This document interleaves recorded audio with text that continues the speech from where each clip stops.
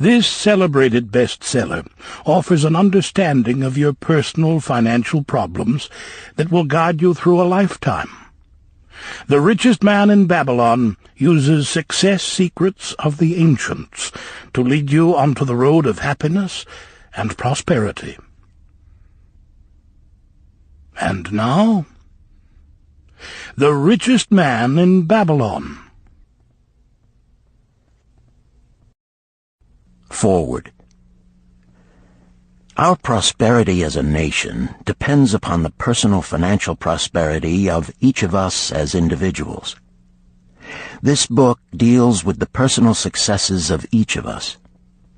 Success means accomplishments as the result of our own efforts and abilities. Proper preparation is the key to our success. Our acts can be no wiser than our thoughts. Our thinking can be no wiser than our understanding. This book of cures for lean purses has been termed a guide to financial understanding. That indeed is its purpose, to offer those who are ambitious for financial success an insight which will aid them to acquire money, to keep money, and to make their surpluses earn more money.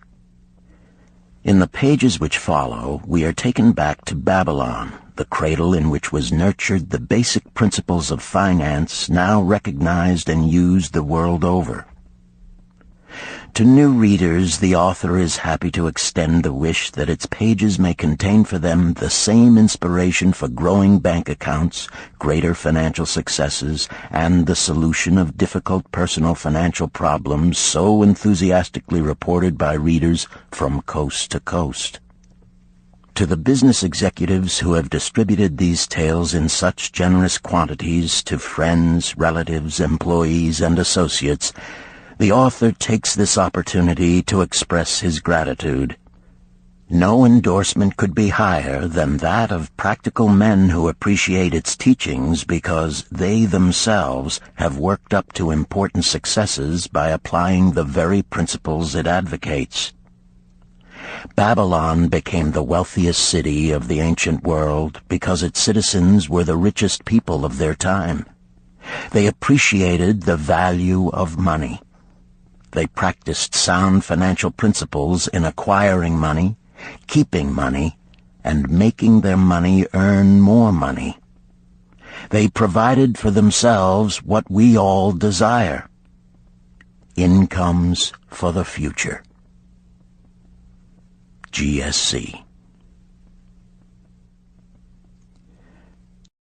Chapter 1. The Man Who Desired Gold. Banseer, the chariot builder of Babylon, was thoroughly discouraged. From his seat upon the low wall surrounding his property, he gazed sadly at his simple home and the open workshop in which stood a partially completed chariot. His wife frequently appeared at the open door. Her furtive glances in his direction reminded him that the meal bag was almost empty and he should be at work finishing the chariot, hammering and hewing, polishing and painting, stretching taut the leather over the wheel rims, preparing it for delivery so he could collect from his wealthy customer. Nevertheless, his fat, muscular body sat stolidly upon the wall. His slow mind was struggling patiently with a problem for which he could find no answer. The hot tropical sun, so typical of this valley of the Euphrates, beat down upon him mercilessly. Beads of perspiration formed upon his brow and trickled down unnoticed to lose themselves in the hairy jungle on his chest. Beyond his home towered the high terraced walls surrounding the king's palace.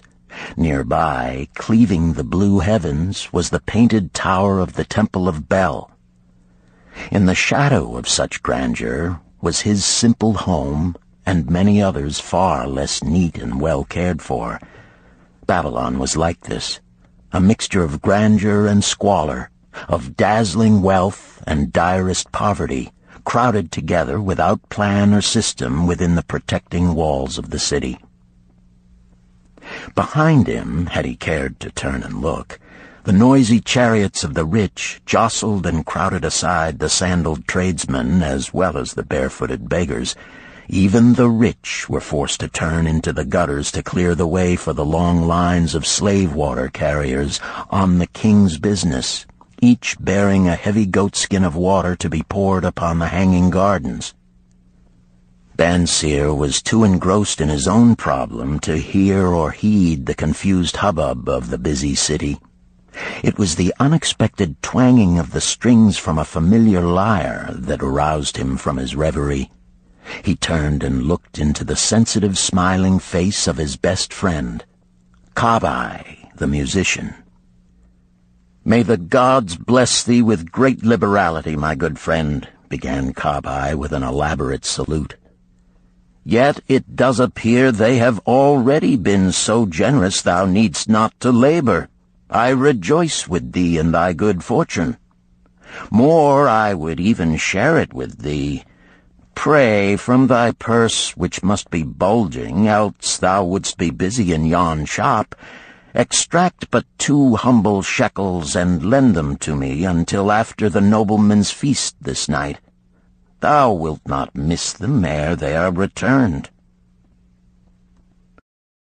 "If I did have 2 shekels," Bansir responded gloomily, "to no one could I lend them. Not even to you, my best of friends, for they would be my fortune, my entire fortune." No one lends his entire fortune, not even to his best friend. "What?" exclaimed Kabai with genuine surprise.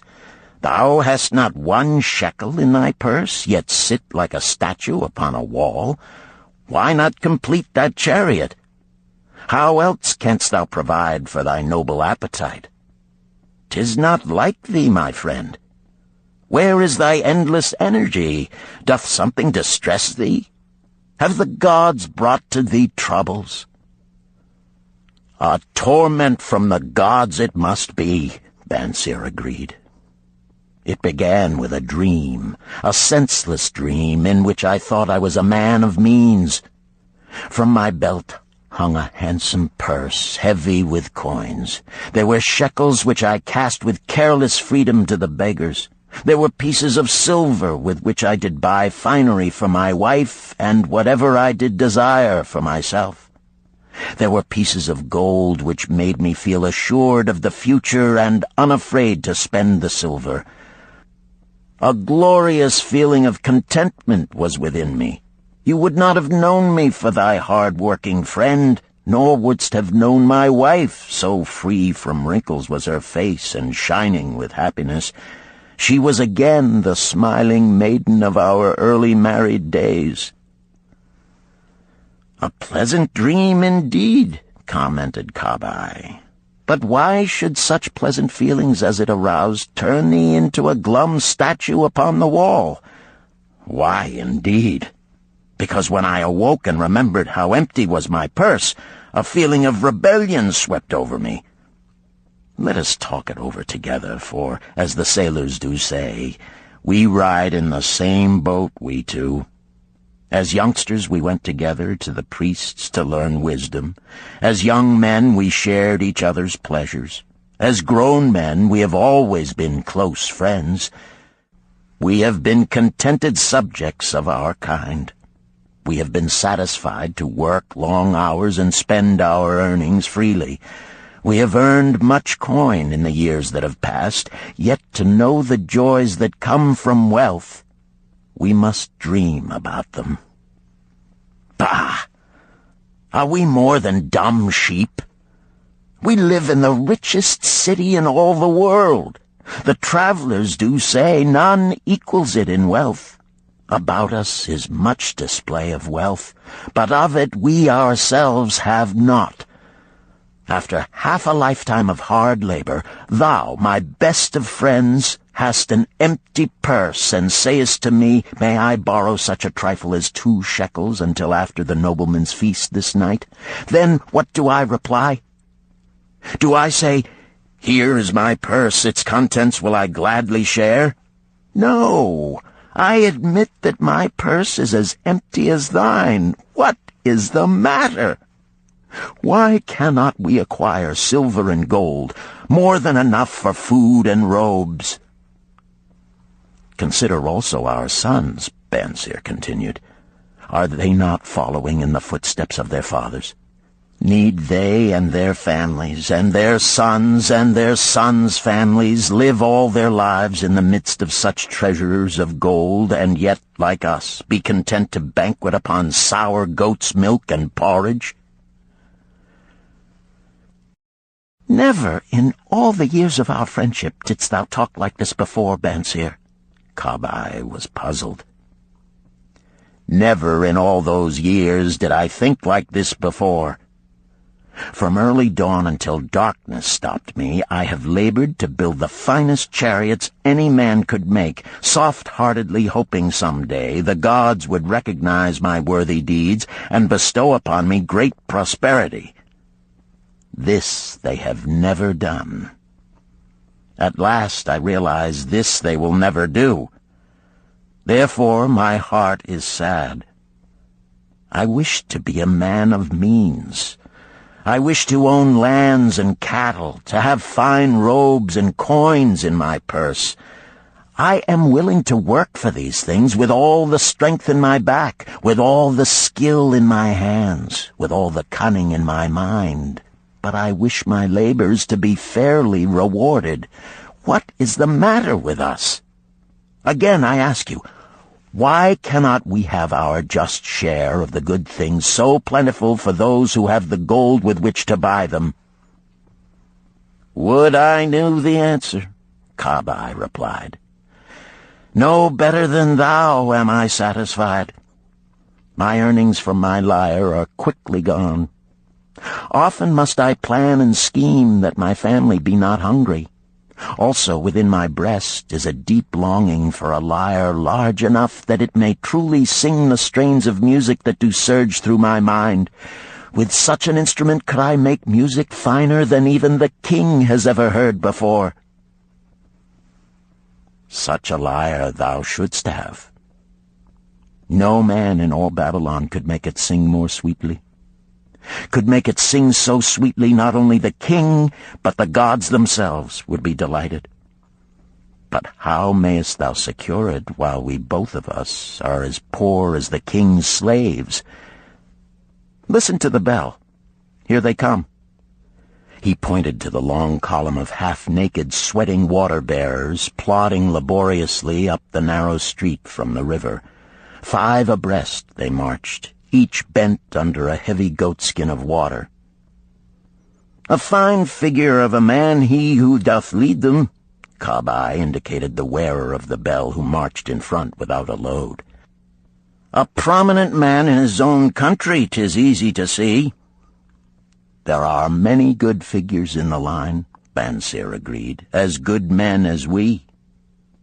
Tall, blond men from the north, laughing black men from the south, little brown men from the nearer countries, all marching together from the river to the gardens, back and forth, day after day, year after year, naught of happiness to look forward to, beds of straw upon which to sleep, hard grain porridge to eat. Pity the poor brutes, Kabai. Pity them I do, yet thou dost make me see how little better off are we, free men though we call ourselves. That is truth, Kabai, unpleasant thought though it may be. We do not wish to go on year after year living slavish lives, working, getting nowhere. Might we not find out how others acquire gold and do as they do? Kabai inquired. Perhaps there is some secret we might learn if we but sought from those who knew, replied Bansir thoughtfully. This very day, suggested Kabai, I did pass our old friend Arkad, riding in his golden chariot. This I will say, he did not look over my humble head as many in his station might consider his right. Instead, he did wave his hand that all onlookers might see him pay greetings and bestow his smile of friendship upon Camel, the musician. He is claimed to be the richest man in all Babalon, Bansir mused. So rich, the king is said to seek his golden aid in affairs of the treasury, Camel replied. So rich, Bansir interrupted. I fear if I should meet him in the darkness of the night, I should lay my hands upon his fat wallet. Nonsense, reproved Camel. A man's wealth is not in a purse he carries. A fat purse quickly empties if there be no golden stream to refill it. Arkad has an income that constantly keeps his purse full, no matter how liberally he spends. Income, that is the thing, ejaculated Bansir. I wish an income that will keep flowing into my purse whether I sit upon the wall or travel to far lands. Arkad must know how a man can make an income for himself. Dost suppose it is something he could make clear to a mind as slow as mine? Methinks he did teach his knowledge to his son, no, Messire, Camel responded.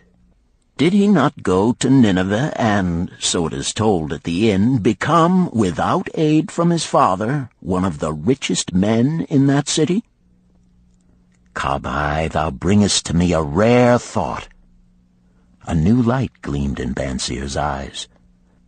It costs nothing to ask wise advice from a good friend, and Arkad was always that. Never mind though our purses be as empty as the falcon's nest of a year ago. Let that not detain us. We are weary of being without gold in the midst of plenty.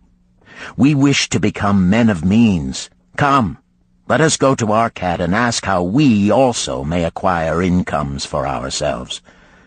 Thou speakest with true inspiration, Bansir. Thou bringest to my mind a new understanding. Thou makest me to realize the reason why we have never found any measure of wealth. We never sought it. Thou hast labored patiently to build the staunchest chariots in Babalon. To that purpose was devoted your best endeavors. Therefore, at it thou didst succeed. I strove to become a skillful lyre player, and at it I did succeed. In those things toward which we exerted our best endeavors, we succeeded. The gods were content to let us continue thus. Now at last we see a light, bright like that from the rising sun. It biddeth us to learn more, that we may prosper more. With a new understanding, we shall find honorable ways to accomplish our desires. Let us go to Arkad this very day, Bansir urged. Also let us ask other friends of our boyhood days who have fared no better than ourselves to join us, that they too may share in his wisdom. Thou wert ever thus thoughtful to thy friends, Bansir. Therefore hast thou many friends. It shall be as thou sayest. We go this day and take them with us.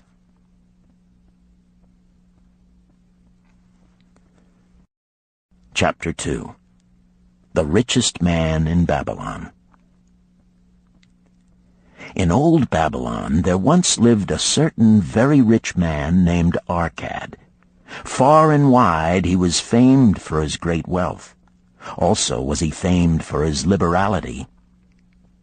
He was generous in his charities. He was generous with his family.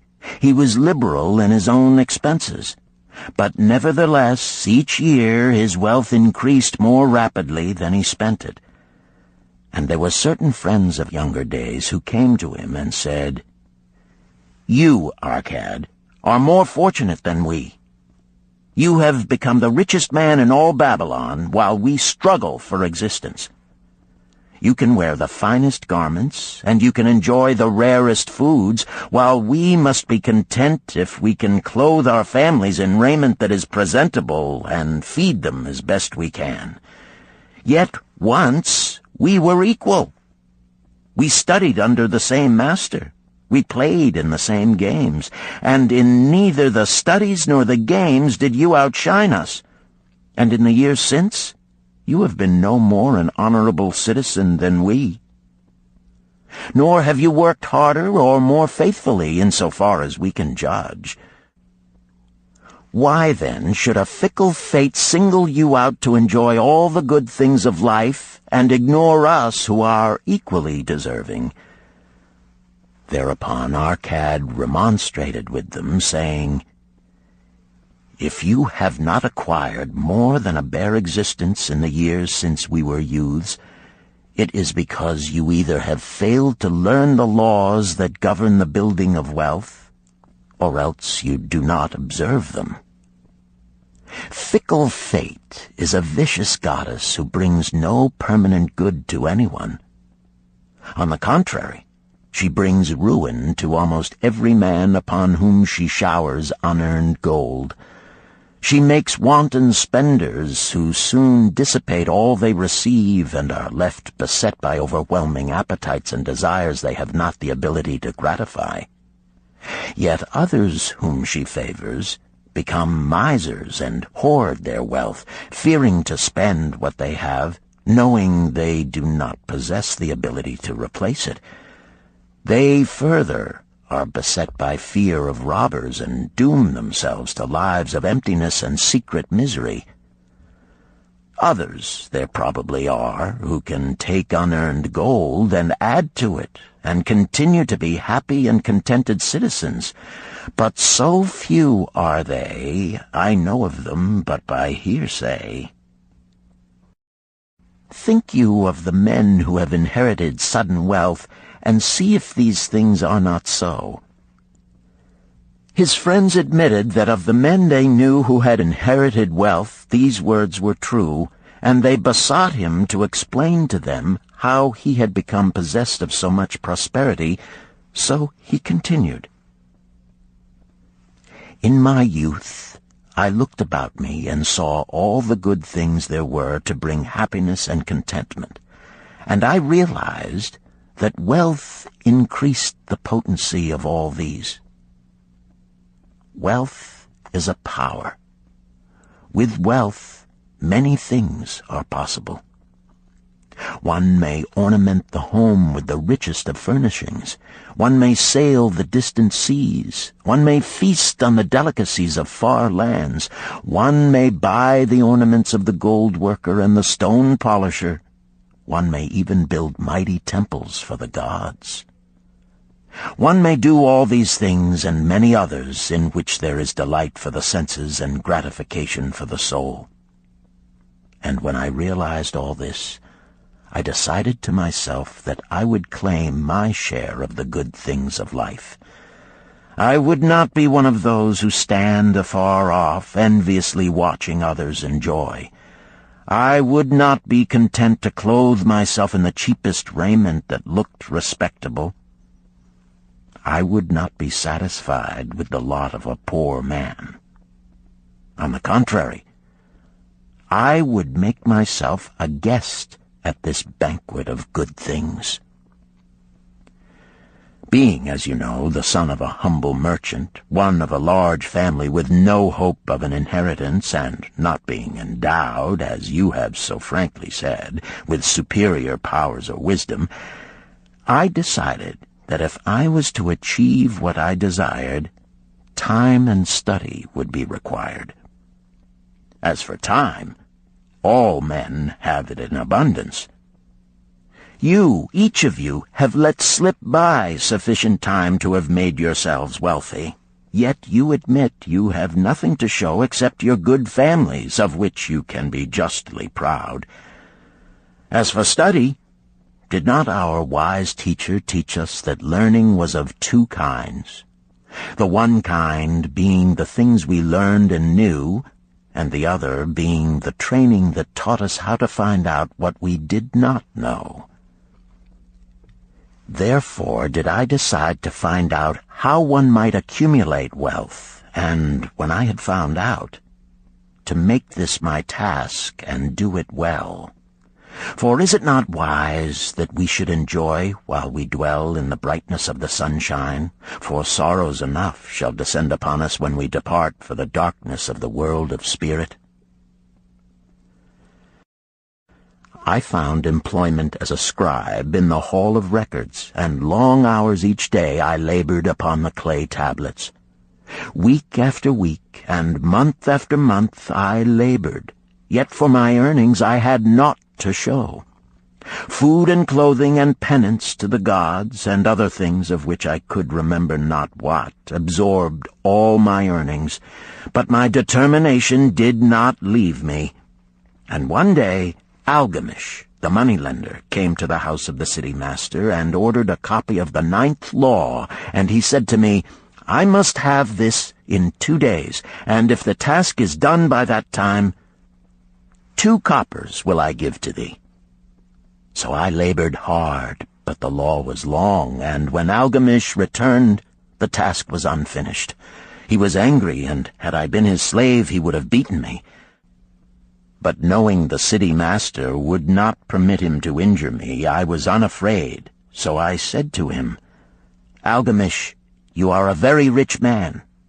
Tell me how I may also become rich, and all night I will carve upon the clay, and when the sun rises, it shall be completed. He smiled at me and replied, You are a forward knave, but we will call it a bargain. All that night I carved, though my back pained and the smell of the wick made my head ache until my eyes could hardly see. But when he returned at sunup, the tablets were complete. Now, I said, tell me what you promised. You have fulfilled your part of our bargain, my son, he said to me kindly, and I am ready to fulfill mine. I will tell you these things you wish to know, because I am becoming an old man, and an old tongue loves to wag. And when youth comes to age for advice, he receives the wisdom of years. But too often does youth think that age knows only the wisdom of days that are gone, and therefore profits not. But remember this, the sun that shines today is the sun that shone when thy father was born, and will still be shining when thy last grandchild shall pass into the darkness. The thoughts of youth, he continued, are bright lights that shine forth like the meteors that oft make brilliant the sky. But the wisdom of age is like the fixed stars that shine so unchanged that the sailor may depend upon them to steer his course. Mark you well my words, for if you do not, you will fail to grasp the truth that I will tell you, and you will think that your night's work has been in vain. Then he looked at me shrewdly from under his shaggy brows and said in a low, forceful tone, I've found the road to wealth when I decided that a part of all I earned was mine to keep. And so will you. Then he continued to look at me with a glance that I could feel pierce me, but said no more. Is that all? I asked. That was sufficient to change the heart of a sheep-herder into the heart of a money-lender, he replied. But all I earn is mine to keep, is it not? I demanded. Far from it, he replied. Do you not pay the garment maker? Do you not pay the sandal maker? Do you not pay for the things you eat? Can you live in Babalon without spending? What have you to show for your earnings of the past month? What for the past year? Fool! You pay to everyone but yourself. Dullard! You labor for others. As well be a slave and work for what your master gives you to eat and wear. If you did keep for yourself 1/10 of all you earn, how much would you have in 10 years? My knowledge of the numbers did not forsake me, and I answered, "As much as I earn in 1 year." "You speak but half the truth," he retorted. "Every gold piece you save is a slave to work for you. Every copper it earns is its child that also can earn for you. If you would become wealthy, then what you save must earn, and its children must earn, that all may help to give to you the abundance you crave. You think I cheat you for your long night's work," he continued, "but I am paying you 1,000 times over if you have the intelligence to grasp the truth I offer you. A part of all you earn is yours to keep. It should not be less than 1/10, no matter how little you earn. It can be as much more as you can afford. Pay yourself first. Do not buy from the clothes maker and the sandal maker more than you can pay out of the rest and still have enough for food and charity and penance to the gods. Wealth, like a tree, grows from a tiny seed. The first copper you save is the seed from which your tree of wealth shall grow. The sooner you plant that seed, the sooner shall the tree grow. And the more faithfully you nourish and water that tree with consistent savings, the sooner may you bask in contentment beneath its shade." So saying, he took his tablets and went away. I thought much about what he had said to me, and it seemed reasonable, so I decided that I would try it. Each time I was paid, I took 1 from each 10 pieces of copper and hid it away. And strange as it may seem, I was no shorter of funds than before. I noticed little difference as I managed to get along without it. But often I was tempted, as my hoard began to grow, to spend it for some of the good things the merchants displayed, brought by camels and ships from the land of the Phoenicians. But I wisely refrained. A 12th month after Algamish had gone, he again returned and said to me, "Son, have you paid to yourself not less than 1/10 of all you have earned for the past year?" I answered proudly, "Yes, master, I have." "That is good," he answered, beaming upon me. "And what have you done with it?" "I have given it to Asmer, the brickmaker, who told me he was traveling over the far seas, and in Tyre he would buy from me the rare jewels of the Phoenicians. When he returns, we shall sell these at high prices and divide the earnings." "Every fool must learn," he growled. "But why trust the knowledge of a brickmaker about jewels? Would you go to the breadmaker to inquire about the stars? No, by my tunic, you would go to the astrologer if you had power to think. Your savings are gone, youth. You have jerked your wealth tree up by the roots. But plant another. Try again. And next time, if you would have advice about jewels, go to the jewel merchant. If you would know the truth about sheep, go to the herdsman. Advice is one thing that is freely given away, but watch that you take only what is worth having. He who takes advice about his savings from one who is inexperienced in such matters shall pay with his savings for proving the falsity of their opinions." Saying this, he went away. And it was as he said, for the Phoenicians are scoundrels and sold to Asmer worthless bits of glass that looked like gems. But as Algamish had bid me, I again saved each 10th copper, for I now had formed the habit, and it was no longer difficult. Again, 12 months later, Algamish came to the room of the scribes and addressed me. "What progress have you made since last I saw you?" "I have paid myself faithfully," I replied, "and my savings I have entrusted to Agar, the shield-maker, to buy bronze, and each 4th month he does pay me the rental." "That is good. And what do you do with the rental?" I do have a great feast with honey and fine wine and spiced cake. Also I have bought me a scarlet tunic, and some day I shall buy me a young ass upon which to ride." To which Algamish laughed, "You do eat the children of your savings. Then how do you expect them to work for you? And how can they have children that will also work for you? First get thee an army of golden slaves, and then many a rich banquet may you enjoy without regret." So saying, he again went away. Nor did I again see him for 2 years, when he once more returned, and his face was full of deep lines, and his eyes drooped, for he was becoming a very old man. And he said to me, "Arkad, hast thou yet achieved the wealth thou dreamed of?" And I answered, "Not yet all that I desire, but some I have, and it earns more, and its earnings earn more." "And do you still take the advice of brickmakers?"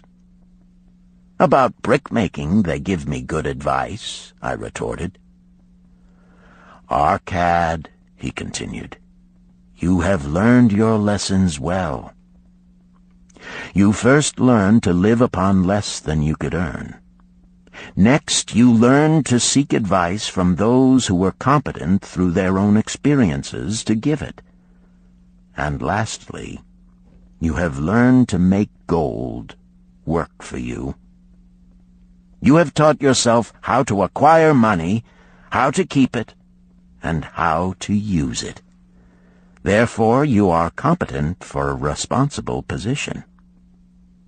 I am becoming an old man. My sons think only of spending and give no thought to earning. My interests are great, and I fear too much for me to look after.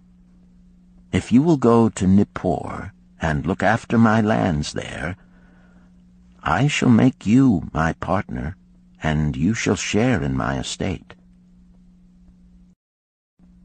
So I went to Nippur and took charge of his holdings, which were large, and because I was full of ambition and because I had mastered the 3 laws of successfully handling wealth, I was enabled to increase greatly the value of his properties.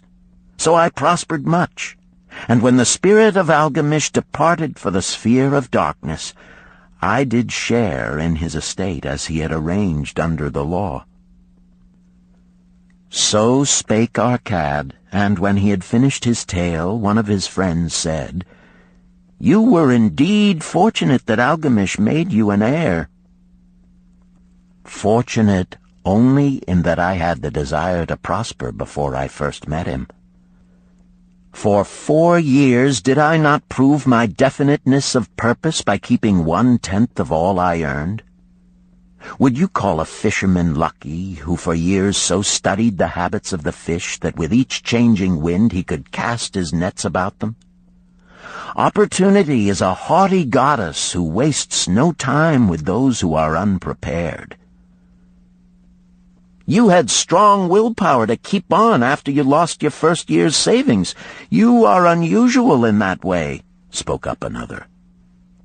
"Willpower," retorted Arkad. "What nonsense! Do you think willpower gives a man the strength to lift a burden the camel cannot carry, or to draw a load the oxen cannot budge? Willpower is but the unflinching purpose to carry a task you set for yourself to fulfillment. If I set for myself a task, be it ever so trifling, I shall see it through. How else shall I have confidence in myself to do important things? Should I say to myself, for 100 days as I walk across the bridge into the city, I will pick from the road a pebble and cast it into the stream? I would do it. If on the 7th day I passed by without remembering, I would not say to myself, tomorrow I will cast 2 pebbles which will do as well. Instead, I would retrace my steps and cast the pebble. Nor on the 20th day would I say to myself, Arkad, this is useless. What does it avail you to cast a pebble every day? Throw in a handful and be done with it. No, I would not say that, nor do it. When I set a task for myself, I complete it. Therefore, I am careful not to start difficult and impractical tasks, because I love leisure."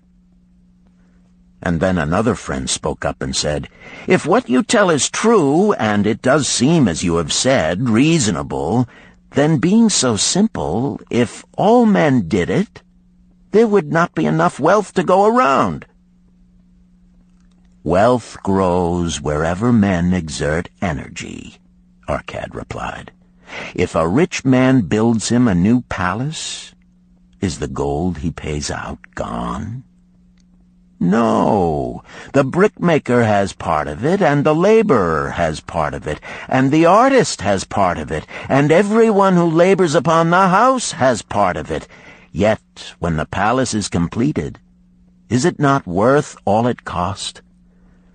And is the ground upon which it stands not worth more because it is there?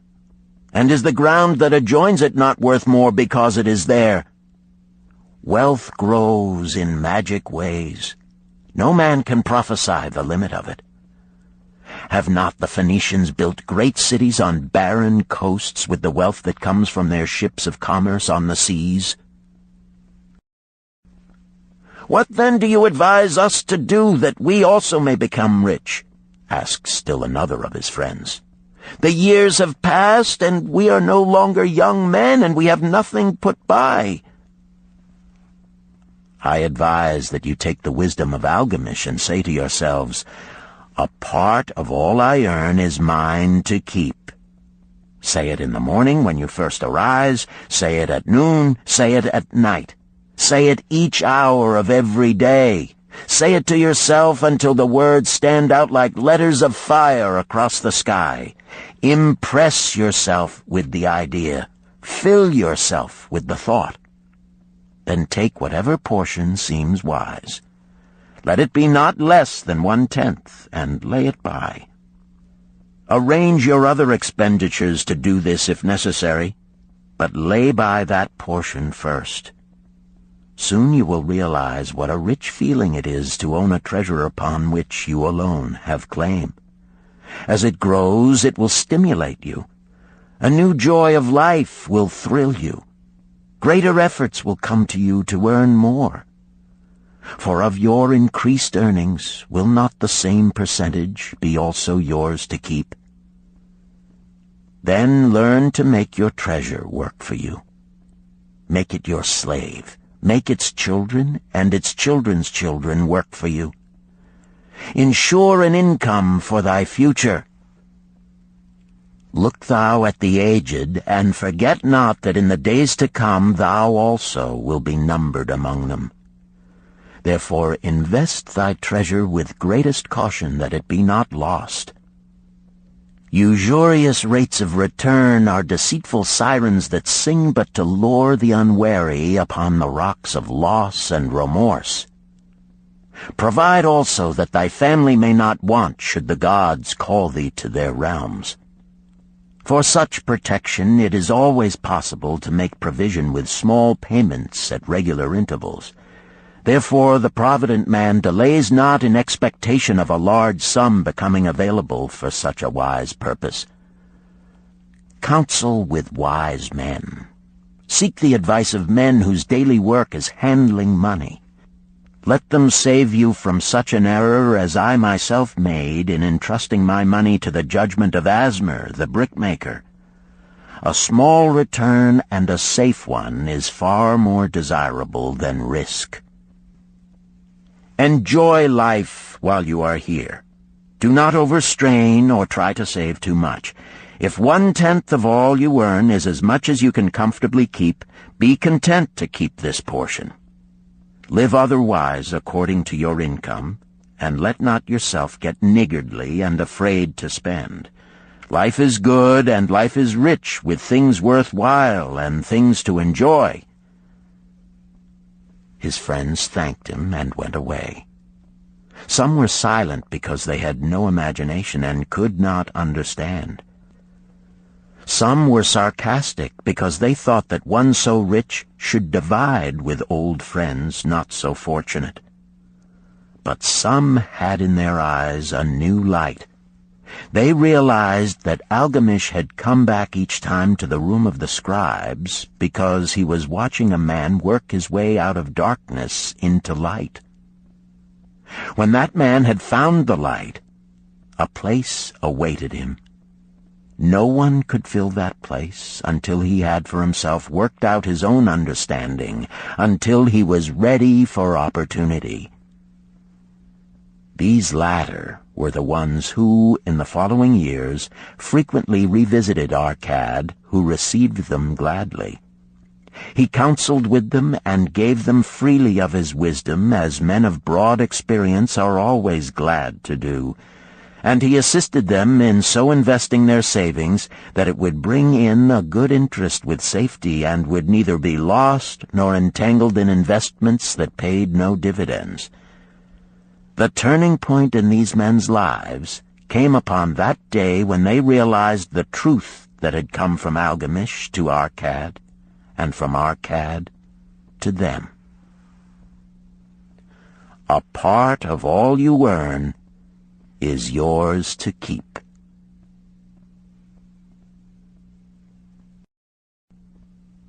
Chapter 3. 7 Cures for a Lean Purse. The glory of Babalon endures. Down through the ages, its reputation comes to us as the richest of cities, its treasures as fabulous. Yet it was not always so. The riches of Babalon were the results of the wisdom of its people. They first had to learn how to become wealthy. When the good King Sargon returned to Babylon after defeating his enemies, the Elamites, he was confronted with a serious situation. The royal chancellor explained it to the king thus: "After many years of great prosperity brought to our people because your majesty built the great irrigation canals and the mighty temples of the gods, now that these works are completed, the people seem unable to support themselves. The laborers are without employment. The merchants have few customers. The farmers are unable to sell their produce. The people have not enough gold to buy food." "But where has all the gold gone that we spent for these great improvements?" demanded the king. "It has found its way, I fear," responded the chancellor, "into the possession of a few very rich men of our city. It filtered through the fingers of most of our people as quickly as the goat's milk goes through the strainer. Now that the stream of gold has ceased to flow, most of our people have nothing to show for their earnings." The king was thoughtful for some time. Then he asked, "Why should so few men be able to acquire all the gold?" "Because they know how," replied the chancellor. "One may not condemn a man for succeeding because he knows how. Neither may one with justice take away from a man what he has fairly earned, to give to men of less ability." "But why," demanded the king, "should not all the people learn how to accumulate gold and therefore become themselves rich and prosperous?" "Quite possible, Your Excellency. But who can teach them? Certainly not the priests, because they know naught of money-making." "Who knows best in all our city how to become wealthy, Chancellor?" asked the king. "Thy question answers itself, Your Majesty. Who has amassed the greatest wealth in Babylon?" "Well said, my able Chancellor. It is Arkad. He is the richest man in Babylon. Bring him before me on the morrow." Upon the following day, as the king had decreed, Arkad appeared before him, straight and sprightly, despite his 80 years and 10.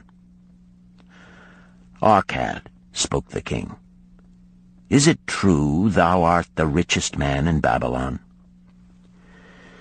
"So it is reported, Your Majesty, and no man disputes it." "How becamest thou so wealthy?" "By taking advantage of opportunities available to all citizens of our good city." thou hadst nothing to start with? Only a great desire for wealth. Besides this, nothing.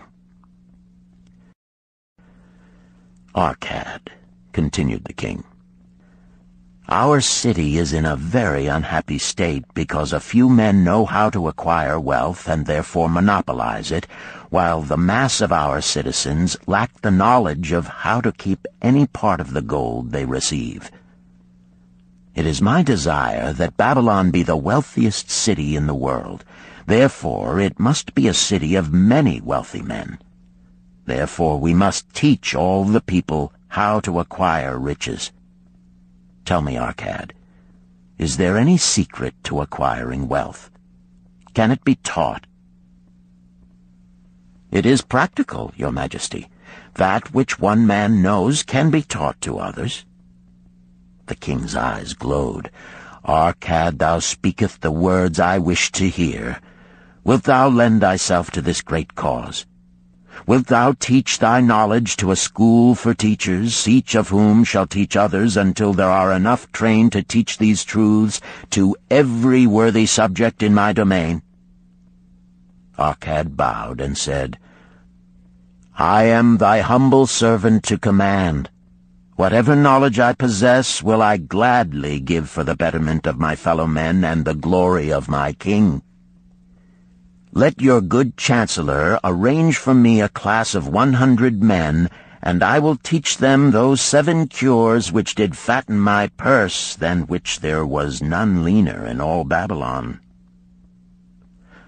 A fortnight later, in compliance with the king's command, the chosen 100 assembled in the great hall of the Temple of Learning, seated upon colorful rings in a semicircle. Arkad sat beside a small taboret upon which smoked a sacred lamp sending forth a strange and pleasing odor. "Behold the richest man in Babylon," whispered a student, nudging his neighbor as Arkad arose. "He is but a man, even as the rest of us." "As a dutiful subject of our great king," Arkad began, "I stand before you in his service. Because once I was a poor youth who did greatly desire gold, and because I found knowledge that enabled me to acquire it, he asks that I impart unto you my knowledge. I started my fortune in the humblest way. I had no advantage not enjoyed as fully by you and every citizen in Babylon. The first storehouse of my treasure was a well-worn purse. I loathed its useless emptiness. I desired that it be round and full, clinking with the sound of gold. Therefore I sought every remedy for a lean purse. I found 7. To you who are assembled before me shall I explain the 7 cures for a lean purse, which I do recommend to all men who desire much gold. Each day for 7 days will I explain to you one of the 7 remedies. Listen attentively to the knowledge that I will impart. Debate it with me. Discuss it among yourselves. Learn these lessons thoroughly, that ye may also plant in your own purse the seed of wealth. First must each of you start wisely to build a fortune of his own. Then wilt thou be competent, and only then, to teach these truths to others. I shall teach to you in simple ways how to fatten your purses. This is the first step leading to the Temple of Wealth, and no man may climb who cannot plant his feet firmly upon the first step. We shall now consider the first cure. The first cure. Start thy purse to fattening. Arkad addressed the thoughtful man in the second row. My good friend, at what craft workest thou? I, replied the man, am a scribe and carve records upon the clay tablets. Even at such labor did I myself earn my first coppers.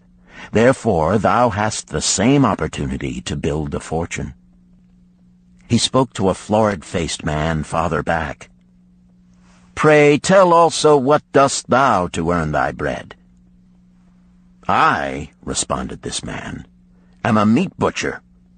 I do buy the goats the farmers raise, and kill them, and sell the meat to the housewives, and the hides to the sandal makers. Because thou dost also labor and earn, thou hast every advantage to succeed that I did possess." In this way did Arkad proceed to find out how each man labored to earn his living. When he had done questioning them, he said, "Now, my students, ye can see that there are many trades and labors at which men may earn coins. Each of the ways of earning is a stream of gold from which the worker doth divert by his labors a portion to his own purse. Therefore into the purse of each of you flows a stream of coins, large or small, according to his ability. Is it not so?" Thereupon they agreed that it was so.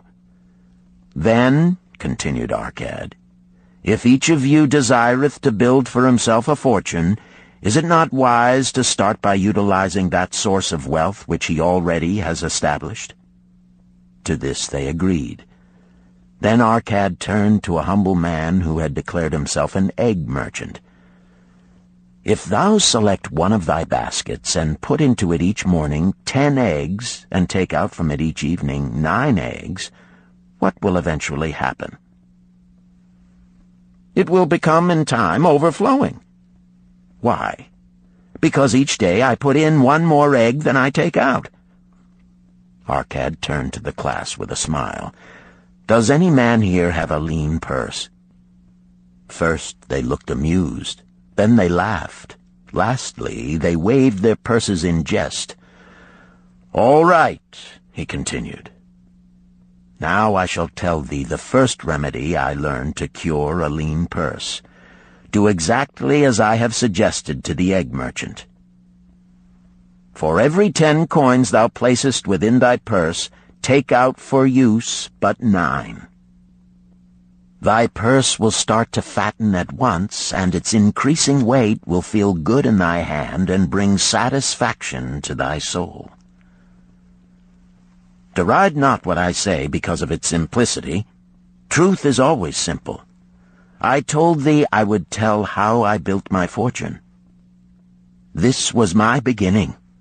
I, too, carried a lean purse and cursed it because there was naught within to satisfy my desires. But when I began to take out from my purse but 9 parts of 10 I put in, it began to fatten. So will thine. Now I will tell a strange truth, the reason for which I know not. When I ceased to pay out more than 9/10 of my earnings, I managed to get along just as well. I was not shorter than before. Also, ere long did coins come to me more easily than before.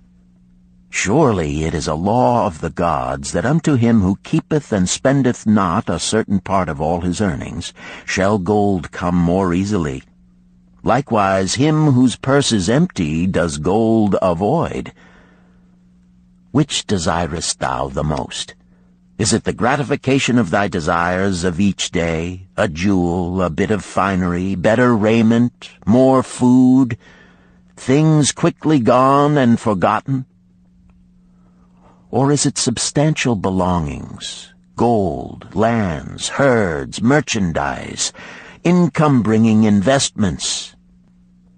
The coins thou takest from thy purse bring the first. The coins thou leavest within it will bring the latter. This, my students, was the first cure I did discover for my lean purse. For each 10 coins I put in, to spend but 9. Debate this among yourselves. If any man proves it untrue, tell me upon the morrow when we shall meet again. The second cure. Control thy expenditures. Some of your members, my students, have asked me this. How can a man keep 1/10 of all he earns in his purse when all the coins he earns are not enough for his necessary expenses? So did Arkad address his students upon the second day. "Yesterday, how many of thee carried lean purses?" "All of us," answered the class. "Yet thou do not all earn the same. Some earn much more than others. Some have much larger families to support. Yet all purses were equally lean. Now I will tell thee an unusual truth about men and sons of men. It is this, that what each of us calls our necessary expenses will always grow to equal our incomes unless we protest to the contrary. Confuse not the necessary expenses with thy desires. Each of you, together with your good families, have more desires than your earnings can gratify. Therefore are thy earnings spent to gratify these desires in so far as they will go. Still thou retainest many ungratified desires. All men are burdened with more desires than they can gratify. Because of my wealth, thinkest thou I may gratify every desire? 'Tis a false idea. There are limits to my time. There are limits to my strength. There are limits to the distance I may travel. There are limits to what I may eat. There are limits to the zest with which I may enjoy. I say to you that just as weeds grow in a field wherever the farmer leaves space for their roots, even so freely do desires grow in men whenever there is a possibility of their being gratified. Thy desires are a multitude, and those that thou mayest gratify are but few. Study thoughtfully thy accustomed habits of living. Herein may be most often found certain accepted expenses that may wisely be reduced or eliminated. Let thy motto be 100% of appreciated value demanded for each coin spent. Therefore, engrave upon the clay each thing for which thou desireth to spend. Select those that are necessary and others that are possible through the expenditure of 9/10 of thy income. Cross out the rest and consider them but a part of that great multitude of desires that must go unsatisfied, and regret them not. Budget then thy necessary expenses. Touch not the 1/10 that is fattening thy purse. Let this be thy great desire that is being fulfilled. Keep working with thy budget. Keep adjusting it to help thee. Make it thy first assistant in defending thy fattening purse. Hereupon one of the students, wearing a robe of red and gold, arose and said, "I am a free man. I believe that it is my right to enjoy the good things of life. Therefore do I rebel against the slavery of a budget which determines just how much I may spend and for what. I feel it would take much pleasure from my life and make me little more than a pack-ass to carry a burden." To him Arkad replied, "Who, my friend, would determine thy budget?" "I would make it for myself," responded the protesting one. In that case, were a pack-ass to budget his burden, would he include therein jewels and rugs and heavy bars of gold? Not so. He would include hay and grain and a bag of water for the desert trail. The purpose of a budget is to help thy purse to fatten. It is to assist thee to have thy necessities and, insofar as attainable, thy other desires. It is to enable thee to realize thy most cherished desires by defending them from thy casual wishes. Like a bright light in a dark cave, thy budget shows up the leaks from thy purse and enables thee to stop them and control thy expenditures for definite and gratifying purposes. This, then, is the second cure for a lean purse. Budget thy expenses, that thou mayest have coins to pay for thy necessities, to pay for thy enjoyments, and to gratify thy worthwhile desires without spending more than 9/10 of thy earnings. The third cure. Make thy gold multiply. Behold, thy lean purse is fattening. Thou hast disciplined thyself to leave therein 1/10 of all thou earnest. Thou hast controlled thy expenditures to protect thy growing treasure. Next, we will consider means to put thy treasure to labor and to increase. Gold in a purse is gratifying to own, and satisfieth a miserly soul, but earns nothing. The gold we may retain from our earnings is but the start. The earnings it will make shall build our fortunes. So spoke Arkad upon the third day to his class. How, therefore, may we put our gold to work? My first investment was unfortunate, for I lost all. Its tale I will relate later. My first profitable investment was a loan I made to a man named Agar, a shield maker. Once each year did he buy large shipments of bronze brought from across the sea to use in his trade. Lacking sufficient capital to pay the merchants, he would borrow from those who had extra coins. He was an honorable man. His borrowing he would repay, together with a liberal rental as he sold his shields. Each time I loaned to him, I loaned back also the rental he had paid to me. Therefore not only did my capital increase, but its earnings likewise increased. Most gratifying was it to have these sums returned to my purse. I tell you, my students, a man's wealth is not in the coins he carries in his purse. It is the income he buildeth, the golden stream that continually floweth into his purse and keepeth it always bulging. That is what every man desireth. That is what thou, each one of thee, desireth.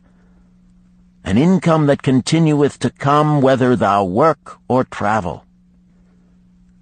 Great income I have acquired, so great that I am called a very rich man. My loans to Agar were my first training in profitable investment. Gaining wisdom from this experience, I extended my loans and investments as my capital increased.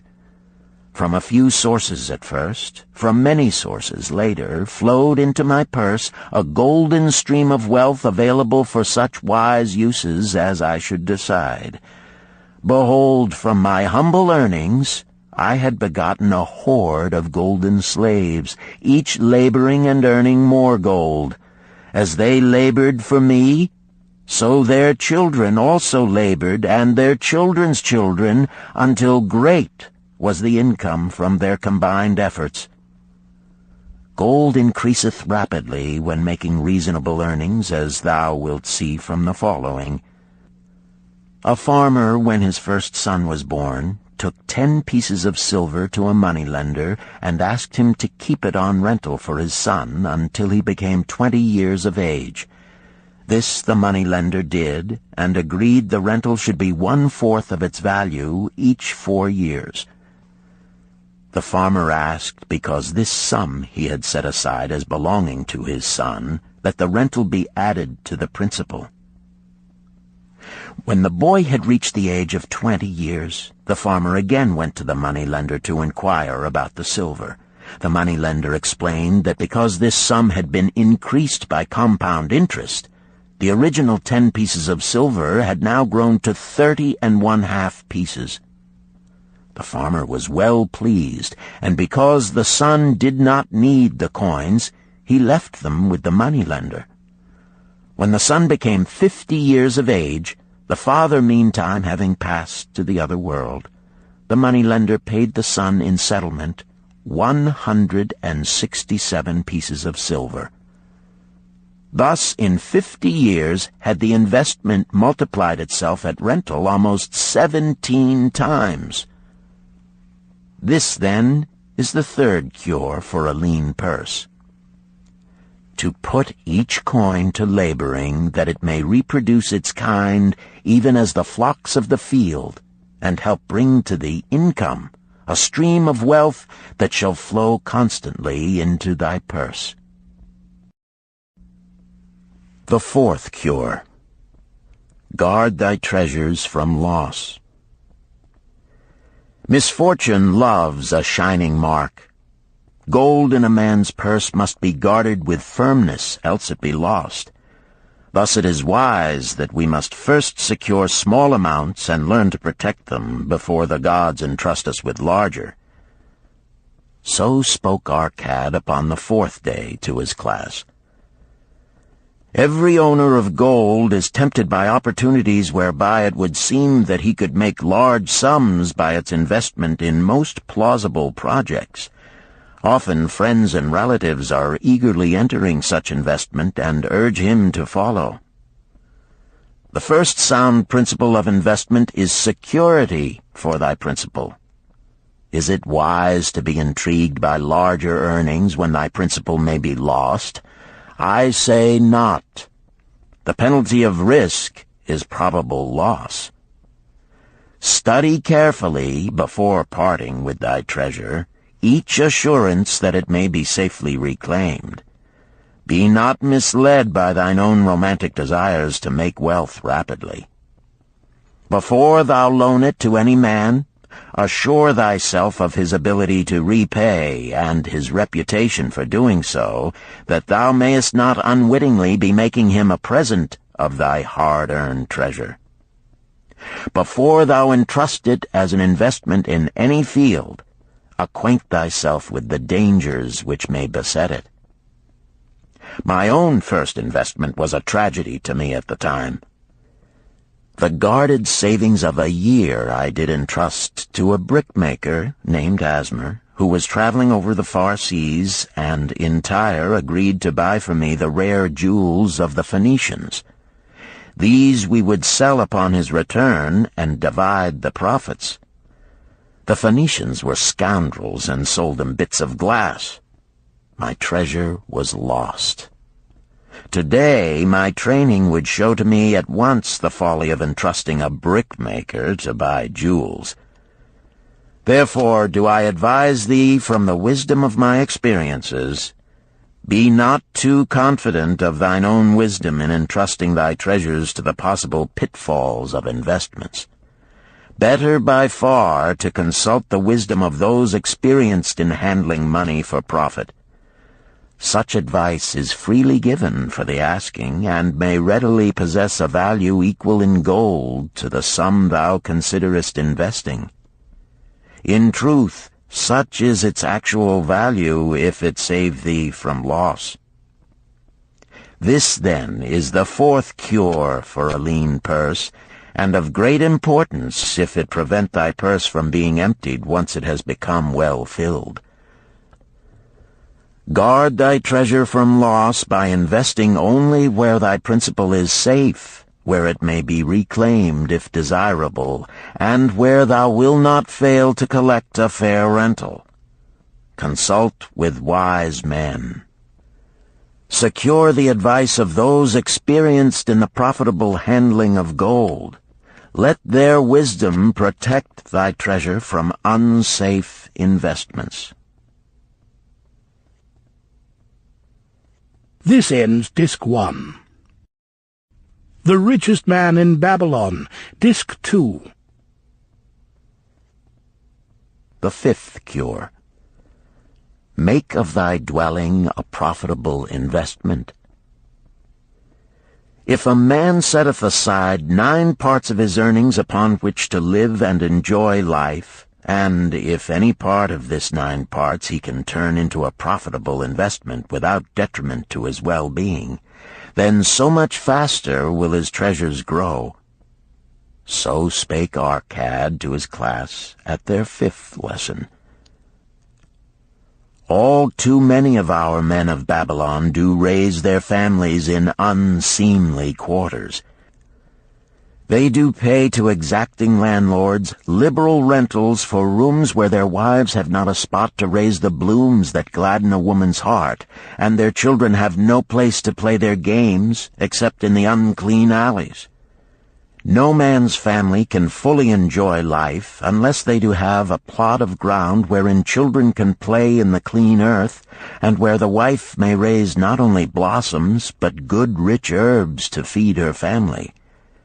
To a man's heart it brings gladness to eat the figs from his own trees and the grapes of his own vines, to own his own domicile and to have it a place he is proud to care for, putteth confidence in his heart and greater effort behind all his endeavors. Therefore do I recommend that every man own the roof that sheltereth him and his. Nor is it beyond the ability of any well-intentioned man to own his home. Hath not our great king so widely extended the walls of Babylon that within them much land is now unused, and may be purchased at sums most reasonable?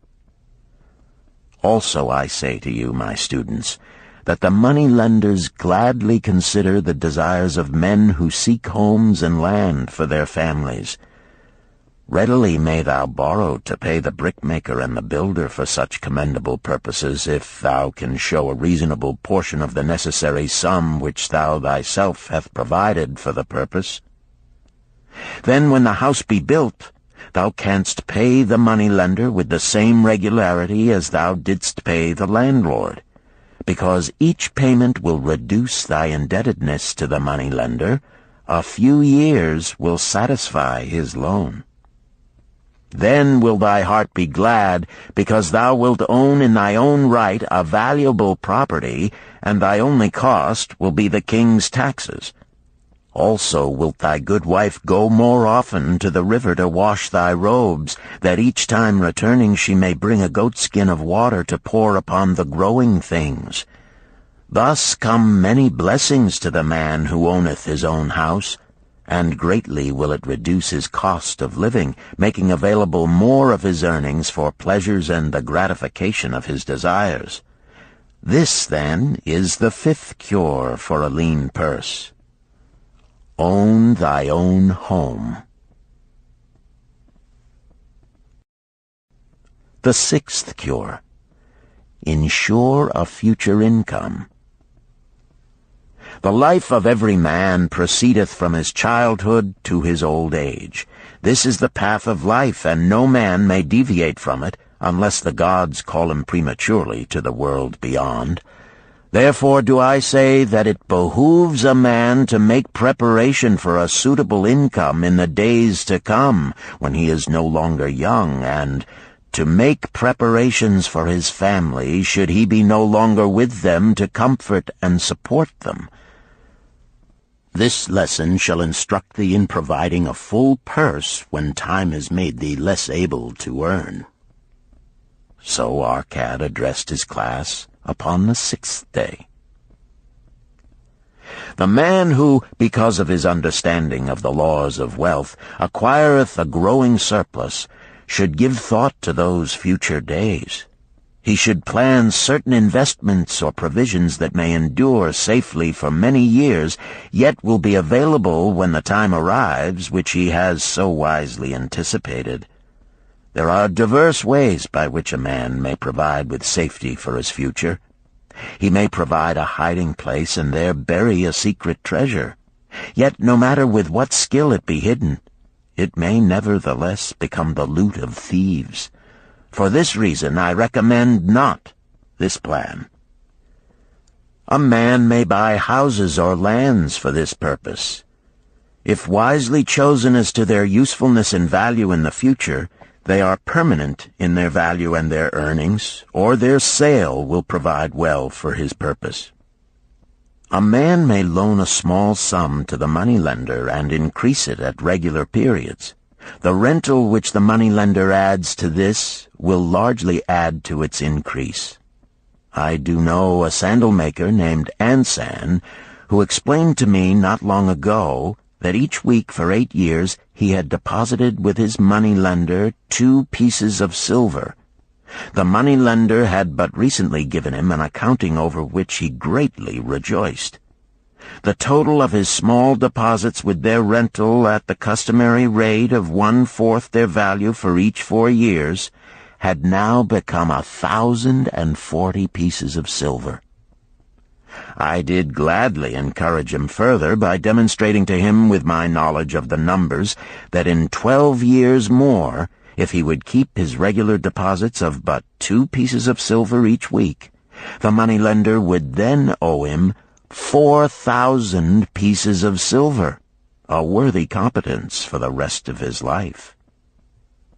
Surely when such a small payment made with regularity doth produce such profitable results, no man can afford not to insure a treasure for his old age and the protection of his family, no matter how prosperous his business and his investments may be. I would that I might say more about this. In my mind rests a belief that someday wise-thinking men will devise a plan to insure against death, whereby many men pay in but a trifling sum regularly, the aggregate making a handsome sum for the family of each member who passeth to the beyond.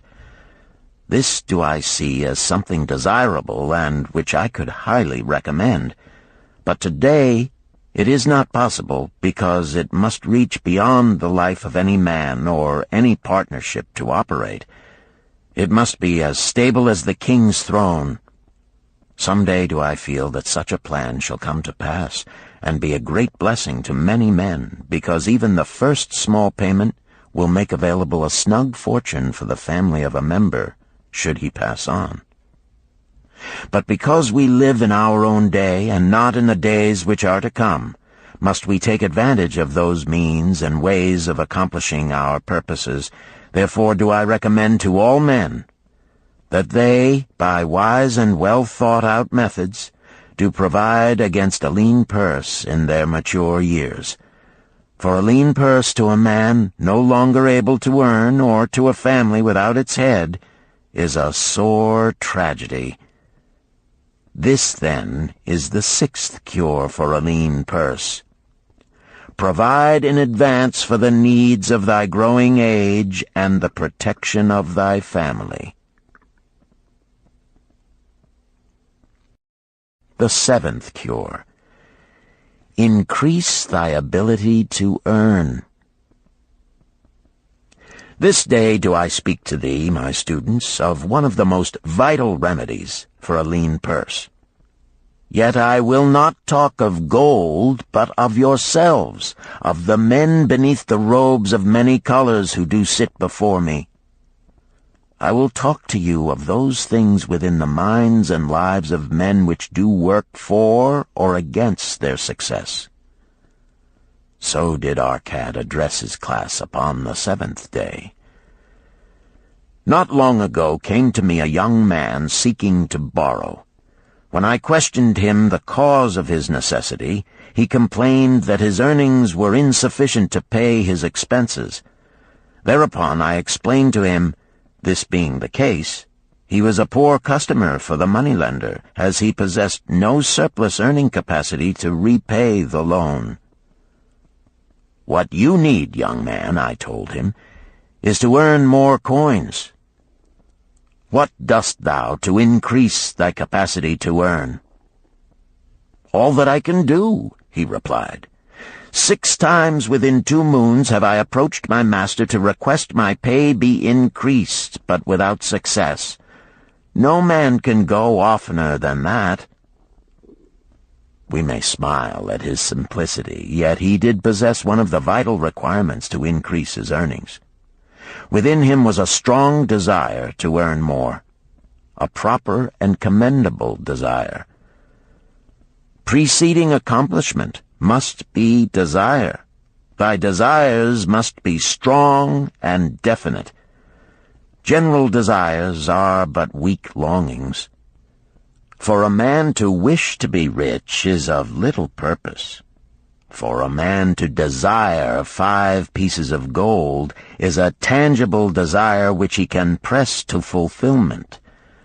After he has backed his desire for 5 pieces of gold with strength of purpose to secure it, next he can find similar ways to obtain 10 pieces, and then 20 pieces, and later 1,000 pieces, and, behold, he has become wealthy.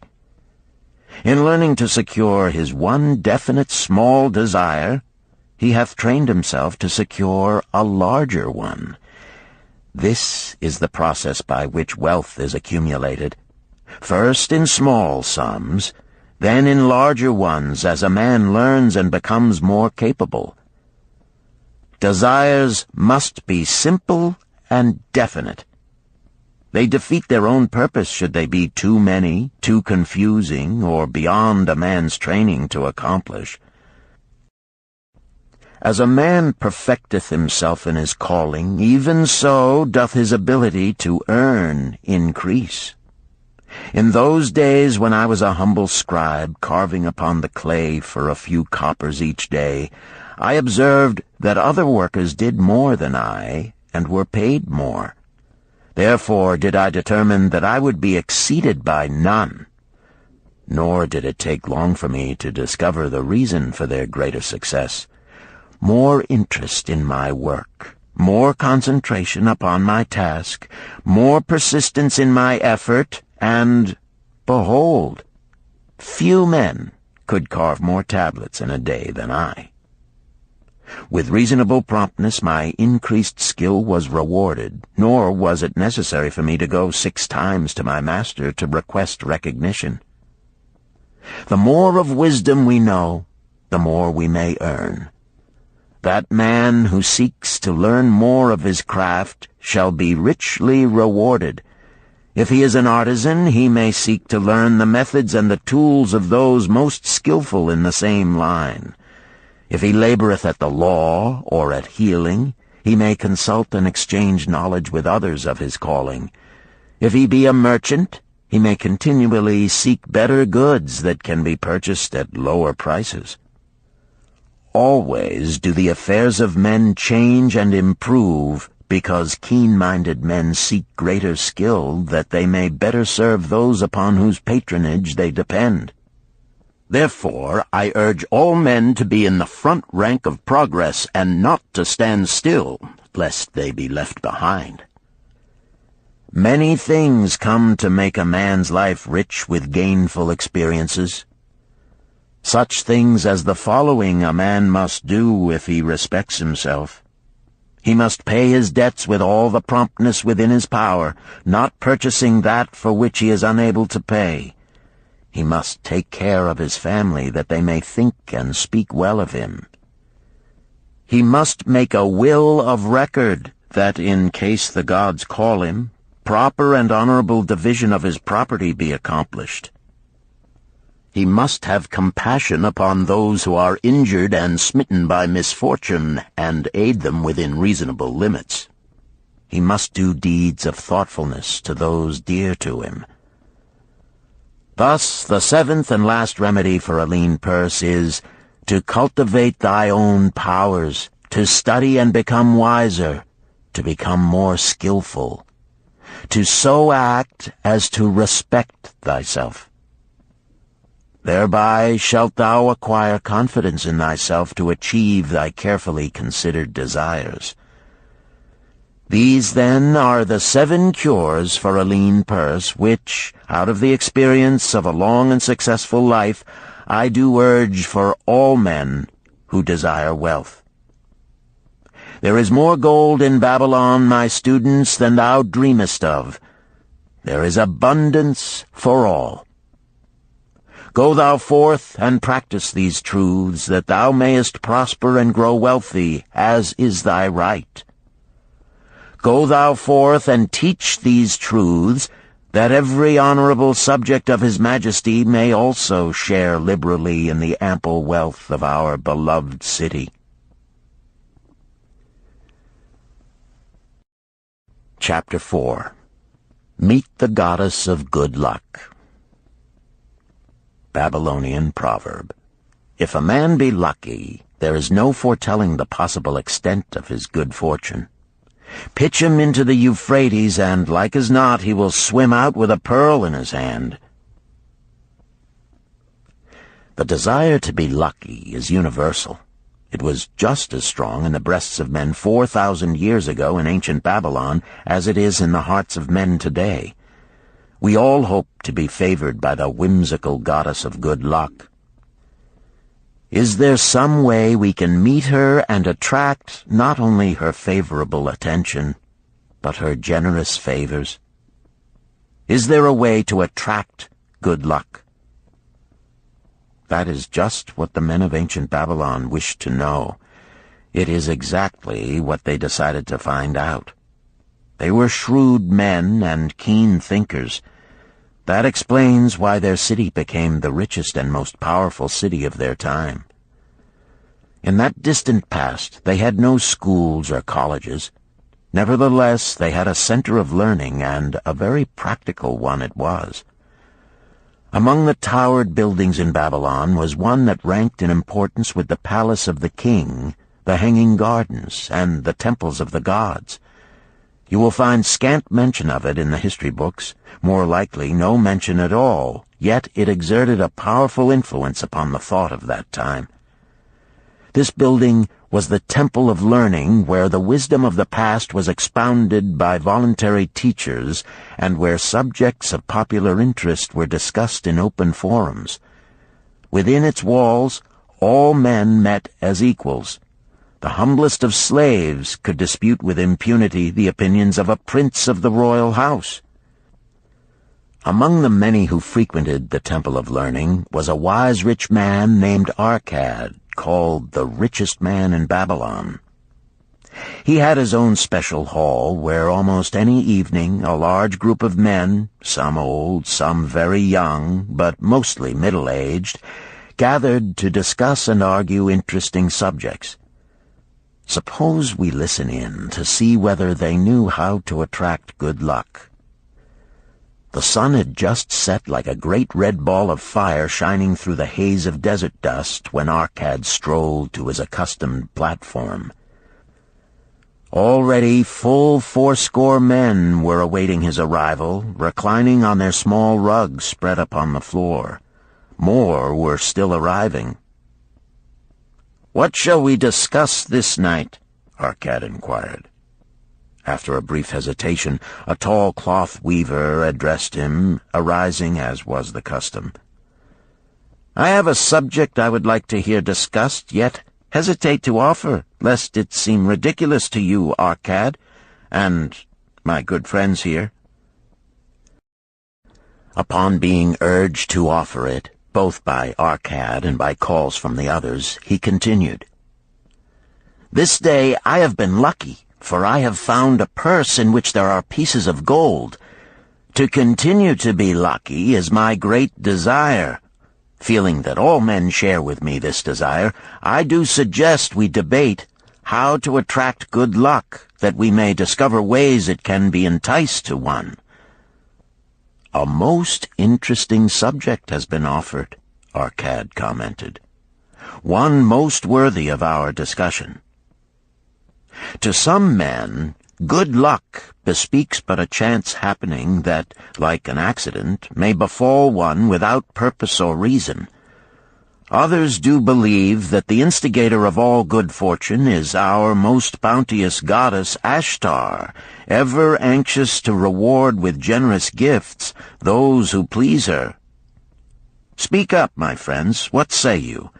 Shall we seek to find if there be means by which good luck may be enticed to visit each and all of us?"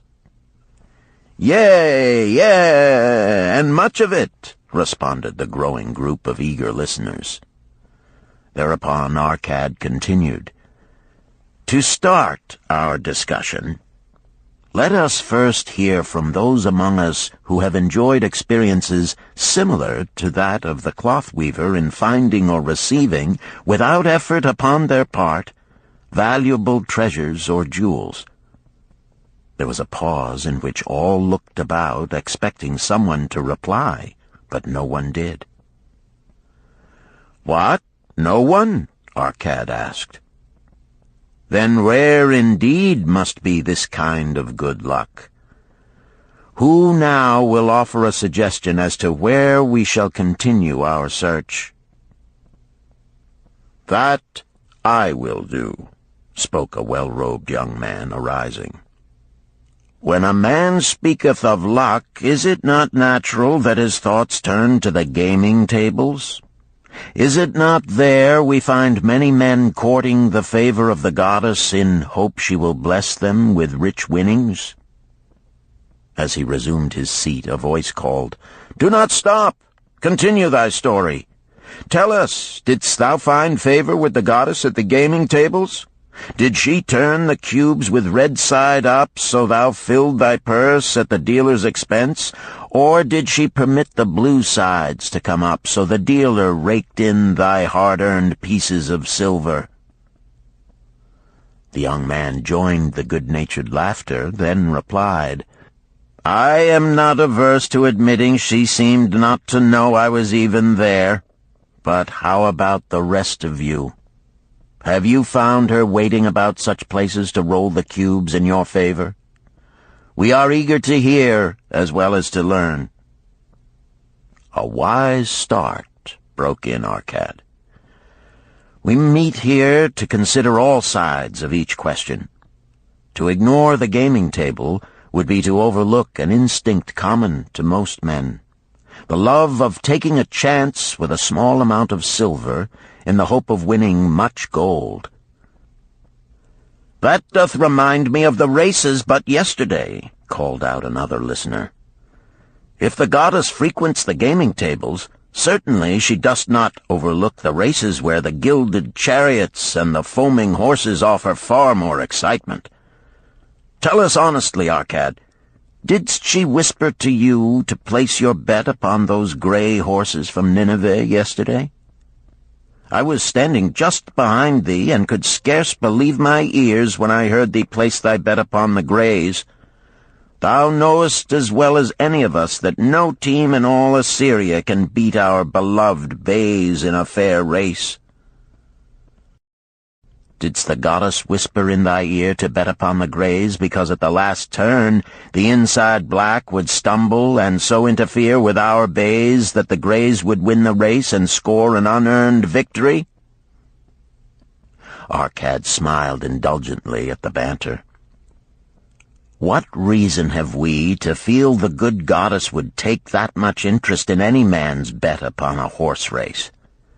To me she is a goddess of love and dignity, whose pleasure it is to aid those who are in need and to reward those who are deserving.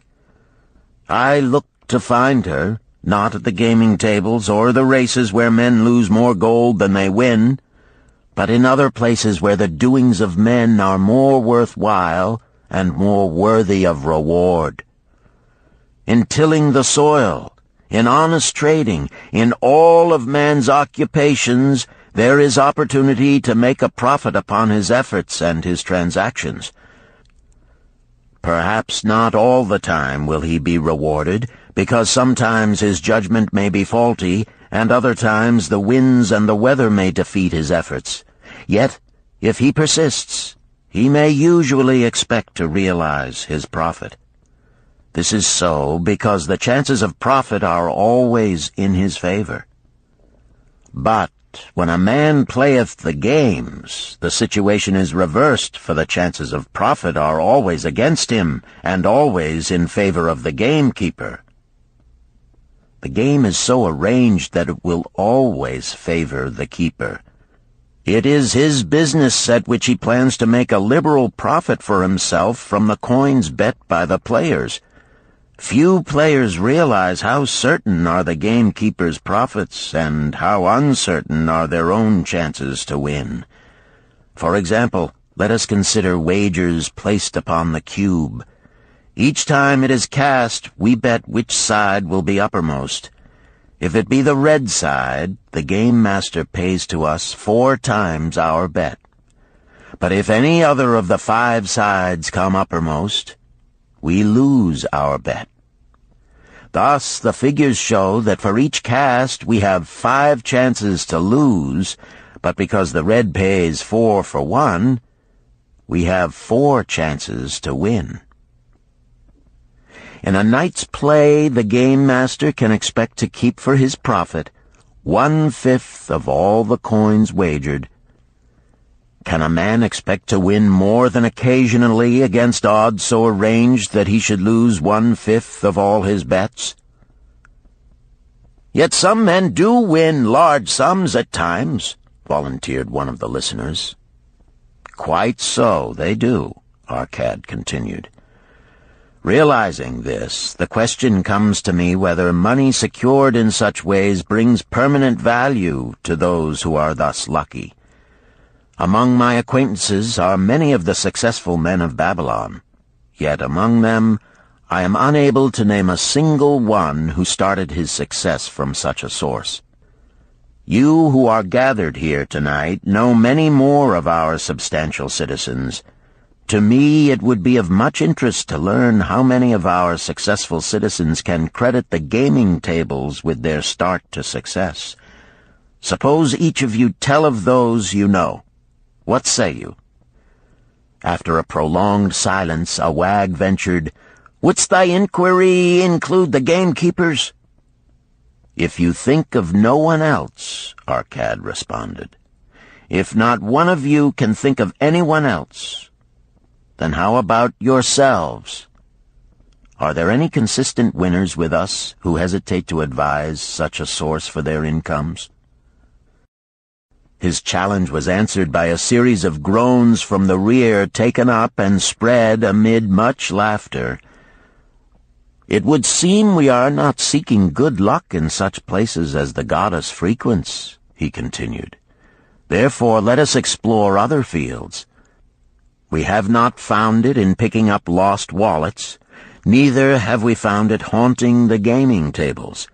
As to the races, I must confess to have lost far more coins there than I have ever won. Now suppose we consider our trades and businesses.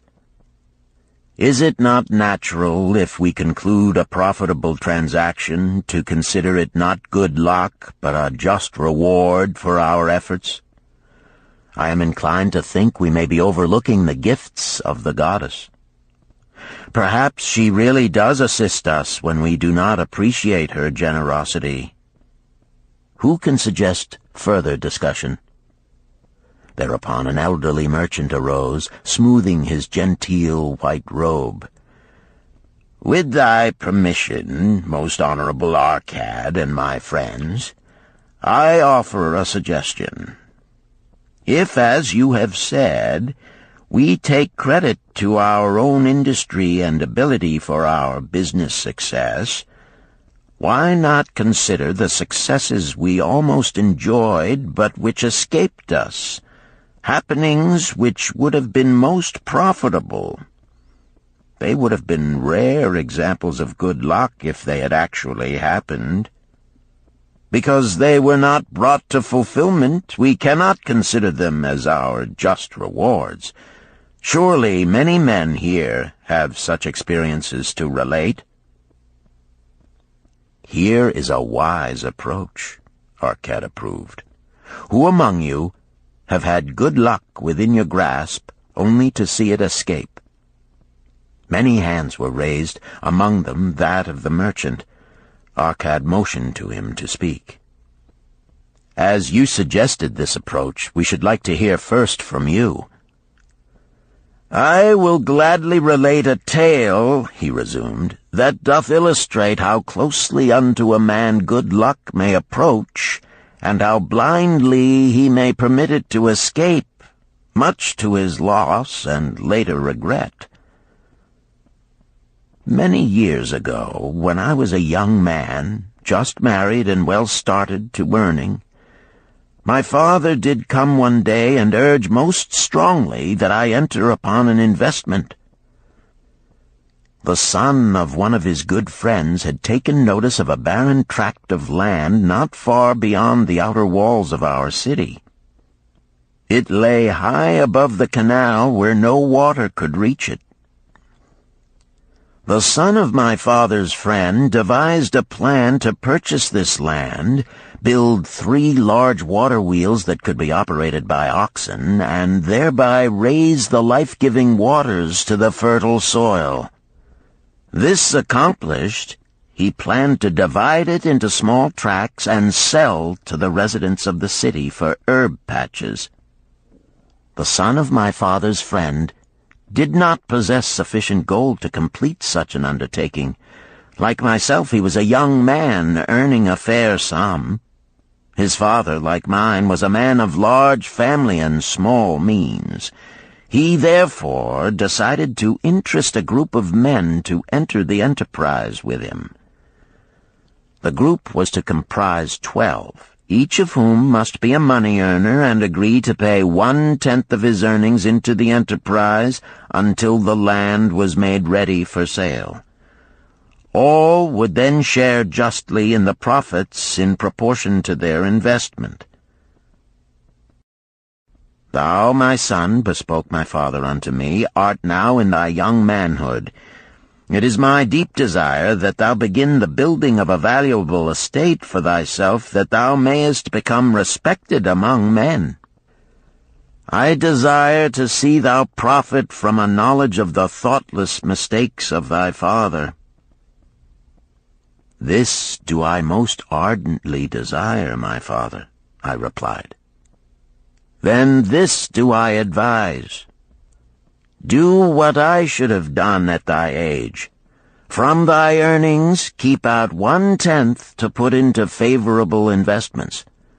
With this 1/10 of thy earnings, and what it will also earn, thou canst, before thou art my age, accumulate for thyself a valuable estate.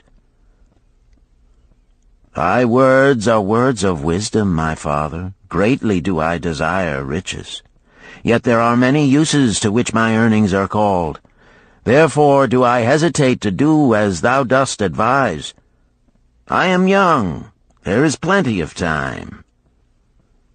So I thought at thy age, yet behold, many years have passed, and I have not yet made the beginning.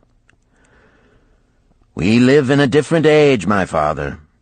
I shall avoid thy mistakes. Opportunity stands before thee, my son. It is offering a chance that may lead to wealth. I beg of thee, do not delay. Go upon the morrow to the son of my friend, and bargain with him to pay 10% of thy earnings into this investment. Go promptly upon the morrow. Opportunity waits for no man. Today it is here, soon it is gone, therefore delay not. In spite of the advice of my father, I did hesitate.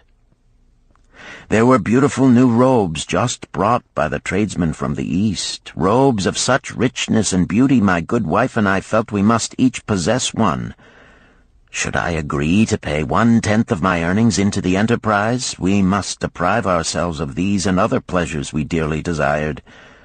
I delayed making a decision until it was too late, much to my subsequent regret.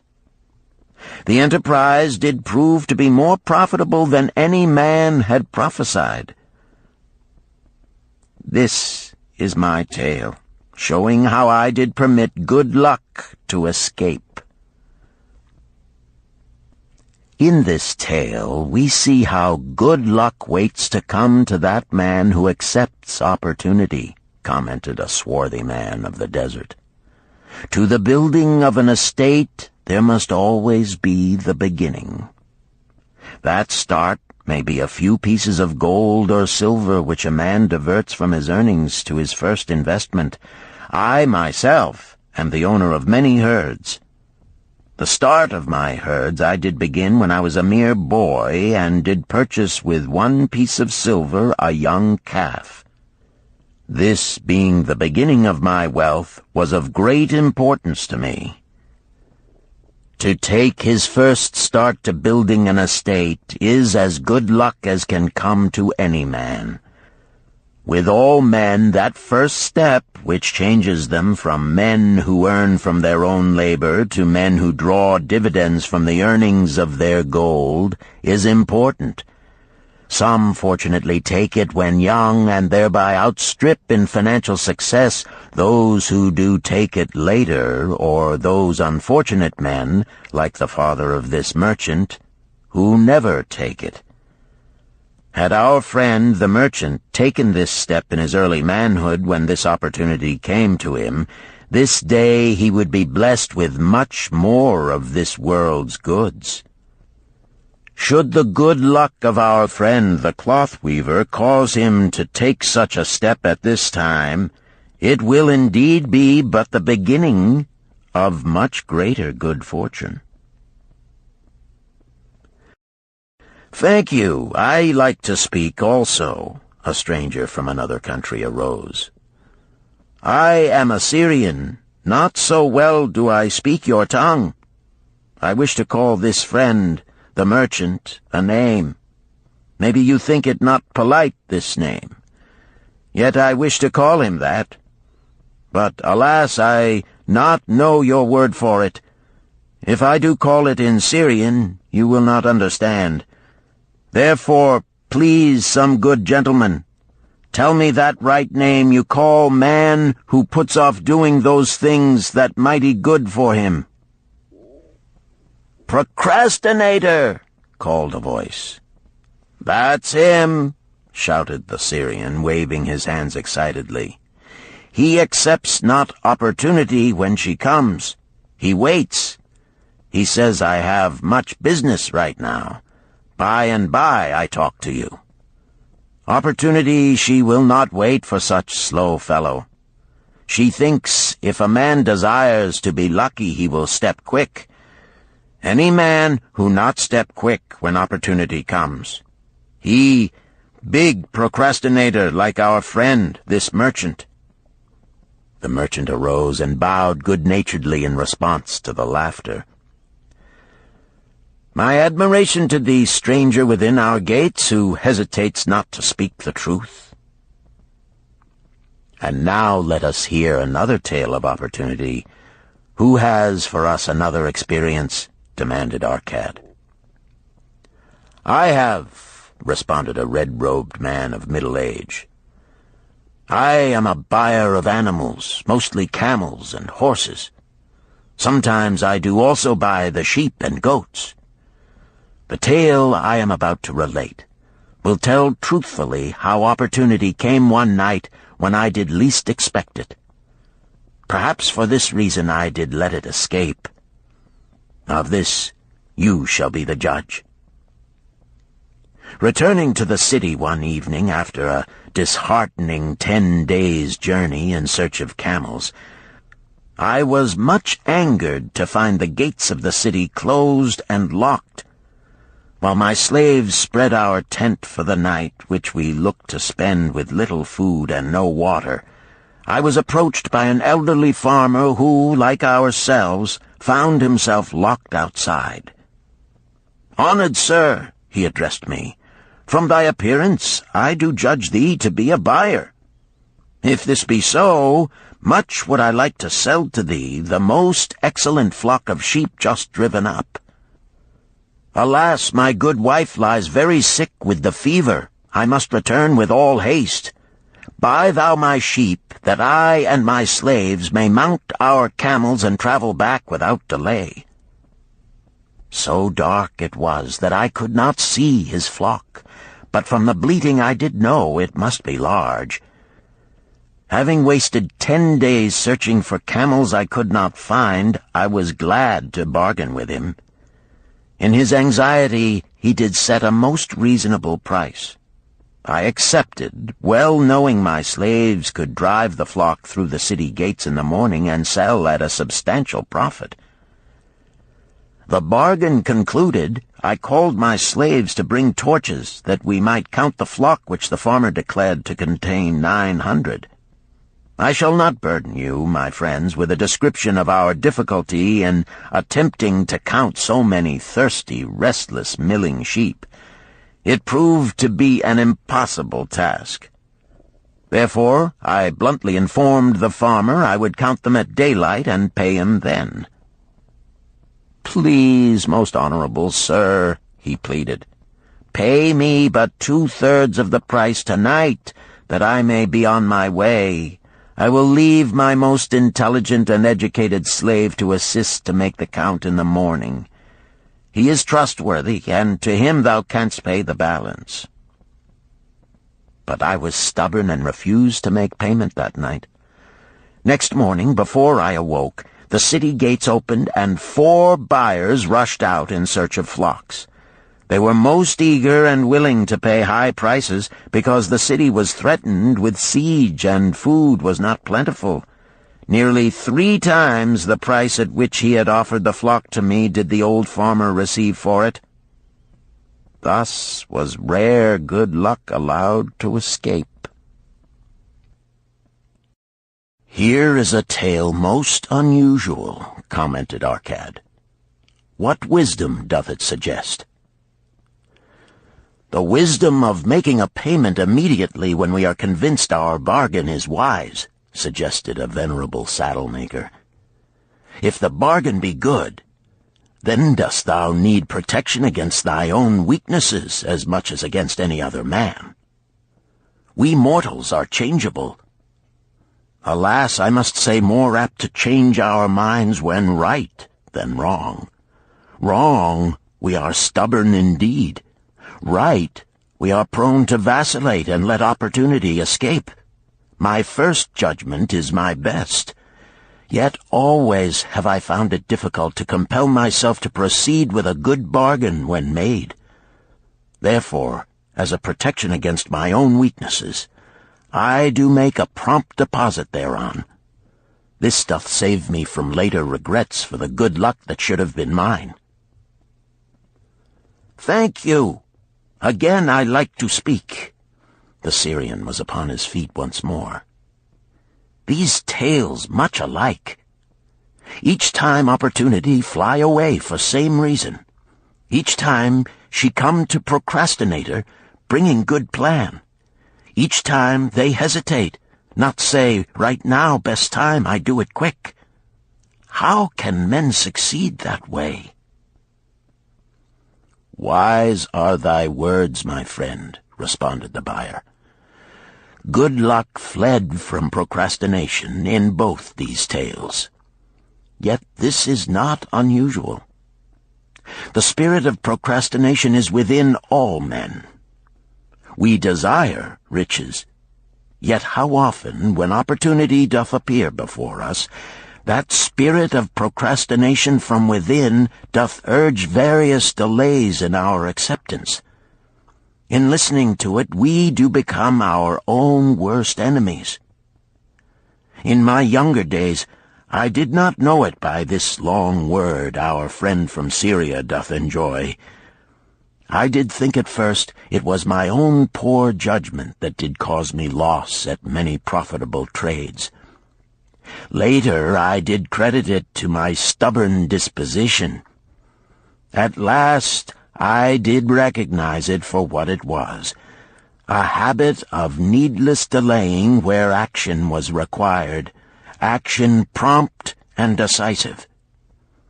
How I did hate it when its true character stood revealed. With the bitterness of a wild ass hitched to a chariot, I did break loose from this enemy to my success. "Thank you. I like ask question from Mr. Merchant," the Syrian was speaking. "You wear fine robes, not like those of poor man. You speak like successful man.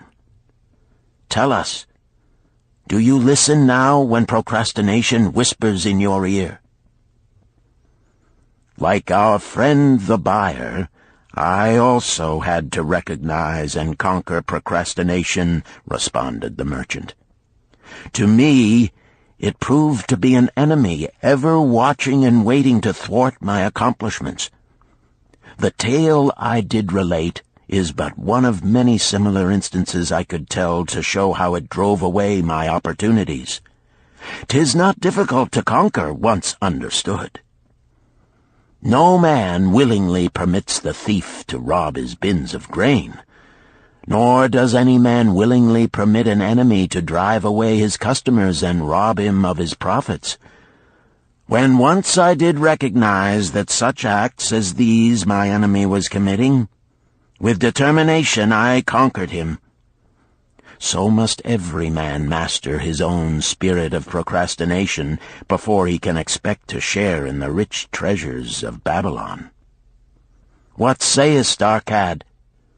Because thou art the richest man in Babalon, many do proclaim thee to be the luckiest. Dost agree with me that no man can arrive at a full measure of success until he hath completely crushed the spirit of procrastination within him?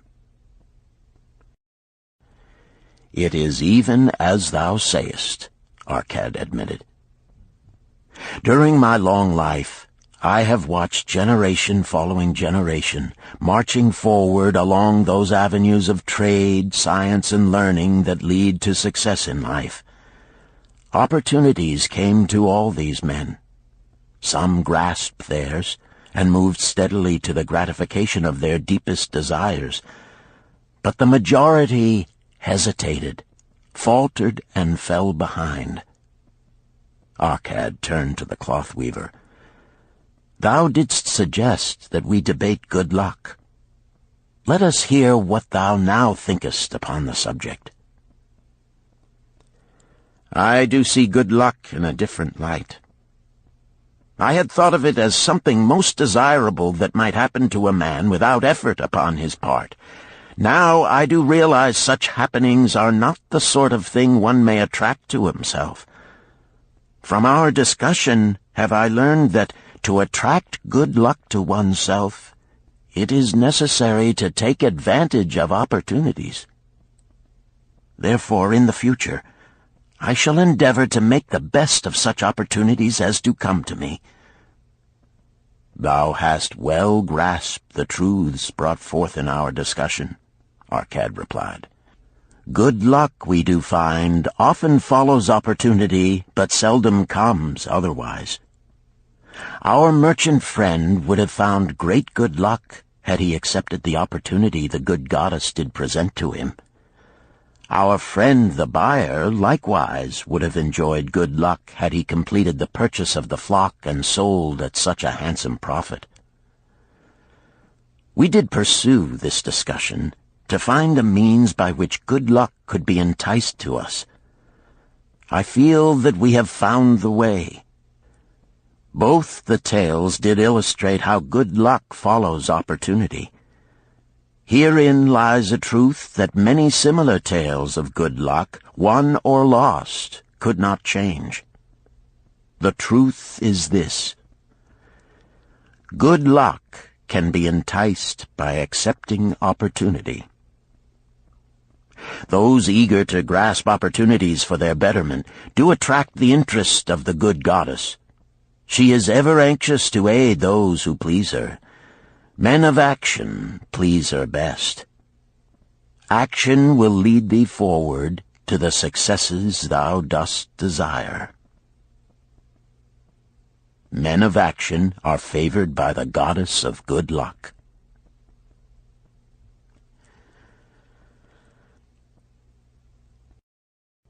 Chapter 5. The 5 Laws of Gold. A bag heavy with gold, or a clay tablet carved with words of wisdom. If thou hadst thy choice, which wouldst thou choose? By the flickering light from the fire of desert shrubs, the sun-tanned faces of the listeners gleamed with interest. "The gold! The gold!" chorused the 27. Old Calibab smiled knowingly. "Hark!" he resumed, raising his hand. "Hear the wild dogs out there in the night? They howl and wail because they are lean with hunger.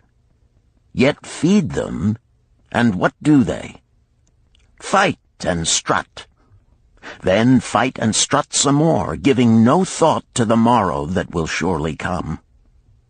Just so it is with the sons of men. Give them a choice of gold and wisdom. What do? Ignore the wisdom and waste the gold. On the morrow they wail because they have no more gold. Gold is reserved for those who know its laws and abide by them." Calabab drew his white robe close about his lean legs, for a cool night wind was blowing. "Because thou hast served me faithfully upon our long journey, because thou cared well for my camels, because thou toiled uncomplainingly across the hot sands of the desert, because thou fought bravely the robbers that sought to despoil my merchandise, I will tell thee this night the tale of the 5 laws of gold, such a tale as thou never hast heard before. Hark ye with deep attention to the words I speak, for if you grasp their meaning and heed them, in the days that come thou shalt have much gold." He paused impressively. Above, in a canopy of blue, the stars shone brightly in the crystal-clear skies of Babylonia. Behind the group loomed their faded tents tightly staked against possible desert storms. Beside the tents were neatly stacked bales of merchandise covered with skins. Nearby, the camel herd sprawled in the sand, some chewing their cuds contentedly, others snoring in hoarse discord. "Thou hast told us many good tales, Calabab," spoke up the chief packer. "We look to thy wisdom to guide us upon the morrow when our service with thee shall be at an end. I have but told thee of my adventures in strange and distant lands, but this night I shall tell thee of the wisdom of Arkad, the wise rich man." "Much have we heard of him," acknowledged the chief packer, "for he was the richest man that ever lived in Babalon." "The richest man he was, and that because he was wise in the ways of gold, even as no man had ever been before him. This night shall I tell you of his great wisdom as it was told to me by Nomasir, his son, many years ago in Nineveh, when I was but a lad. My master and myself had tarried long into the night in the palace of Nomasir. I had helped my master bring great bundles of fine rugs, each one to be tried by Nomasir until his choice of colors was satisfied. At last he was well pleased, and commanded us to sit with him and to drink a rare vintage, odorous to the nostrils and most warming to my stomach, which was unaccustomed to such a drink. Then did he tell us this tale of the great wisdom of Arkad, his father, even as I shall tell it to you. In Babylon it is the custom, as you know, that the sons of wealthy fathers live with their parents in expectation of inheriting the estate. Arkad did not approve of this custom. Therefore, when Nomasir reached the man's estate, he sent for the young man and addressed him. "My son, it is my desire that thou succeed to my estate. Thou must, however, first prove that thou art capable of wisely handling it. Therefore, I wish that thou go out into the world and show thy ability both to acquire gold and to make thyself respected among men. To start thee well, I will give thee 2 things of which I myself was denied when I started as a poor youth to build up a fortune. First, I give thee this bag of gold. If thou use it wisely, it will be the basis of thy future success. Second, I give thee this clay tablet upon which is carved the 5 laws of gold. If thou dost but interpret them in thy own acts, they shall bring thee competence and security. 10 years from this day come thou back to the house of thy father and give account of thyself. If thou prove worthy, I will then make thee the heir to my estate. Otherwise I will give it to the priests that they may barter for my soul the kind consideration of the gods." So Nomasir went forth to make his own way, taking his bag of gold the clay tablet carefully wrapped in silken cloth, his slave, and the horses upon which they rode. The 10 years passed, and Nomasir, as he had agreed, returned to the house of his father, who provided a great feast in his honor, to which he invited many friends and relatives. After the feast was over, the father and mother mounted their throne-like seats at one side of the great hall, and Nomasir stood before them to give an account of himself as he had promised his father. It was evening. The room was hazy with smoke from the wicks of the oil lamps that but dimly lighted it. Slaves in white woven jackets and tunics fanned the humid air rhythmically with long-stemmed palm leaves. A stately dignity colored the scene. The wife of Nomasir and his 2 young sons, with friends and other members of the family, sat upon rugs behind him, eager listeners. "My father," he began deferentially, "I bow before thy wisdom. 10 years ago, when I stood at the gates of manhood, thou bade me go forth and become a man among men, instead of remaining a vassal to thy fortune. Thou gave me liberally of thy gold. Thou gave me liberally of thy wisdom. Of the gold, alas, I must admit of a disastrous handling. It fled indeed from my inexperienced hands, even as a wild hare flees at the first opportunity from the youth who captures it." The father smiled indulgently. "Continue, my son. Thy tale interests me in all its details." I decided to go to Nineveh, as it was a growing city, believing that I might find there opportunities. I joined a caravan, and among its members made numerous friends. 2 well-spoken men who had a most beautiful white horse, as fleet as the wind, were among these. As we journeyed, they told me in confidence that in Nineveh was a wealthy man who owned a horse so swift that it had never been beaten. Its owner believed that no horse living could run with greater speed. Therefore would he wager any sum, however large, that his horse could outspeed any horse in all Babylonia. Compared to their horse, so my friend said, it was but a lumbering ass that could be beaten with ease. They offered, as a great favor, to permit me to join them in a wager. I was quite carried away with the plan. Our horse was badly beaten, and I lost much of my gold. The father laughed.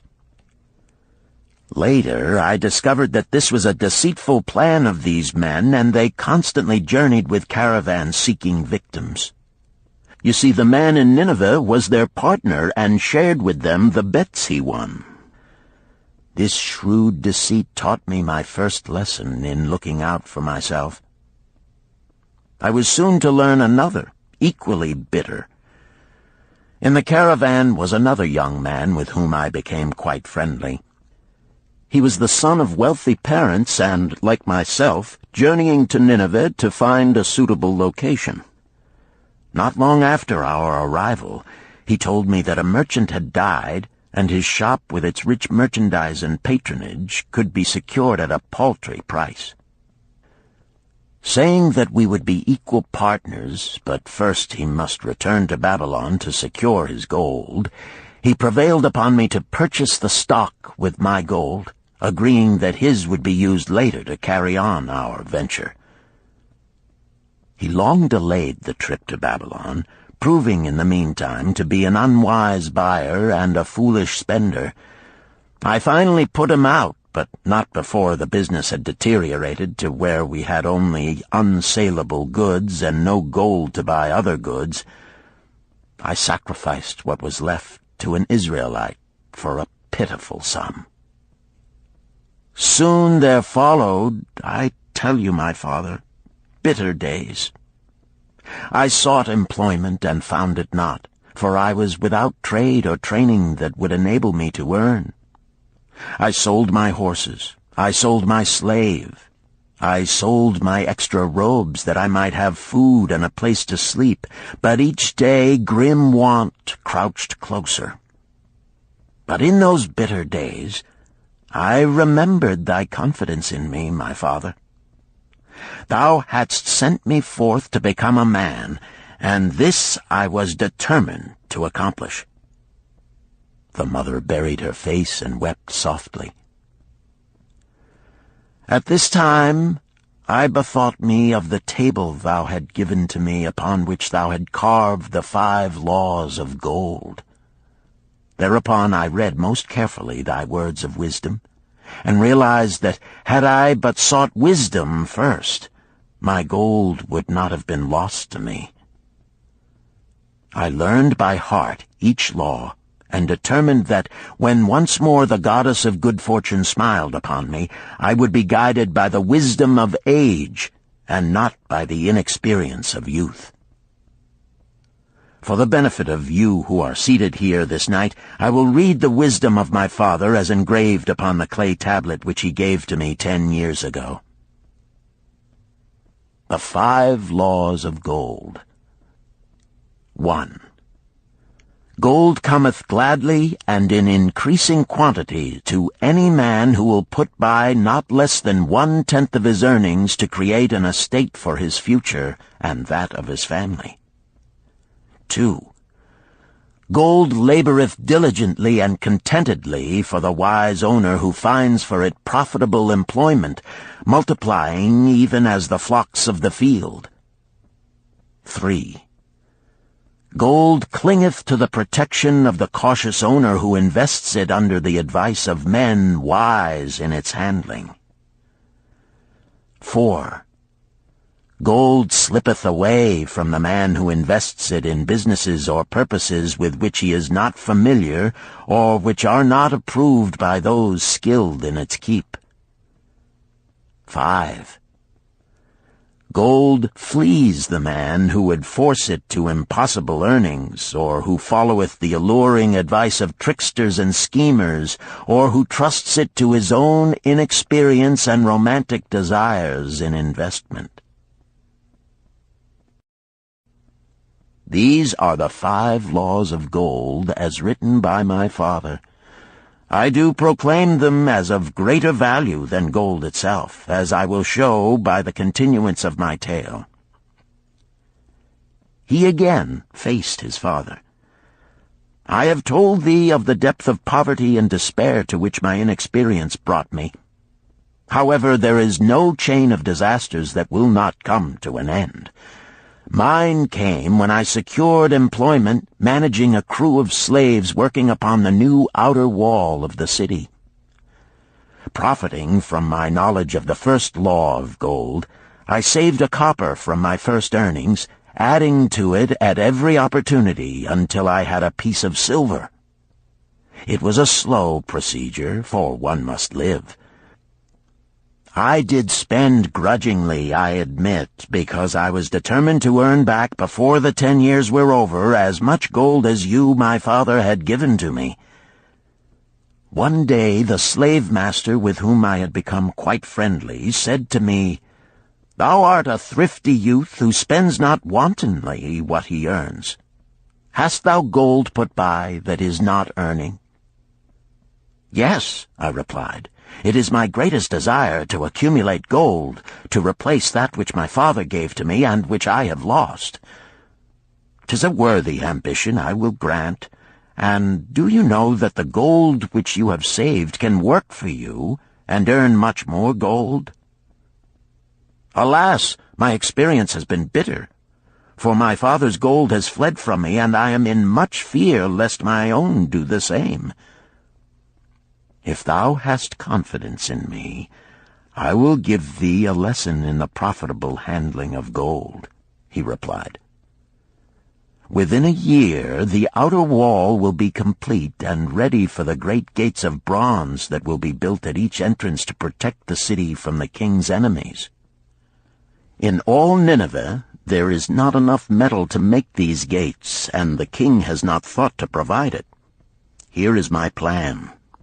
A group of us will pool our gold and send a caravan to the mines of copper and tin which are distant, and bring to Nineveh the metal for the gates.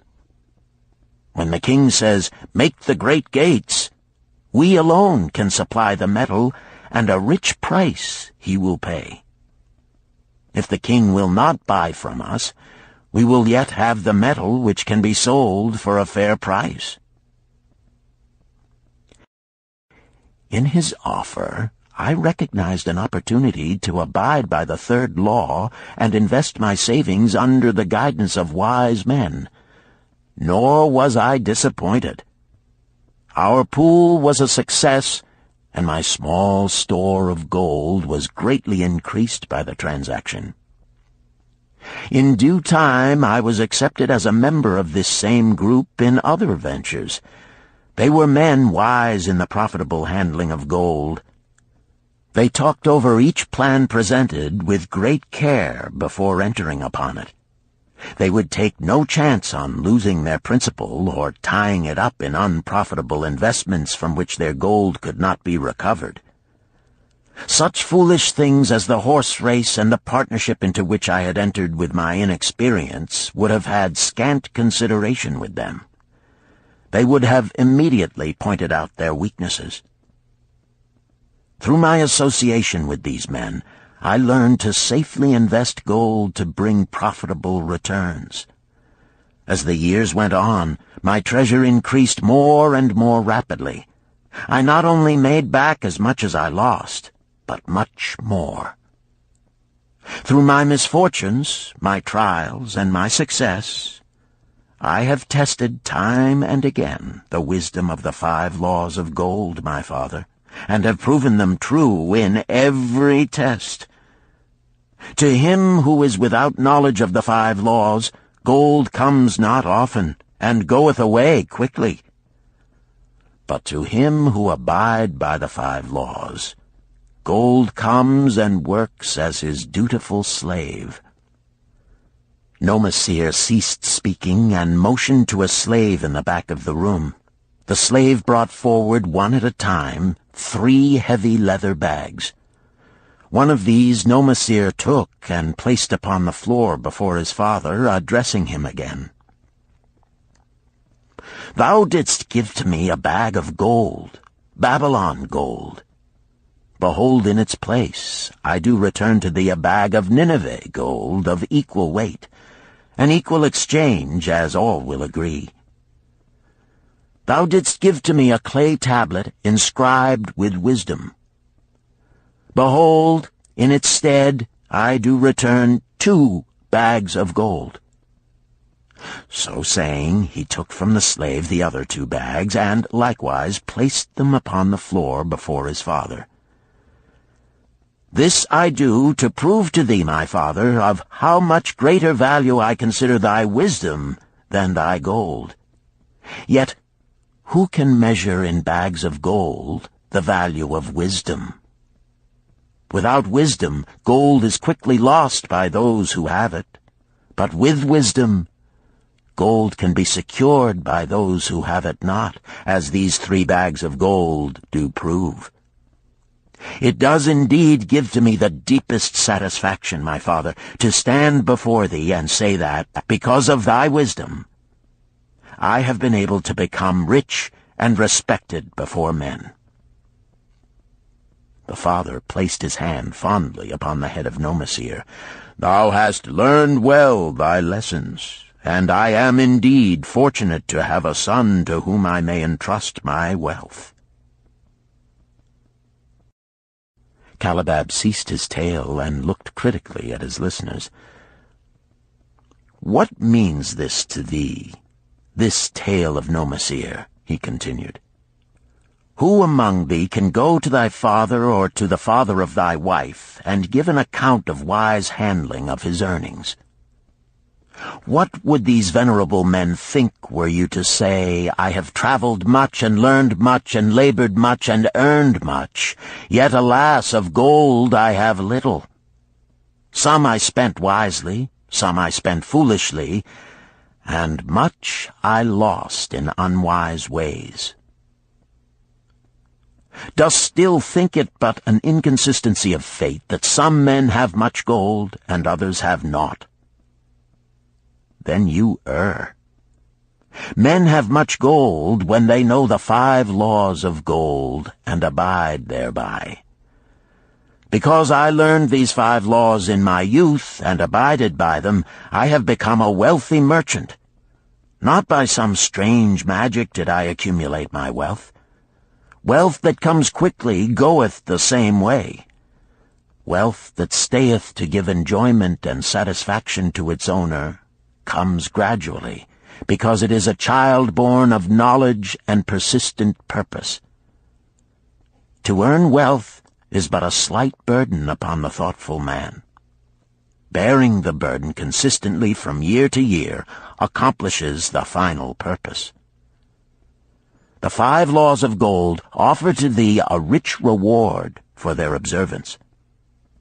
Each of these 5 laws is rich with meaning, and lest thou overlook this in the briefness of my tale, I will now repeat them. I do know them each by heart, because in my youth I could see their value and would not be content until I knew them word for word. The first law of gold. Gold cometh gladly and in increasing quantity to any man who will put by not less than 1/10 of his earnings to create an estate for his future and that of his family.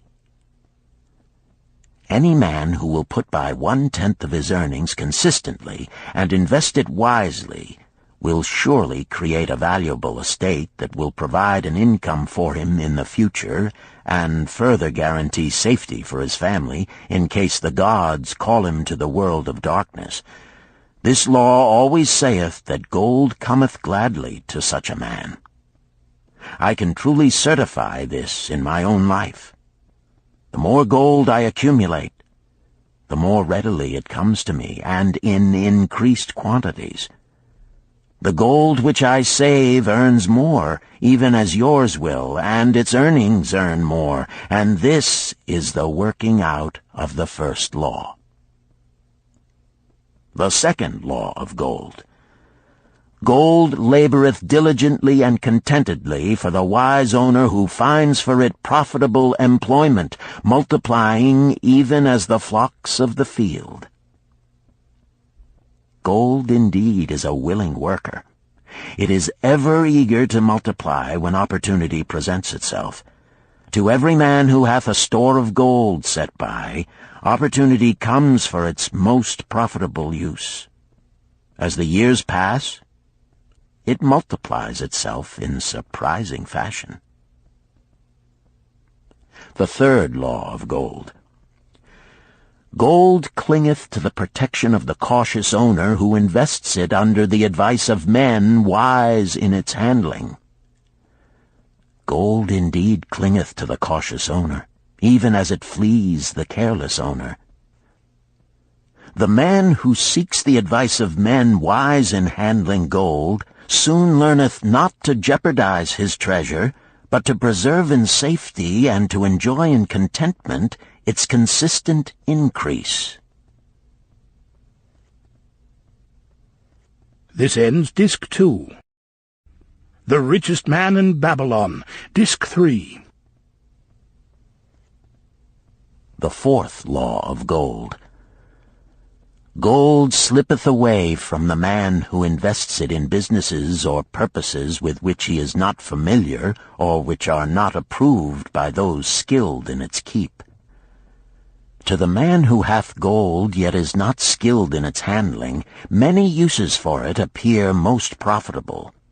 Too often these are fraught with danger of loss, and if properly analyzed by wise men, show small possibility of profit.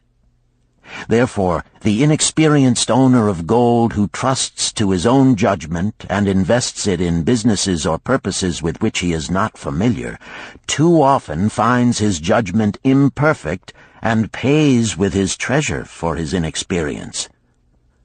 Wise indeed is he who investeth his treasures under the advice of men skilled in the ways of gold. the 5th law of gold. Gold flees the man who would force it to impossible earnings, or who followeth the alluring advice of tricksters and schemers, or who trusts it to his own inexperience and romantic desires in investment. Fanciful propositions that thrill like adventure tales always come to the new owner of gold. These appear to endow his treasure with magic powers that will enable it to make impossible earnings. Yet heed ye the wise men, for verily they know the risks that lurk behind every plan to make great wealth suddenly. Forget not the rich men of Nineveh, who would take no chance of losing their principal or tying it up in unprofitable investments. This ends my tale of the 5 laws of gold. In telling it to thee, I have told the secrets of my own success. Yet they are not secrets, but truths which every man must first learn and then follow, who wishes to step out of the multitude that, like yon wild dogs, must worry each day for food to eat. Tomorrow we enter Babylon. Look, see the fire that burns eternal above the temple of Bel? We are already in sight of the golden city. Tomorrow each of thee shall have gold, the gold thou hast so well earned by thy faithful services. 10 years from this night, what can you tell about this gold? If there be men among you who, like Nomasir, will use a portion of their gold to start for themselves an estate and be thenceforth wisely guided by the wisdom of Arkad, 10 years from now, 'tis a safe wager, like the son of Arkad, they will be rich and respected among men. Our wise acts accompany us through life to please us and to help us. Just as surely our unwise acts follow us to plague and torment us. Alas, they cannot be forgotten. In the front rank of the torments that do follow us are the memories of the things we should have done, of the opportunities which came to us, and we took not. Rich are the treasures of Babylon, so rich no man can count their value in pieces of gold. Each year they grow richer and more valuable. Like the treasures of every land, they are a reward, a rich reward, awaiting those men of purpose who determine to secure their just share. In the strength of thine own desires is a magic power. Guide this power with thy knowledge of the 5 laws of gold, and thou shalt share the treasures of Babylon.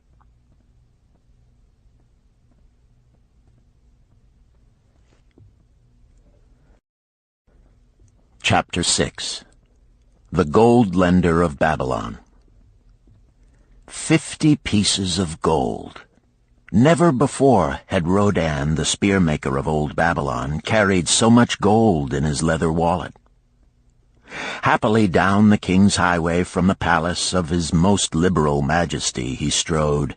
Cheerfully the gold clinked as the wallet at his belt swayed with each step, the sweetest music he had ever heard. 50 pieces of gold, all his. He could hardly realize his good fortune. What power in those clinking discs! They could purchase anything he wanted. A grand house, land, cattle, camels, horses, chariots, whatever he might desire. What use should he make of it? This evening, as he turned into a side street toward the home of his sister, he could think of nothing he would rather possess than those same glittering, heavy pieces of gold, his to keep. It was upon an evening some days later that a perplexed Rodan entered the shop of Mathon, the lender of gold and dealer in jewels and rare fabrics. Glancing neither to the right nor the left at the colorful articles artfully displayed, he passed through to the living quarters at the rear. Here he found the genteel Mathon lounging upon a rug partaking of a meal served by a black slave. I would counsel with thee, for I know not what to do." Rodan stood stolidly, feet apart, hairy breast exposed by the gaping front of his leather jacket. Mathon's narrow, sallow face smiled a friendly greeting. "What indiscretions hast thou done that thou shouldst seek the lender of gold? Hast been unlucky at the gaming table? Or hath some plump dame entangled thee? For many years have I known thee, yet never hast thou sought me to aid thee in thy troubles. No, no, not such as that. I seek no gold. Instead I crave thy wise advice. Hear, hear, what this man doth say.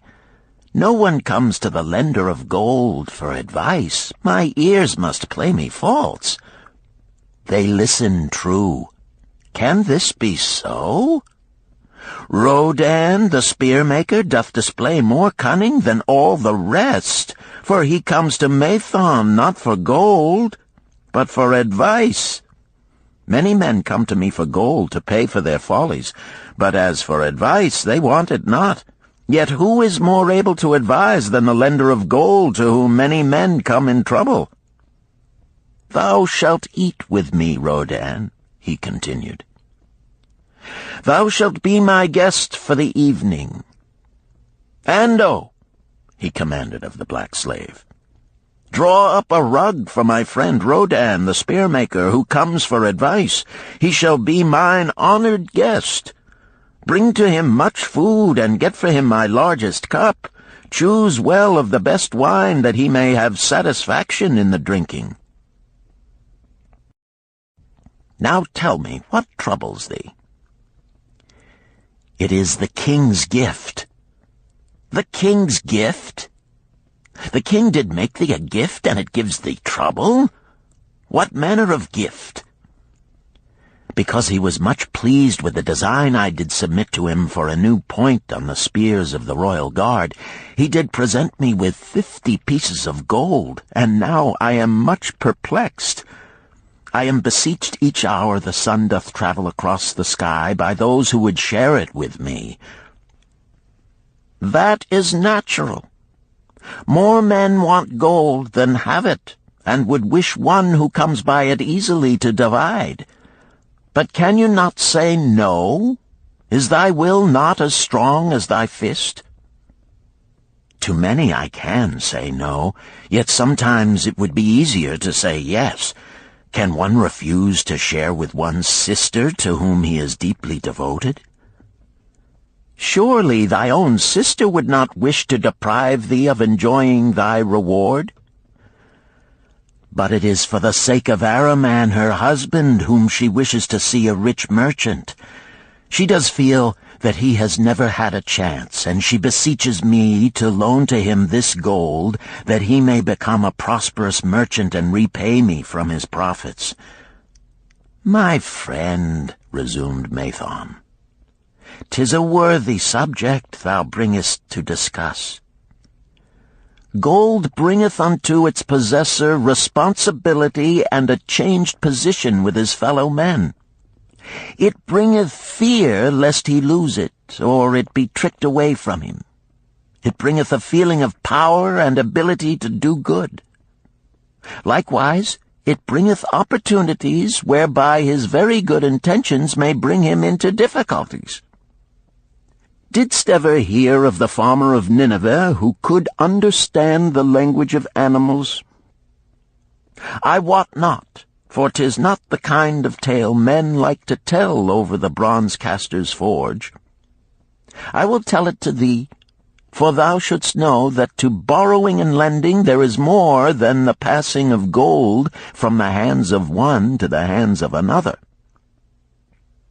This farmer, who could understand what the animals said to each other, did linger in the farmyard each evening just to listen to their words. One evening he did hear the ox bemoaning to the ass the hardness of his lot. I do labor pulling the plow from morning until night, no matter how hot the day, or how tired my legs, or how the bow doth chafe my neck, still must I work. But you are a creature of leisure. You are trapped with a colorful blanket and do nothing more than carry our master about where he wishes to go. When he goes nowhere, you do rest and eat the green grass all the day." Now the ass, in spite of his vicious heels, was a goodly fellow and sympathized with the ox. "My good friend," he replied, "you do work very hard, and I would help ease your lot. Therefore will I tell you how you may have a day of rest. In the morning, when the slave comes to fetch you to the plow, lie upon the ground and bellow much, that he may say you are sick and cannot work." So the ox took the advice of the ass, and the next morning the slave returned to the farmer and told him the ox was sick and could not pull the plow. "Then," said the farmer, "hitch the ass to the plow, for the plowing must go on." All that day, the ass, who had only intended to help his friend, found himself compelled to do the ox's task. When night came and he was released from the plow, his heart was bitter, and his legs were weary, and his neck was sore where the bow had chafed it. The farmer lingered in the barnyard to listen. The ox began first. "You are my good friend. Because of your wise advice I have enjoyed a day of rest." "And I," retorted the ass, "am like many another simple-hearted one who starts to help a friend and ends up by doing his task for him. Hereafter you draw your own plow, for I did hear the master tell the slave to send for the butcher were you sick again. I wish he would, for you are a lazy fellow." Thereafter they spoke to each other no more. This ended their friendship. Canst thou tell the moral to this tale, Rodan? "'Tis a good tale," responded Rodan, "but I see not the moral." "I thought not that you would, but it is there, and simple too. Just this: if you desire to help thy friend, do so in a way that will not bring thy friend's burdens upon thyself." "I had not thought of that. It is a wise moral. I wish not to assume the burdens of my sister's husband. But tell me, you lend to many. Do not the borrowers repay?" Mathon smiled the smile of one whose soul is rich with much experience. "Could a loan be well made if the borrower cannot repay? Must not the lender be wise and judge carefully whether his gold can perform a useful purpose to the borrower and return to him once more? Or whether it will be wasted by one unable to use it wisely and leave him without his treasure, and leave the borrower with a debt he cannot repay? I will show to thee the tokens in my token chest, and let them tell thee some of their stories." Into the room he brought a chest as long as his arm, covered with red pigskin and ornamented with bronze designs. He placed it upon the floor and squatted before it, both hands upon the lid. "From each person to whom I lend, I do exact a token for my token chest, to remain there until the loan is repaid. When they repay, I give it back. But if they never repay, it will always remind me of one who was not faithful to my confidence. The safest loans, my token box tells me, are to those whose possessions are of more value than the one they desire. They own lands or jewels or camels or other things which could be sold to repay the loan. Some of the tokens given to me are jewels of more value than the loan. Others are promises that if the loan be not repaid as agreed, they will deliver to me certain property settlement. On loans like those I am assured that my gold will be returned with the rental thereon, for the loan is based on property.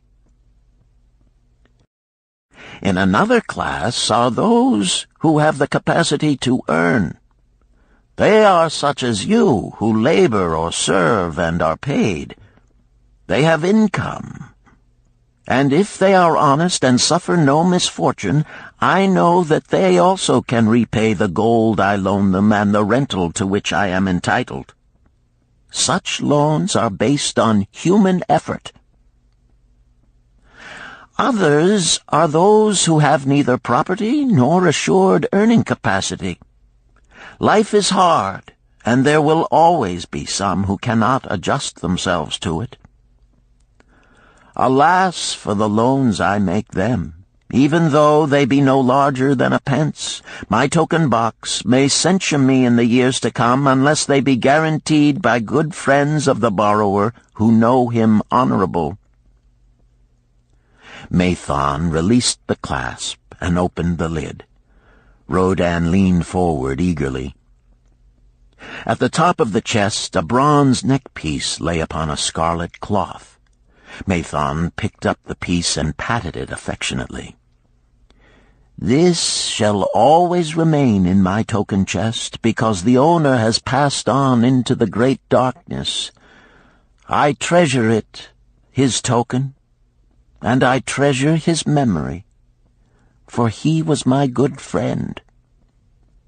We traded together with much success until out of the East he brought a woman to wed, beautiful, but not like our women, a dazzling creature. He spent his gold lavishly to gratify her desires. He came to me in distress when his gold was gone. I counseled with him. I told him I would help him to once more master his own affairs. He swore by the sign of the great bull that he would. But it was not to be. In a quarrel she thrust a knife into the heart he dared her to pierce." "And she?" questioned Rodan. "Yes, of course. This was hers." He picked up the scarlet cloth. "In bitter remorse she threw herself into the Euphrates. These 2 loans will never be repaid. The chest tells you, Rodan, that humans in the throes of great emotions are not safe risks for the gold lender. Here, now, this is different." He reached for a ring carved of oxbone. "This belongs to a farmer. I buy the rugs of his women. The locusts came, and they had not food. I helped him, and when the new crop came, he repaid me. Later he came again and told of strange goats in a distant land, as described by a traveler. They had long hair so fine and soft it would weave into rugs more beautiful than any ever seen in Babalon. He wanted a herd, but he had no money. So I did lend him gold to make the journey and bring back goats. Now his herd is begun, and next year I shall surprise the lords of Babalon with the most expensive rugs it has been their good fortune to buy. Soon I must return his ring. He doth insist on repaying promptly." "Some borrowers do that?" queried Rodan. "If they borrow for purposes that bring money back to them, I find it so. But if they borrow because of their indiscretions, I warn thee to be cautious if thou wouldst ever have thy gold back in hand again." "Tell me about this," requested Rodan, picking up a heavy gold bracelet inset with jewels in rare designs. "The women do appeal to my good friend," bantered Mathon. "I am still much younger than you," retorted Rodan. "I grant that, but this time thou doth suspicion romance where it is not. The owner of this is fat and wrinkled, and doth talk so much and say so little, she drives me mad. Once they had much money and were good customers, but ill times came upon them. She has a son of whom she would make a merchant. So she came to me and borrowed gold that he might become a partner of a caravan owner who travels with his camels, bartering in one city what he buys in another. This man proved a rascal, for he left the poor boy in a distant city without money and without friends, pulling out early while the youth slept. Perhaps when this youth has grown to manhood he will repay. Until then I get no rental for the loan, only much talk. But I do admit the jewels are worthy of the loan." "Did this lady ask thy advice as to the wisdom of the loan?" "Quite otherwise. She had pictured to herself this son of hers as a wealthy and powerful man of Babalon. To suggest the contrary was to infuriate her. A fair rebuke I had. I knew the risk for this inexperienced boy, but as she offered security, I could not refuse her." "This," continued Mathon, waving a bit of pack rope tied into a knot, "belongs to Nebator, the camel trader. When he would buy a herd larger than his funds, he brings to me this knot, and I lend to him according to his needs. He is a wise trader. I have confidence in his good judgment and can lend him freely. Many other merchants of Babalon have my confidence because of their honorable behavior. Their tokens come and go frequently in my token box. Good merchants are an asset to our city, and it profits me to aid them to keep trade moving that Babalon be prosperous." Mathon picked out a beetle carved in turquoise and tossed it contemptuously on the floor. "A bug from Egypt. The lad who owns this does not care whether I ever receive back my gold. When I reproach him, he replies, 'How can I repay when ill fate pursues me? You have plenty more. What can I do?' The token is his father's, a worthy man of small means who did pledge his land and herd to back his son's enterprises. The youth found success at first, and then was overzealous to gain great wealth. His knowledge was immature. His enterprises collapsed. Youth is ambitious. Youth would take shortcuts to wealth and the desirable things for which it stands. To secure wealth quickly, youth often borrows unwisely. Youth, never having had experience, cannot realize that hopeless debt is like a deep pit into which one may descend quickly, and where one may struggle vainly for many days. It is a pit of sorrow and regrets, where the brightness of the sun is overcast, and night is made unhappy by restless sleeping. Yet I do not discourage borrowing gold. I encourage it. I recommend it if it be for a wise purpose. I myself made my first real success as a merchant with borrowed gold. Yet what should the lender do in such a case? The youth is in despair and accomplishes nothing. He is discouraged. He makes no effort to repay. My heart turns against depriving the father of his land and cattle." "You tell me much that I am interested to hear," ventured Rodan, "but I hear no answer to my question. Should I lend my 50 pieces of gold to my sister's husband? They mean much to me." "Thy sister is a sterling woman whom I do much esteem. Should her husband come to me and ask to borrow 50 pieces of gold, I should ask him for what purpose he would use it. If he answered that he desired to become a merchant like myself and deal in jewels and rich furnishings, I would say, 'What knowledge have you of the ways of trade? Do you know where you can buy at lowest cost? Do you know where you can sell at a fair price? Could he say yes to these questions? No, he could not, Rodin admitted. He has helped me much in making spears, and he has helped some in the shops. Then would I say to him that his purpose was not wise. Merchants must learn their trade. His ambition, though worthy, is not practical, and I would not lend him any gold. But supposing he could say, yes, I have helped merchants much. I know how to travel to Smyrna and to buy at low cost the rugs the housewives weave. I also know many of the rich people of Babylon to whom I can sell these at a large profit. Then I would say, your purpose is wise and your ambition honorable. I shall be glad to lend you the 50 pieces of gold if you can give me security that they will be returned. But would he say, I have no security other than that I am an honored man and will pay you well for the loan? Then would I reply, I treasure much each piece of gold.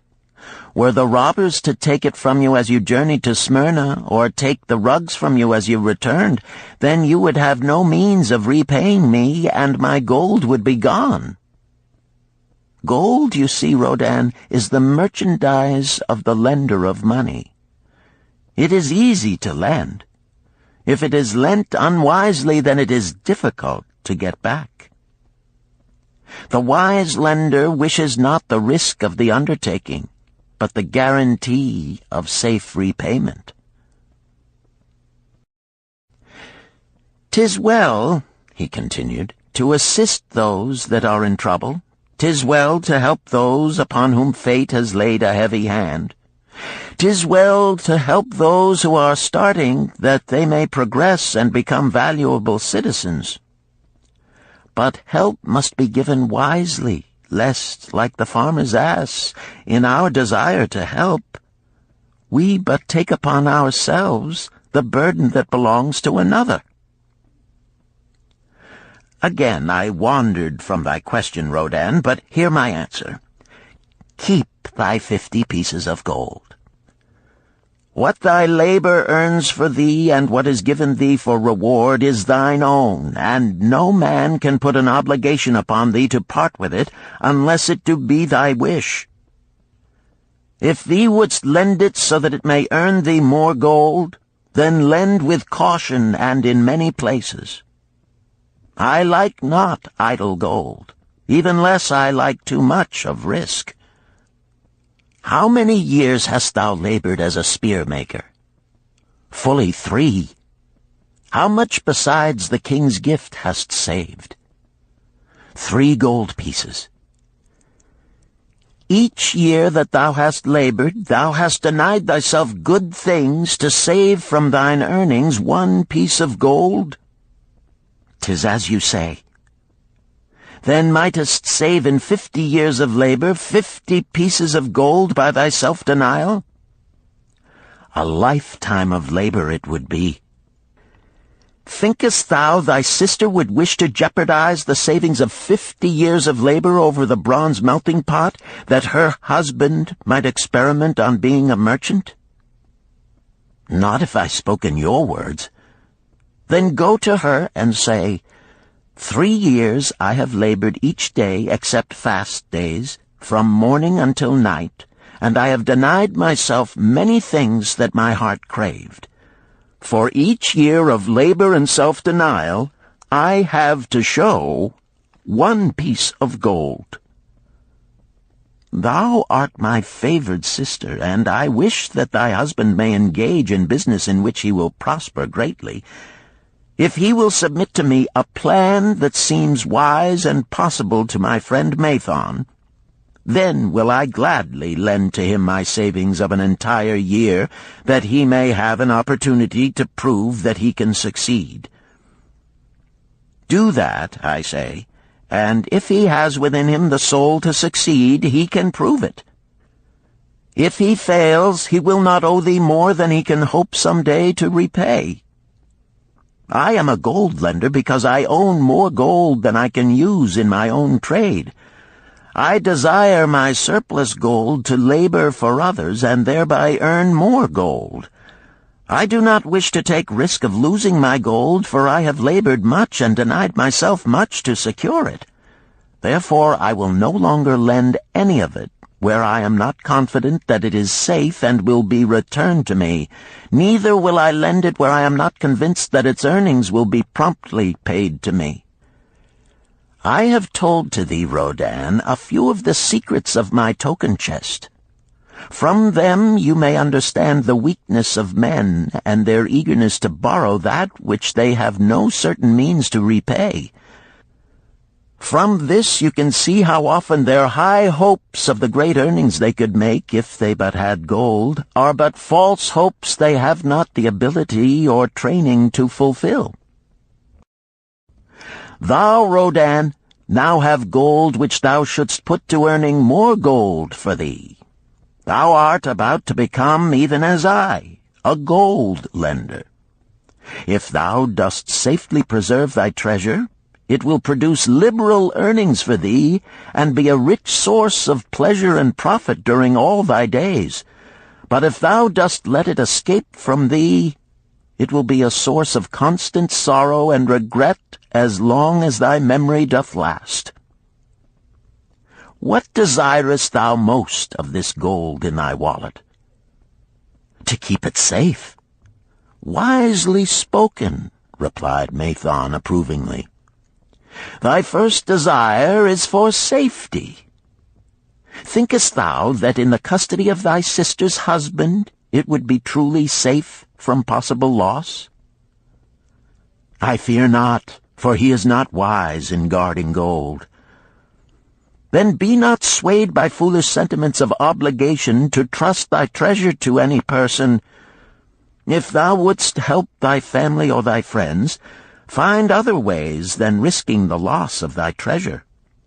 Forget not that gold slippeth away in unexpected ways from those unskilled in guarding it.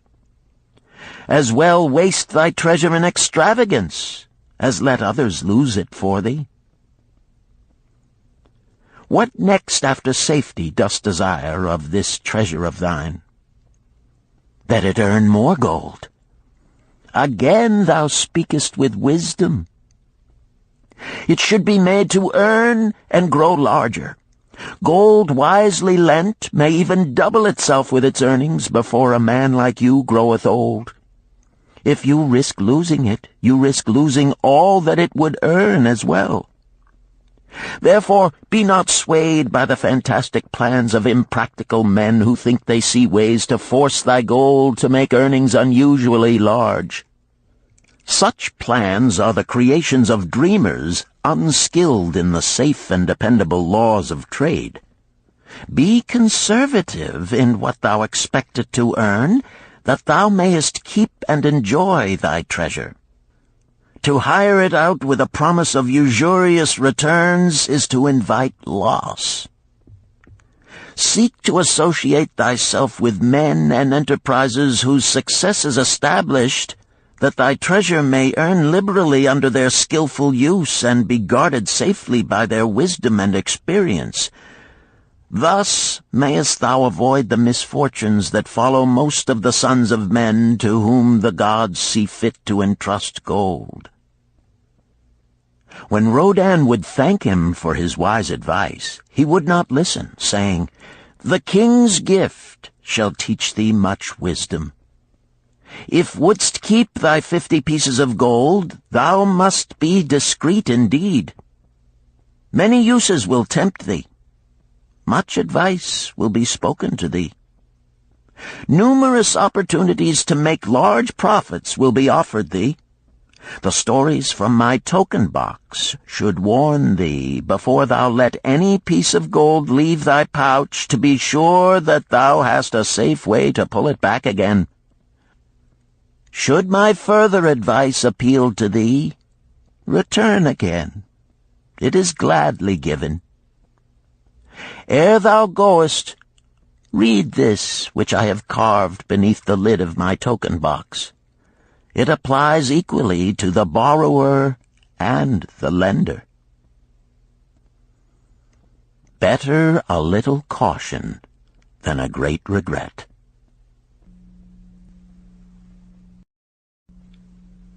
Chapter 7. The Walls of Babalon. Old Banzar, grim warrior of another day, stood guard at the passageway leading to the top of the ancient walls of Babalon. Up above, valiant defenders were battling to hold the walls. Upon them depended the future existence of this great city with its hundreds of thousands of citizens. Over the walls came the roar of the attacking armies, the yelling of many men, the trampling of thousands of horses, the deafening boom of the battering rams pounding the bronzed gates. In the street behind the gate lounged the spearmen, waiting to defend the entrance should the gates give way. They were but few for the task. The main armies of Babalon were with their king, far away in the east on a great expedition against the Elamites. No attack upon the city having been anticipated during their absence, the defending forces were small. Unexpectedly from the north bore down the mighty armies of the Assyrians, and now the walls must hold or Babalon was doomed. About Banzar were great crowds of citizens, white-faced and terrified, eagerly seeking news of the battle. With hushed awe they viewed the stream of wounded and dead being carried or led out of the passageway. Here was the crucial point of attack. After 3 days of circling about the city, the enemy had suddenly thrown his great strength against this section and this gate. The defenders from the top of the wall fought off the climbing platforms and the scaling ladders of the attackers with arrows, burning oil, and, if any reached the top, spears. Against the defenders, thousands of the enemy's archers poured a deadly barrage of arrows. Old Banzar had the vantage point for news. He was closest to the conflict and first to hear of each fresh repulse of the frenzied attackers. An elderly merchant crowded close to him, his palsied hands quivering. "Tell me, he pleaded. "They cannot get in. My sons are with the good king. There is no one to protect my old wife. My goods, they will steal all. My food, they will leave nothing. We are old, too old to defend ourselves, too old for slaves. We shall starve, we shall die. Tell me they cannot get in." "Calm thyself, good merchant," the guard responded. "The walls of Babalon are strong. Go back to the bazaar and tell your wife that the walls will protect you and all of your possessions as safely as they protect the rich treasures of the king. Keep close to the walls, lest the arrows flying over strike you." A woman with a babe in arms took the old man's place as he withdrew. "Sergeant, what news from the top? Tell me truly that I may reassure my poor husband. He lies with fever from his terrible wounds, yet insists upon his armor and his spear to protect me who am with child. Terrible, he says, will be the vengeful lust of our enemies should they break in." "Be thou good of heart, thou mother that is and is again to be. The walls of Babalon will protect you and your babes. They are high and strong. Hear ye not the yells of our valiant defenders as they empty the cauldrons of burning oil upon the ladder scalers?" "Yes, that do I hear, and also the roar of the battering rams that do hammer at our gates." "Back to thy husband. Tell him the gates are strong and withstand the rams. Also that the scalers climb the walls, but to receive the waiting spear thrust. Watch thy way, and hasten behind yon buildings." Banzar stepped aside to clear the passage for heavily armed reinforcements, as, with clanking bronze shields and heavy tread they tramped by, a small girl plucked at his girdle. "Tell me, soldier, are we safe?" she pleaded. "I hear the awful noises. I see the men all bleeding. I am so frightened. What will become of our family, of my mother, little brother, and the baby?" The grim old campaigner blinked his eyes and thrust forward his chin as he beheld the child. "Be not afraid, little one," he reassured her. "The walls of Babalon will protect you and mother and little brother and the baby. It was for the safety of such as you that the good Queen Semiramis built them over 100 years ago. Never have they been broken through. Go back and tell your mother and little brother and the baby that the walls of Babalon will protect them and they need have no fear." Day after day old Banzar stood at his post and watched the reinforcements file up the passageway, there to stay and fight until wounded or dead they came down once more. Around him unceasingly crowded the throngs of frightened citizens eagerly seeking to learn if the walls would hold.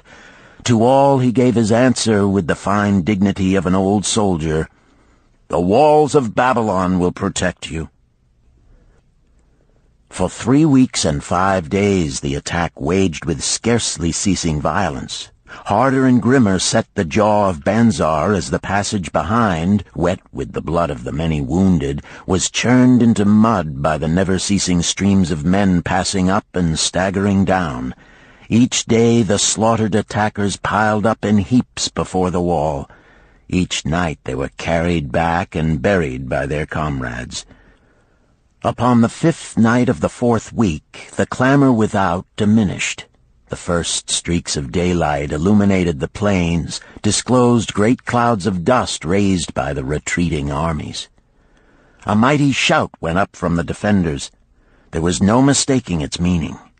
It was repeated by the waiting troops behind the walls.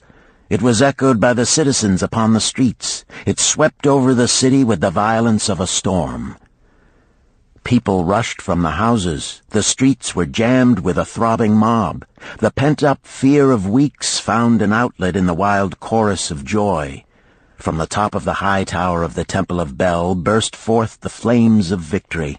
Skyward floated the column of blue smoke to carry the message far and wide.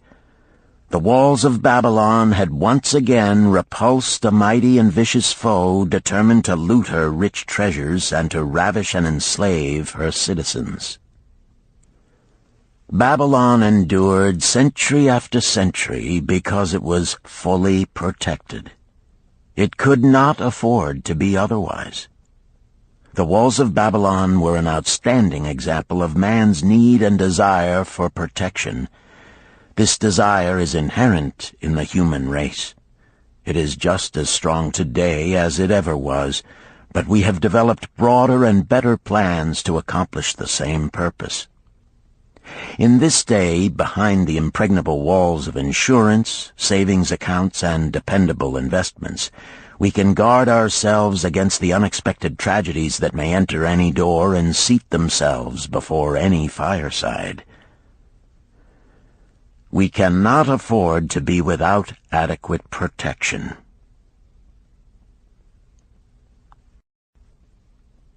Chapter 8.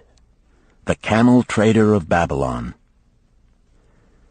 The hungrier one becomes, the clearer one's mind works. Also, the more sensitive one becomes to the odors of food. Arkad, the son of Azure, certainly thought so. For 2 whole days he had tasted no food except 2 small figs purloined from over the wall of a garden. Not another could he grab before the angry woman rushed forth and chased him down the street. Her shrill cries were still ringing in his ears as he walked through the marketplace. They helped him to restrain his restless fingers from snatching the tempting fruits from the baskets of the market women. Never before had he realized how much food was brought to the markets of Babalon and how good it smelled. Leaving the market, he walked across to the inn and paced back and forth in front of the eating house. Perhaps here he might meet someone he knew, someone from whom he could borrow a copper that would gain him a smile from the unfriendly keeper of the inn and, with it, a liberal helping.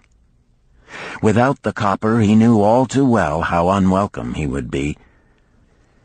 In his abstraction, he unexpectedly found himself face to face with the one man he wished most to avoid, the tall, bony figure of Dabasir, the camel trader.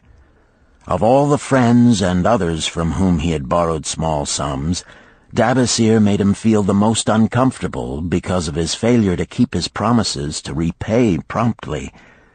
Dabasir's face lighted up at the sight of him. "Ha! 'Tis Arkad, just the one I have been seeking, that he might repay the 2 pieces of copper which I lent him a moon ago. Also the piece of silver which I lent to him before that. We are well met. I can make good use of the coins this very day.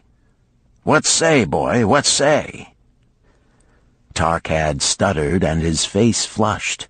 He had naught in his empty stomach to nerve him to argue with the outspoken Dabasir. "I am sorry, very sorry," he mumbled weakly. "But this day I have neither the copper nor the silver with which I could repay." "Then get it," Dabasir insisted. "Surely thou canst get hold of a few coppers and a piece of silver to repay the generosity of an old friend of thy father, who aided thee whence thou wast in need." "'Tis because ill fortune does pursue me that I cannot pay." "Ill fortune? Wouldst blame the gods for thine own weakness? Ill fortune pursues every man who thinks more of borrowing than of repaying. Come with me, boy, while I eat.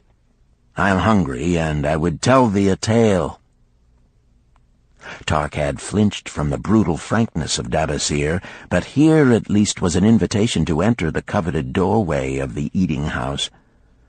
Dabasir pushed him to a far corner of the room where they seated themselves upon small rugs. When Koskor, the proprietor, appeared smiling, Dabasir addressed him with his usual freedom. "Fat lizard of the desert, bring to me a leg of the goat, very brown, with much juice, and bread and all of the vegetables, for I am hungry and want much food. Do not forget my friend here. Bring to him a jug of water. Have it cooled, for the day is hot." Arkad's heart sank. Must he sit here and drink water while he watched this man devour an entire goat leg? He said nothing. He thought of nothing he could say.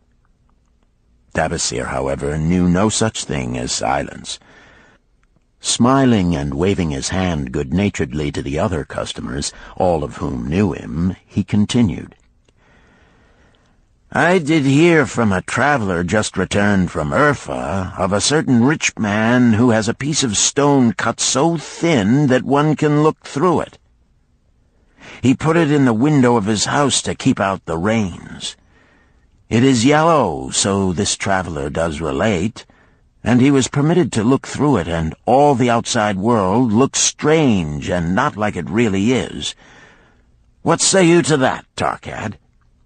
Thinkest all the world could look to a man a different color from what it is?" "I dare say," responded the youth, much more interested in the fat leg of goat placed before Dabasir. "Well, I know it to be true, for I, myself, have seen the world all of a different color from what it really is, and the tale I am about to tell relates how I came to see it in its right color once more."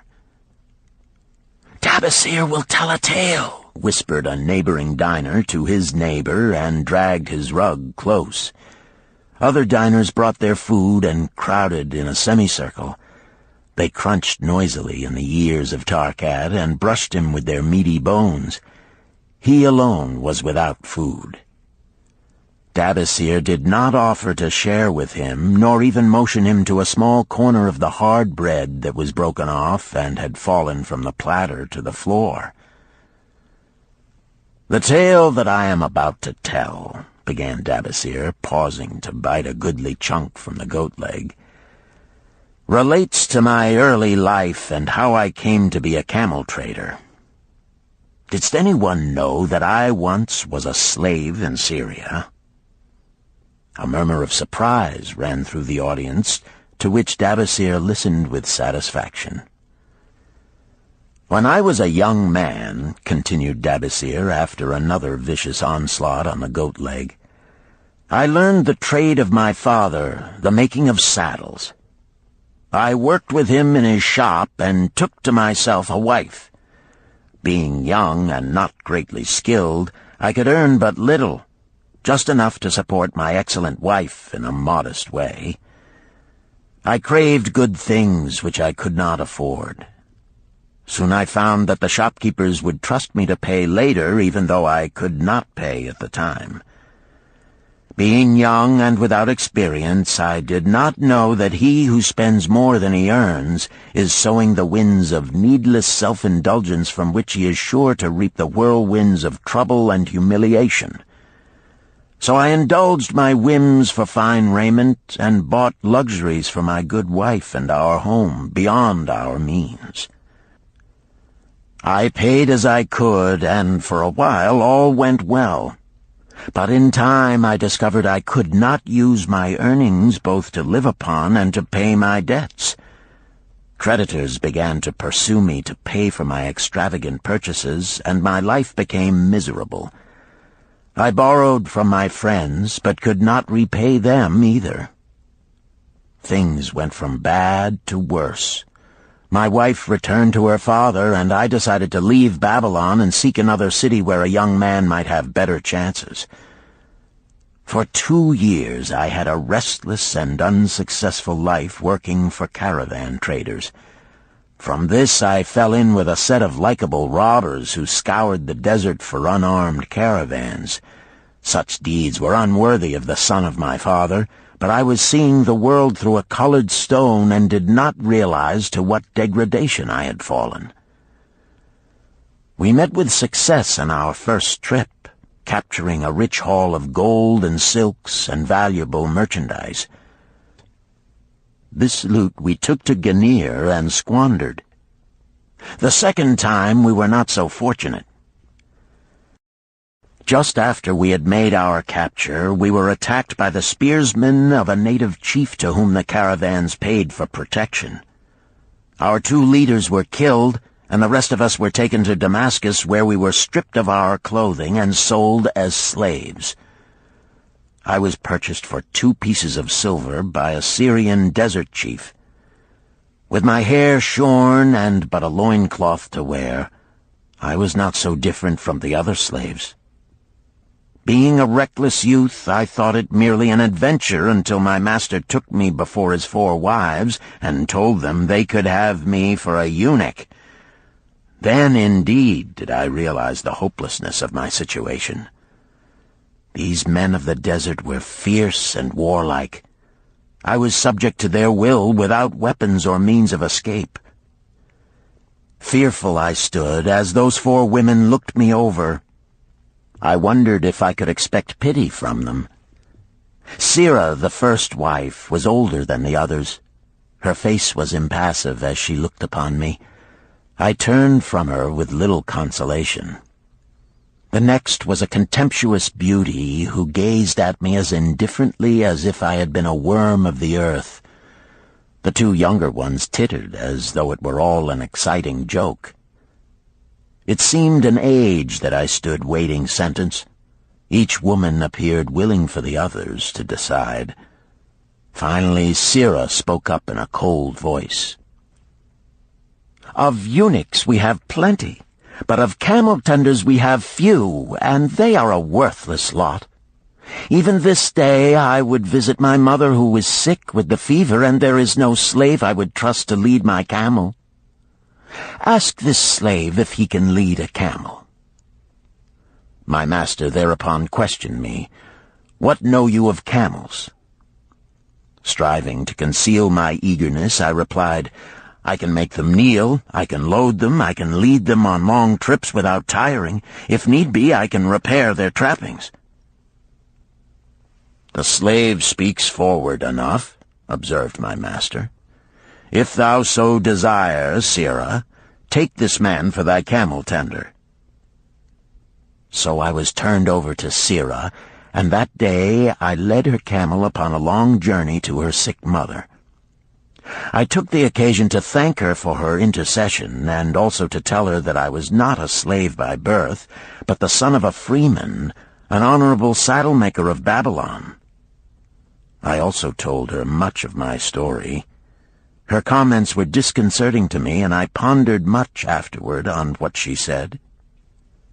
How can you call yourself a free man when your weakness has brought you to this? If a man has in himself the soul of a slave, will he not become one, no matter what his birth, even as water seeks its level? If a man has within him the soul of a free man, will he not become respected and honored in his own city in spite of his misfortune? For over a year I was a slave and lived with the slaves, but I could not become as one of them. One day Sira asked me, "In the eventime, when the other slaves can mingle and enjoy the society of each other, why dost thou sit in thy tent alone?" To which I responded, "I am pondering what you have said to me. I wonder if I have the soul of a slave. I cannot join them, so I must sit apart." "I, too, must sit apart," she confided. "My dowry was large, and my lord married me because of it. Yet he does not desire me. What every woman longs for is to be desired. Because of this, and because I am barren and have neither son nor daughter, must I sit apart. Were I a man, I would rather die than be such a slave, but the conventions of our tribe make slaves of women." "What think thou of me by this time?" I asked her suddenly. "Have I the soul of a man, or have I the soul of a slave?"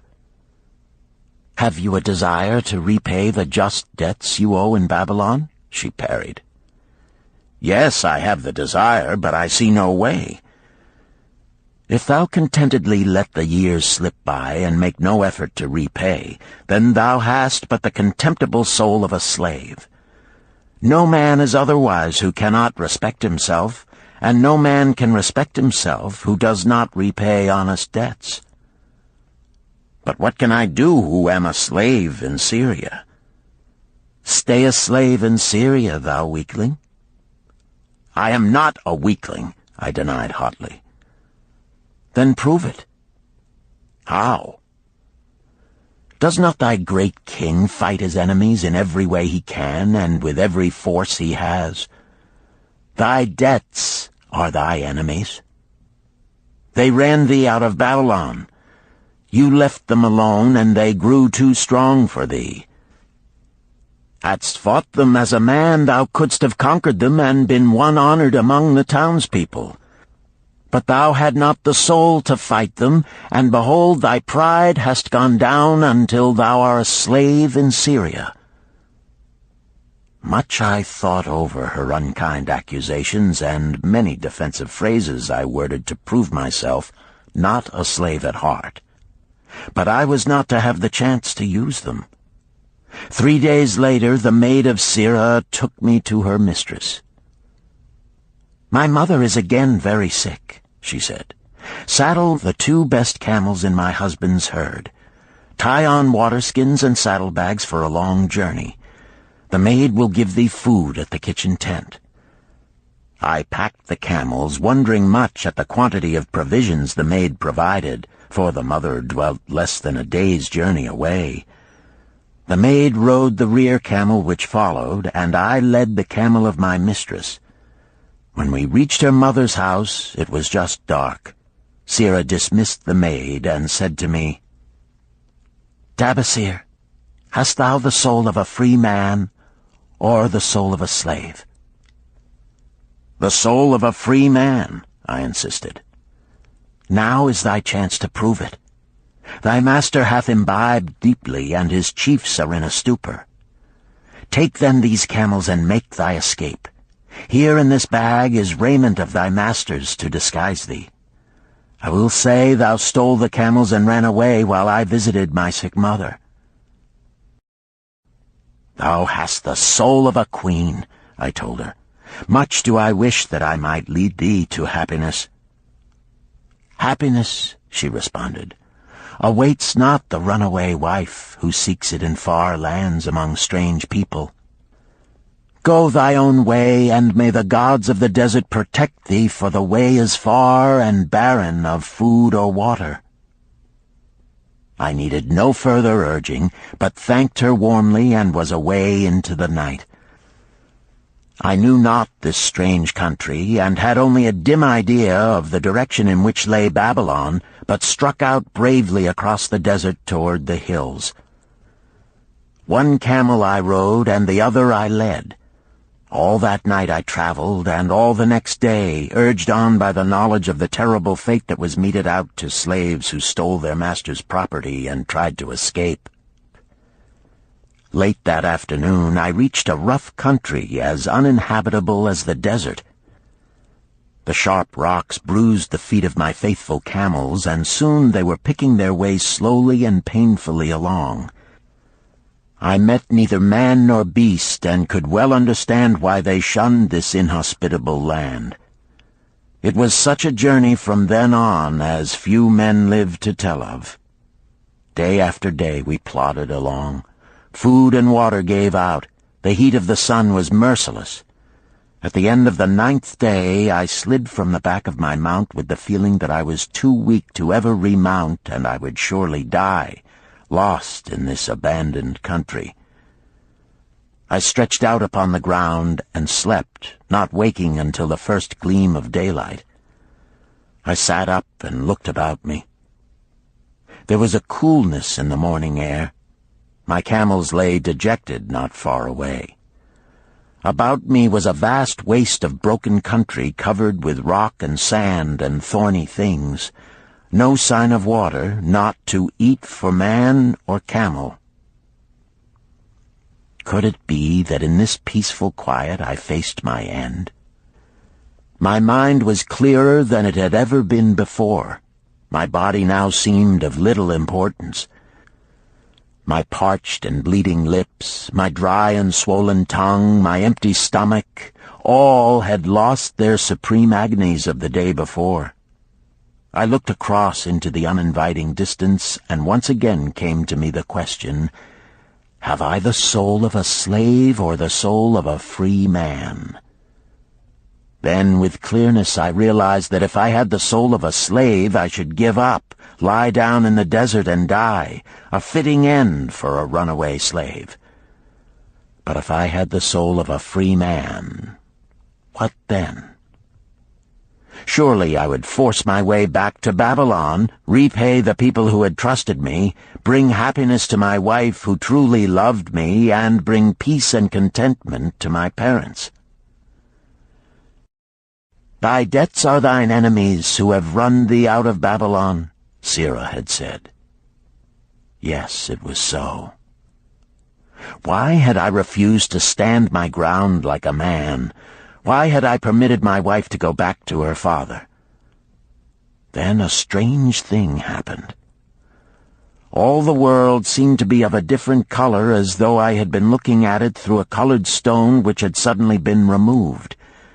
At last I saw the true values in life. Die in the desert, not I. With a new vision I saw the things that I must do. First, I would go back to Babalon and face every man to whom I owed an unpaid debt.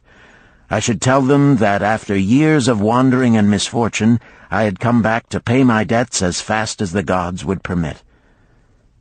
Next, I should make a home for my wife and become a citizen of whom my parents should be proud.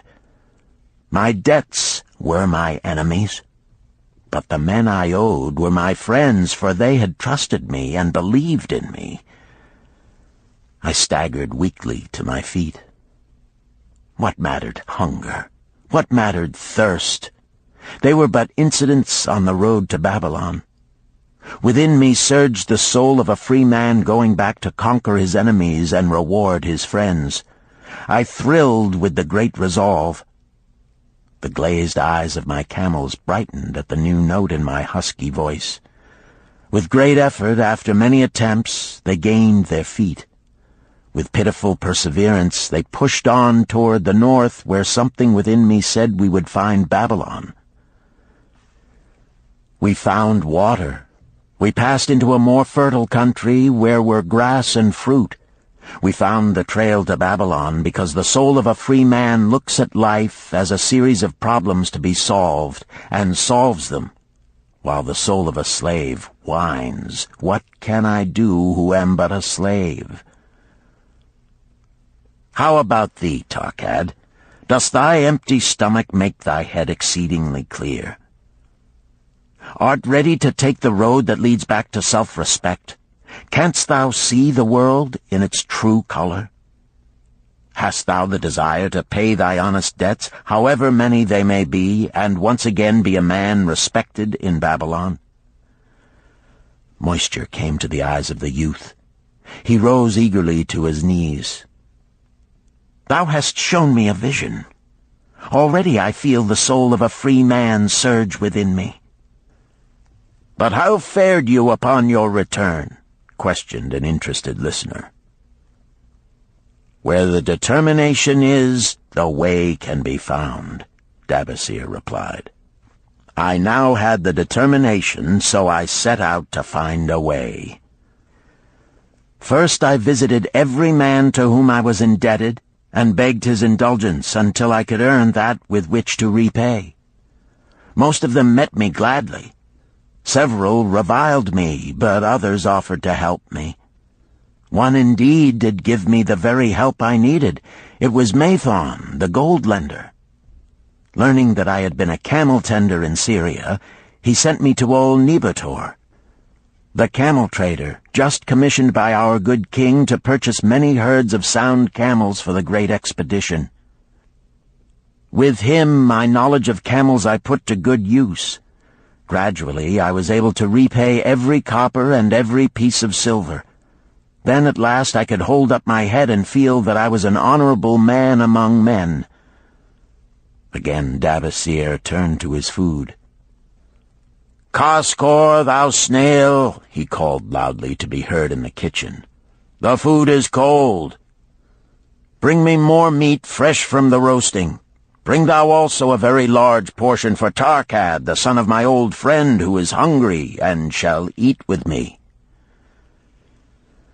So ended the tale of Dabasir, the camel trader of old Babalon. He found his own soul when he realized a great truth, a truth that had been known and used by wise men long before his time. It has led men of all ages out of difficulties and into success, and it will continue to do so for those who have the wisdom to understand its magic power. It is for any man to use who reads these lines. Where the determination is, the way can be found.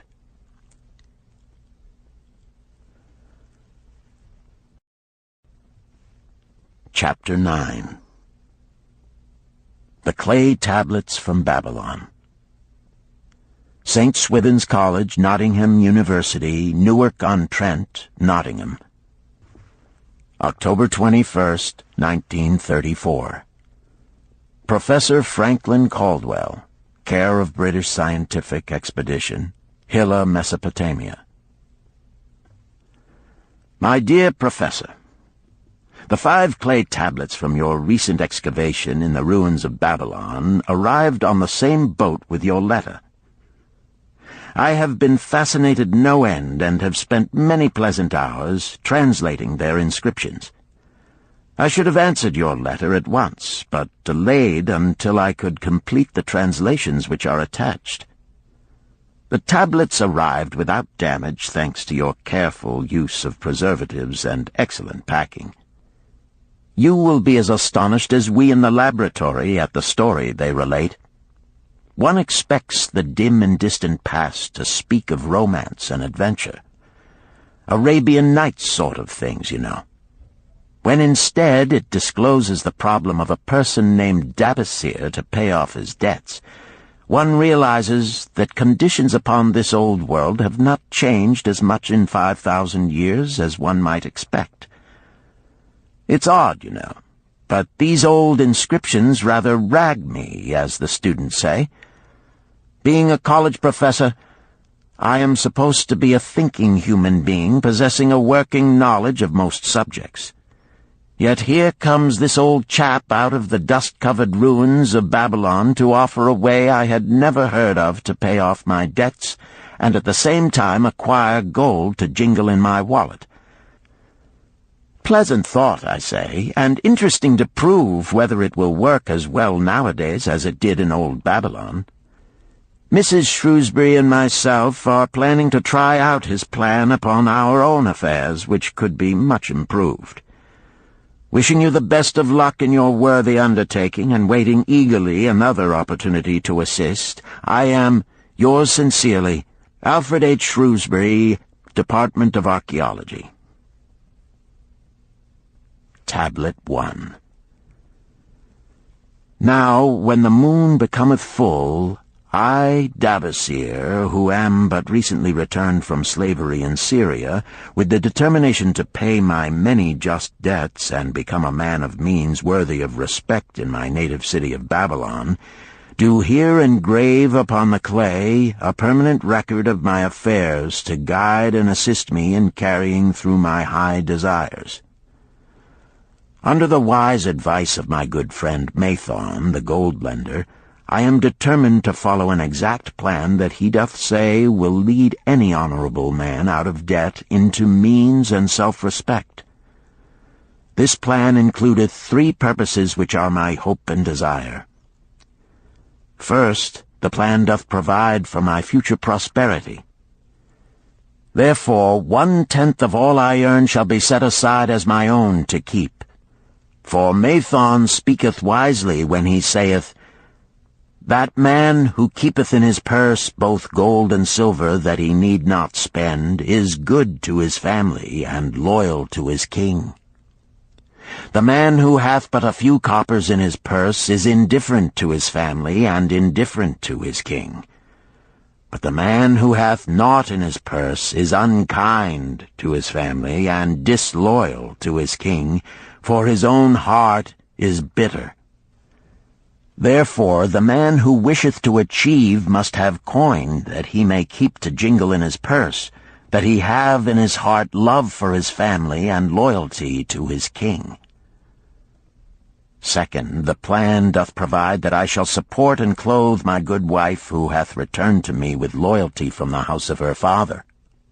For Mathon doth say that to take good care of a faithful wife putteth self-respect into the heart of a man, and addeth strength and determination to his purposes. Therefore 7/10 of all I earn shall be used to provide a home, clothes to wear, and food to eat, with a bit extra to spend, that our lives be not lacking in pleasure and enjoyment. But he doth further enjoin the greatest care that we spend not greater than 7/10 of what I earn for these worthy purposes. Herein lieth the success of the plan. I must live upon this portion, and never use more, nor buy what I may not pay for out of this portion. This ends Disc 3. The Richest Man in Babalon, Disc 4. Tablet 2. Third, the plan doth provide that out of my earnings my debts shall be paid. Therefore each time the moon is full, 2/10 of all I have earned shall be divided honorably and fairly among those who have trusted me and to whom I am indebted. Thus in due time will all my indebtedness be surely paid. Therefore do I here engrave the name of every man to whom I am indebted, and the honest amount of my debt. Faru the cloth weaver, 2 silver, 6 copper. Sinjar the couch maker, 1 silver. Amar my friend, 3 silver, 1 copper. Zantkar my friend, 4 silver, 7 copper. Askamir my friend, 1 silver, 3 copper. Haransir the jewel maker, 6 silver, 2 copper. Diarbekir, my father's friend, 4 silver, 1 copper. Alkahad, the house owner, 14 silver. Mathon, the gold lender, 9 silver. Birajik, the farmer, 1 silver, 7 copper. From here on, disintegrated, cannot be deciphered. Tablet 3. To these creditors do I owe in total 119 pieces of silver and 141 pieces of copper.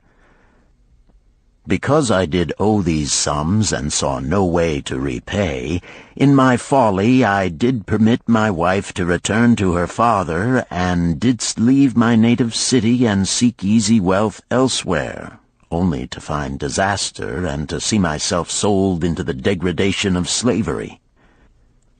Now that Mathon doth show me how I can repay my debts in small sums of my earnings, do I realize the great extent of my folly in running away from the results of my extravagances. Therefore have I visited my creditors and explained to them that I have no resources with which to pay except my ability to earn, and that I intend to apply 2/10 of all I earn upon my indebtedness evenly and honestly. This much can I pay, but no more. Therefore, if they be patient, in time my obligations will be paid in full. Amar, whom I thought my best friend, reviled me bitterly, and I left him in humiliation. Birajik, the farmer, pleaded that I pay him first, as he didst badly need help. Arkad, the house owner, was indeed disagreeable, and insisted that he would make me trouble unless I did soon settle in full with him. All the rest willingly accepted my proposal. Therefore am I more determined than ever to carry through, being convinced that it is easier to pay one's just debts than to avoid them. Even though I cannot meet the needs and demands of a few of my creditors, I will deal impartially with all. Tablet 4. Again the moon shines full. I have worked hard with a free mind. My good wife hath supported my intentions to pay my creditors. Because of our wise determination, I have earned during the past moon, buying camels of sound wind and good legs for Nibertor, the sum of 19 pieces of silver. This I have divided according to the plan. 1/10 have I set aside to keep as my own, 7/10 have I divided with my good wife to pay for our living, 2/10 have I divided among my creditors as evenly as could be done in coppers. I did not see Amar, but left it with his wife. Birajik was so pleased that he would kiss my hand. Old Arkad alone was grouchy and said I must pay faster. To which I replied that if I were permitted to be well fed and not worried, that alone would enable me to pay faster. All the others thanked me and spoke well of my efforts. Therefore, at the end of one moon, my indebtedness is reduced by almost 4 pieces of silver, and I possess almost 2 pieces of silver besides, upon which no man hath claim. My heart is lighter than it hath been for a long time. Again the moon shines full. I have worked hard, but with poor success. Few camels have I been able to buy. Only 11 pieces of silver have I earned. Nevertheless, my good wife and I have stood by the plan, even though we have bought no new raiment and eaten little but herbs. Again I paid ourselves 1/10 of the 11 pieces, while we lived upon 7/10. I was surprised when Amar commended my payment, even though small. So did Birajik. Arkad flew into a rage, but when told to give back his portion if he did not wish it, he became reconciled. The others, as before, were content. Again the moon shines full, and I am greatly rejoiced. I intercepted a fine herd of camels and bought many sound ones, therefore my earnings were 42 pieces of silver. This moon my wife and myself have bought much-needed sandals and raiment. Also we have dined well on meat and fowl. More than 8 pieces of silver we have paid to our creditors. Even Arkad did not protest. Great is the plan, for it leadeth us out of debt, and giveth us wealth which is ours to keep. 3 times the moon hath been full since I last carved upon this clay. Each time I paid to myself 1/10 of all I earned. Each time my good wife and I have lived upon 7/10, even though at times it was difficult. Each time have I paid to my creditors 2/10. In my purse I now have 21 pieces of silver that are mine. It maketh my head to stand straight upon my shoulders, and maketh me proud to walk among my friends. My wife keepeth well our home, and is becomingly gowned. We are happy to live together. The plan is of untold value. Hath it not made an honorable man of an ex-slave? Tablet 5. Again the moon shines full, and I remember that it is long since I carved upon the clay. 12 moons in truth have come and gone. But this day I will not neglect my record, because upon this day I have paid the last of my debts. This is the day upon which my good wife and my thankful self celebrate with great feasting that our determination hath been achieved. Many things occurred upon my final visit to my creditors that I shall long remember. Amar begged my forgiveness for his unkind words, and said that I was one of all others he most desired for a friend. Old Alcahad is not so bad after all, for he said, "Thou wert once a piece of soft clay to be pressed and molded by any hand that touched thee. But now thou art a piece of bronze, capable of holding an edge. If thou needst silver or gold at any time, come to me." Nor is he the only one who holdeth me in high regard. Many others speak deferentially to me. My good wife looketh upon me with a light in her eyes that doth make a man have confidence in himself. Yet it is the plan that hath made my success. It hath enabled me to pay all my debts and to jingle both gold and silver in my purse. I do commend it to all who wish to get ahead. For truly, if it will enable an ex-slave to pay his debts and have gold in his purse, will it not aid any man to find independence? Nor am I, myself, finished with it, for I am convinced that if I follow it further, it will make me rich among men. St. Swithin's College, Nottingham University, Newark-on-Trent, Nottingham, November 7th, 1936. Professor Franklin Caldwell, care of British Scientific Expedition, Hilla, Mesopotamia. My dear Professor, if in your further digging into those ruins of Babalon you encounter the ghost of a former resident, an old camel trader named Dabasir, do me a favor. Tell him that his scribbling upon those clay tablets so long ago has earned for him the lifelong gratitude of a couple of college folks back here in England. You will possibly remember my writing a year ago that Mrs. Shrewsbury and myself intended to try his plan for getting out of debt and at the same time having gold to jingle. You may have guessed, even though we tried to keep it from our friends, our desperate straits. We were frightfully humiliated for years by a lot of old debts, and worried sick for fear some of the tradespeople might start a scandal that would force me out of the college. We paid and paid, every shilling we could squeeze out of income, but it was hardly enough to hold things even. Besides, we were forced to do all our buying where we could get further credit regardless of higher costs. It developed into one of those vicious circles that grow worse instead of better. Our struggles were getting hopeless. We could not move to less costly rooms because we owed the landlord. There did not appear to be anything we could do to improve our situation. Then here comes your acquaintance, the old camel trader from Babalon, with a plan to do just what we wished to accomplish. He jolly well stirred us up to follow his system. We made a list of all our debts, and I took it around and showed it to every one we owed. I explained how it was simply impossible for me to ever repay them the way things were going along.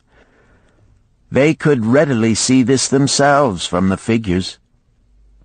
Then I explained that the only way I saw to pay in full was to set aside 20% of my income each month to be divided pro rata, which would pay them in full in a little over 2 years. That in the meantime we would go on a cash basis and give them the further benefit of our cash purchases. They were really quite decent.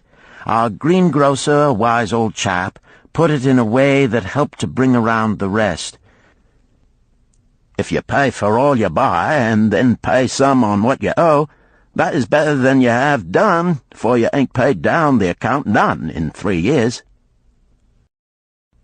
Finally, I secured all their names to an agreement binding them not to molest us as long as the 20% of income was paid regularly. Then we began scheming on how to live upon 70%. We were determined to keep that extra 10% to jingle. The thought of silver and possibly gold was most alluring. It was like having an adventure to make the change. We enjoyed figuring this way and that to live comfortably upon that remaining 70%. We started with rent and managed to secure a fair reduction. Next, we put our favorite brands of tea and such under suspicion, and were agreeably surprised how often we could purchase superior qualities at less cost. It is too long a story for a letter, but anyhow it did not prove difficult. We managed, and right cheerfully at that. What a relief it proved to have our affairs in such a shape we were no longer persecuted by past due accounts. I must not neglect, however, to tell you about that extra 10% we were supposed to jingle. Well, we did jingle it for some time. Now, don't laugh too soon. You see, that is the sporty part. It is the real fun to start accumulating money that you do not want to spend. There is more pleasure in running up such a surplus than there could be in spending it. After we had jingled to our heart's content, we found a more profitable use for it. We took up an investment upon which we could pay that 10% each month. This is proving to be the most satisfying part of our regeneration. It is the first thing we pay out of my check. There is a most gratifying sense of security to know our investment is growing steadily. By the time my teaching days are over, it should be a snug sum, large enough so the income will take care of us from then on. All this out of my same old check. Difficult to believe, yet absolutely true. All our debts being gradually paid, and at the same time our investment increasing. Besides, we get along financially even better than before. Who would believe there could be such a difference in results between following a financial plan and just drifting along? At the end of the next year, when all our old bills shall have been paid, we will have more to pay upon our investment besides some extra for travel. We are determined never again to permit our living expenses to exceed 70% of our income. Now you can understand why we would like to extend our personal thanks to that old chap whose plan saved us from our hell on earth. He knew. He had been through it all. He wanted others to benefit from his own bitter experiences. That is why he spent tedious hours carving his message upon the clay. He had a real message for fellow sufferers, a message so important that after 5,000 years it has risen out of the ruins of Babalon just as true and just as vital as the day it was buried. Yours sincerely, Alfred H. Shrewsbury, Department of Archaeology. Chapter 10. The Luckiest Man in Babalon. At the head of his caravan proudly rode Shahrunada, the merchant prince of Babalon. He liked fine cloth and wore rich and becoming robes. He liked fine animals and sat easily upon his spirited Arabian stallion. To look at him, one would hardly have guessed his advanced years. Certainly they would not have suspected that he was inwardly troubled. The journey from Damascus is long, and the hardships of the desert many. These he minded not. The Arab tribes are fierce and eager to loot rich caravans. These he feared not, for his many fleet-mounted guards were a safe protection. About the youth at his side, whom he was bringing from Damascus, was he disturbed. This was Hayden Gula, the grandson of his partner of other years, Arid Gula, to whom he felt he owed a debt of gratitude which could never be repaid. He would like to do something for this grandson, but the more he considered this, the more difficult it seemed because of the youth himself. Eyeing the young man's rings and earrings, he thought to himself, "He thinks jewels are for men. Still, he has his grandfather's strong face. But his grandfather wore no such gaudy robes. Yet I sought him to come, hoping I might help him get a start for himself and get away from the wreck his father has made of their inheritance." Hayden Gula broke in upon his thoughts. "Why dost thou work so hard, riding always with thy caravan upon its long journeys? Dost thou never take time to enjoy life?" Sharunada smiled. "To enjoy life?" he repeated. "What wouldst thou do to enjoy life if thou wert Sharunada?" "If I had wealth equal to thine, I would live like a prince. Never across the hot desert would I ride. I would spend the shekels as fast as they came to my purse. I would wear the richest of robes and the rarest of jewels. That would be a life to my liking, a life worth living." Both men laughed. "Thy grandfather wore no jewels," Sharunada spoke before he thought, then continued jokingly, "Wouldst thou leave no time for work?" "Work was made for slaves," Hayden Gula responded. Sharunada bit his lip but made no reply, riding in silence until the trail led them to the slope. Here he reined his mount, and pointing to the green valley far away, "See, there is the valley.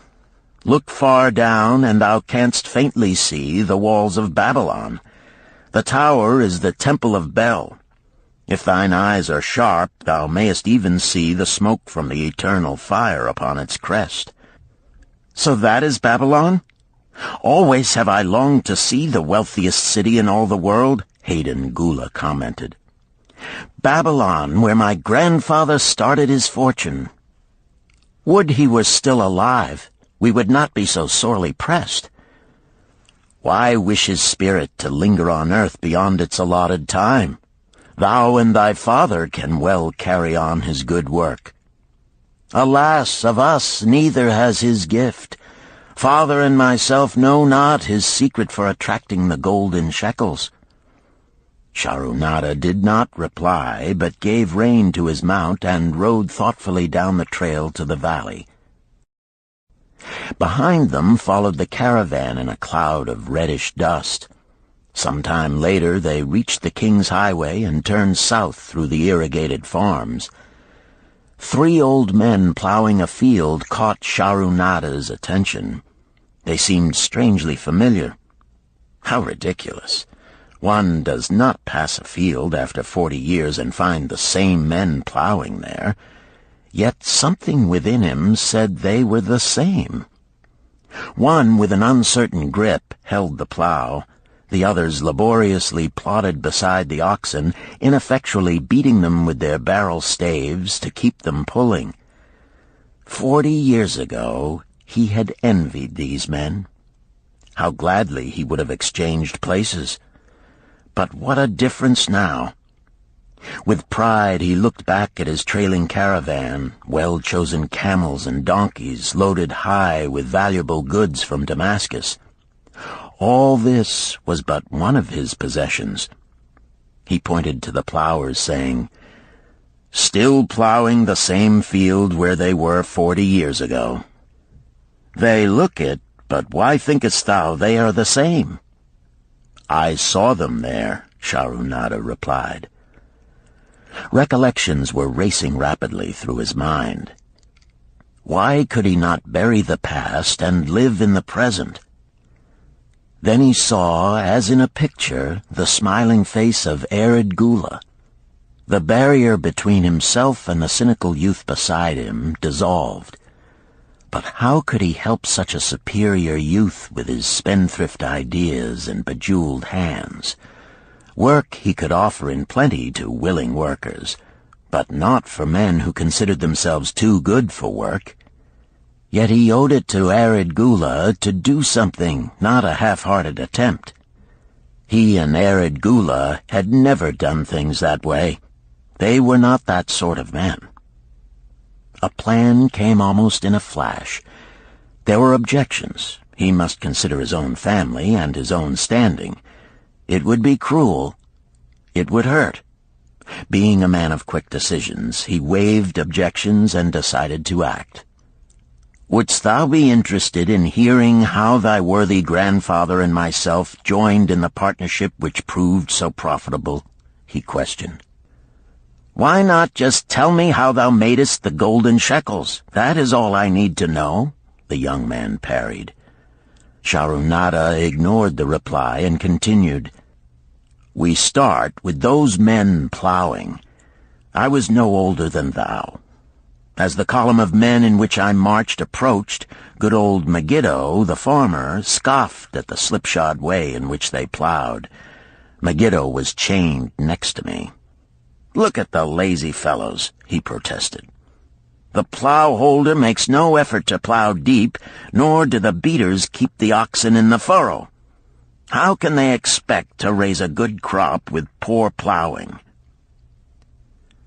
"Didst thou say Megiddo was chained to thee?" Arkad asked in surprise. "Yes, with bronze collars about our necks and a length of heavy chain between us. Next to him was Zabado, the sheep thief. I had known him in Harun. At the end was a man we called Pirate because he told us not his name. We judged him as a sailor as he had entwined serpents tattooed upon his chest in sailor fashion. The column was made up thus, so the men could walk in fours." "Thou wert chained as a slave?" Arkad asked incredulously. "Did not thy grandfather tell thee I was once a slave? He often spoke of thee, but never hinted of this. He was a man thou couldst trust with innermost secrets. Thou, too, are a man I may trust, am I not right?" Sharunada looked him squarely in the eye. "Thou mayest rely upon my silence, but I am amazed. Tell me, how didst thou come to be a slave?" Sharunada shrugged his shoulders. "Any man may find himself a slave. It was a gaming house and barley beer that brought me disaster. I was the victim of my brother's indiscretions. In a brawl he killed his friend. I was bonded to the widow by my father, desperate to keep my brother from being prosecuted under the law. When my father could not raise the silver to free me, she in anger sold me to the slave dealer." "What a shame and injustice," Arkad protested. "But tell me, how didst thou regain freedom?" "We shall come to that, but not yet. Let us continue my tale. As we passed, the plowers jeered at us. One did doff his ragged hat and bow low, calling out, 'Welcome to Babalon, guests of the king. He waits for thee on the city walls where the banquet is spread, mud bricks and onion soup.' With that, they laughed uproariously. Pirate flew into a rage and cursed them roundly. 'What do those men mean by the king awaiting us on the walls?' I asked him. 'To the city walls ye march to carry bricks until the back breaks. Maybe they beat thee to death before it breaks. They won't beat me. I'll kill 'em.' Then Megiddo spoke up. 'It doesn't make sense to me to talk of masters beating willing, hard-working slaves to death. Masters like good slaves and treat them well." "Who wants to work hard?" commented Zabato. "Those plowers are wise fellows. They're not breaking their backs, just letting on as if they be." "Thou can't get ahead by shirking," Megiddo protested. "If thou plow a hectare, that's a good day's work, and any master knows it. But when thou plow only a half, that's shirking. I don't shirk. I like to work, and I like to do good work, for work is the best friend I've ever known. It has brought me all the good things I've had, my farm and cows and crops, everything." "Yea, and where be these things now?" scoffed Zabato. "I figure it pays better to be smart and get by without working. You watch Zabato. If we're sold to the walls, he'll be carrying the water bag or some easy job, when thou, who like to work, will be breaking thy back carrying bricks." He laughed his silly laugh. Terror gripped me that night. I could not sleep. I crowded close to the guard rope, and when the others slept, I attracted the attention of Godoso, who was doing the first guard watch. He was one of those brigand Arabs, the sort of rogue who, if he robbed thee of thy purse, would think he must also cut thy throat. "Tell me, Godoso," I whispered, "when we get to Babalon, will we be sold to the walls?" "Why want to know?" he questioned cautiously. "Canst thou not understand?" I pleaded. "I am young. I want to live. I don't want to be worked or beaten to death on the walls. Is there any chance for me to get a good master?" He whispered back, "I tell something. Thou good fellow, give Godoso no trouble. Most times we go first to slave market. Listen now. When buyers come, tell 'em you good worker, like to work hard for good master, make 'em want to buy. You not make 'em buy, next day you carry brick. Mighty hard work." After he walked away, I lay in the warm sand looking up at the stars and thinking about work. What Megiddo had said about it being his best friend made me wonder if it would be my best friend. Certainly it would be if it helped me out of this. When Megiddo awoke, I whispered my good news to him. It was our one ray of hope as we marched toward Babalon.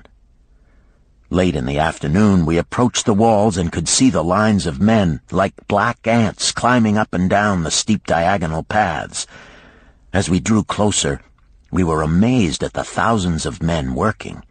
Some were digging in the moat, others mixed the dirt into mud bricks. The greatest number were carrying the bricks in large baskets up those steep trails to the masons. Overseers cursed the laggards and cracked bullock whips over the backs of those who failed to keep in line. Poor, worn-out fellows were seen to stagger and fall beneath their heavy baskets, unable to rise again. If the lash failed to bring them to their feet, they were pushed to the side of the paths and left writhing in agony.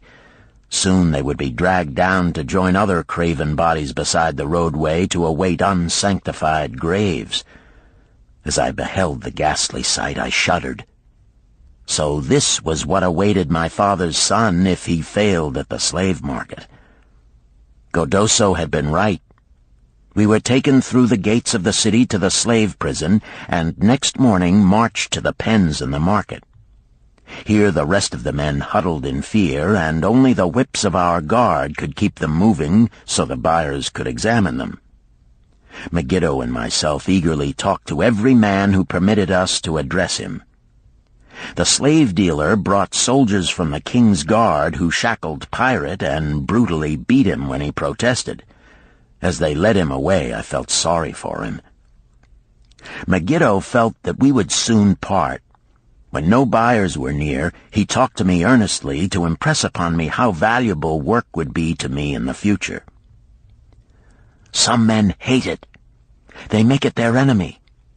Better to treat it like a friend. Make thyself like it. Don't mind because it is hard. If thou thinkest about what a good house thou build, then who cares if the beams are heavy and it is far from the well to carry the water for the plaster? Promise me, boy, if thou get a master, work for him as hard as thou canst. If he does not appreciate all thou do, never mind. Remember, work well done does good to the man who does it. It makes him a better man. He stopped as a burly farmer came to the enclosure and looked at us critically. Megiddo asked about his farm and crops, soon convincing him that he would be a valuable man. After violent bargaining with the slave dealer, the farmer drew a fat purse from beneath his robe, and soon Megiddo had followed his new master out of sight. A few other men were sold during the morning. At noon, Godoso confided to me that the dealer was disgusted and would not stay over another night, but would take all who remained at sundown to the king's buyer. I was becoming desperate when a fat, good-natured man walked up to the wall and inquired if there was a baker among us. I approached him, saying, "Why should a good baker like thyself seek another baker of inferior ways? Would it not be easier to teach a willing man like myself thy skilled ways? Look at me. I am young, strong, and like to work. Give me a chance, and I will do my best to earn gold and silver for thy purse." He was impressed by my willingness, and began bargaining with the dealer, who had never noticed me since he had bought me, but now waxed eloquent on my abilities, good health, and good disposition. I felt like a fat ox being sold to a butcher. At last, much to my joy, the deal was closed. I followed my new master away, thinking I was the luckiest man in Babalon. My new home was much to my liking. Nananeid, my master, taught me how to grind the barley in the stone bowl that stood in the courtyard, how to build the fire in the oven, and then how to grind very fine the sesame flour for the honey cakes. I had a couch in the shed where his grain was stored. The old slave housekeeper, Swasti, fed me well and was pleased at the way I helped her with the heavy tasks. Here was the chance I had longed for to make myself valuable to my master, and, I hoped, to find a way to earn my freedom. I asked Nananeid to show me how to knead the bread and to bake. This he did, much pleased at my willingness. Later, when I could do this well, I asked him to show me how to make the honey cakes, and soon I was doing all the baking. My master was glad to be idle, but Swasti shook her head in disapproval.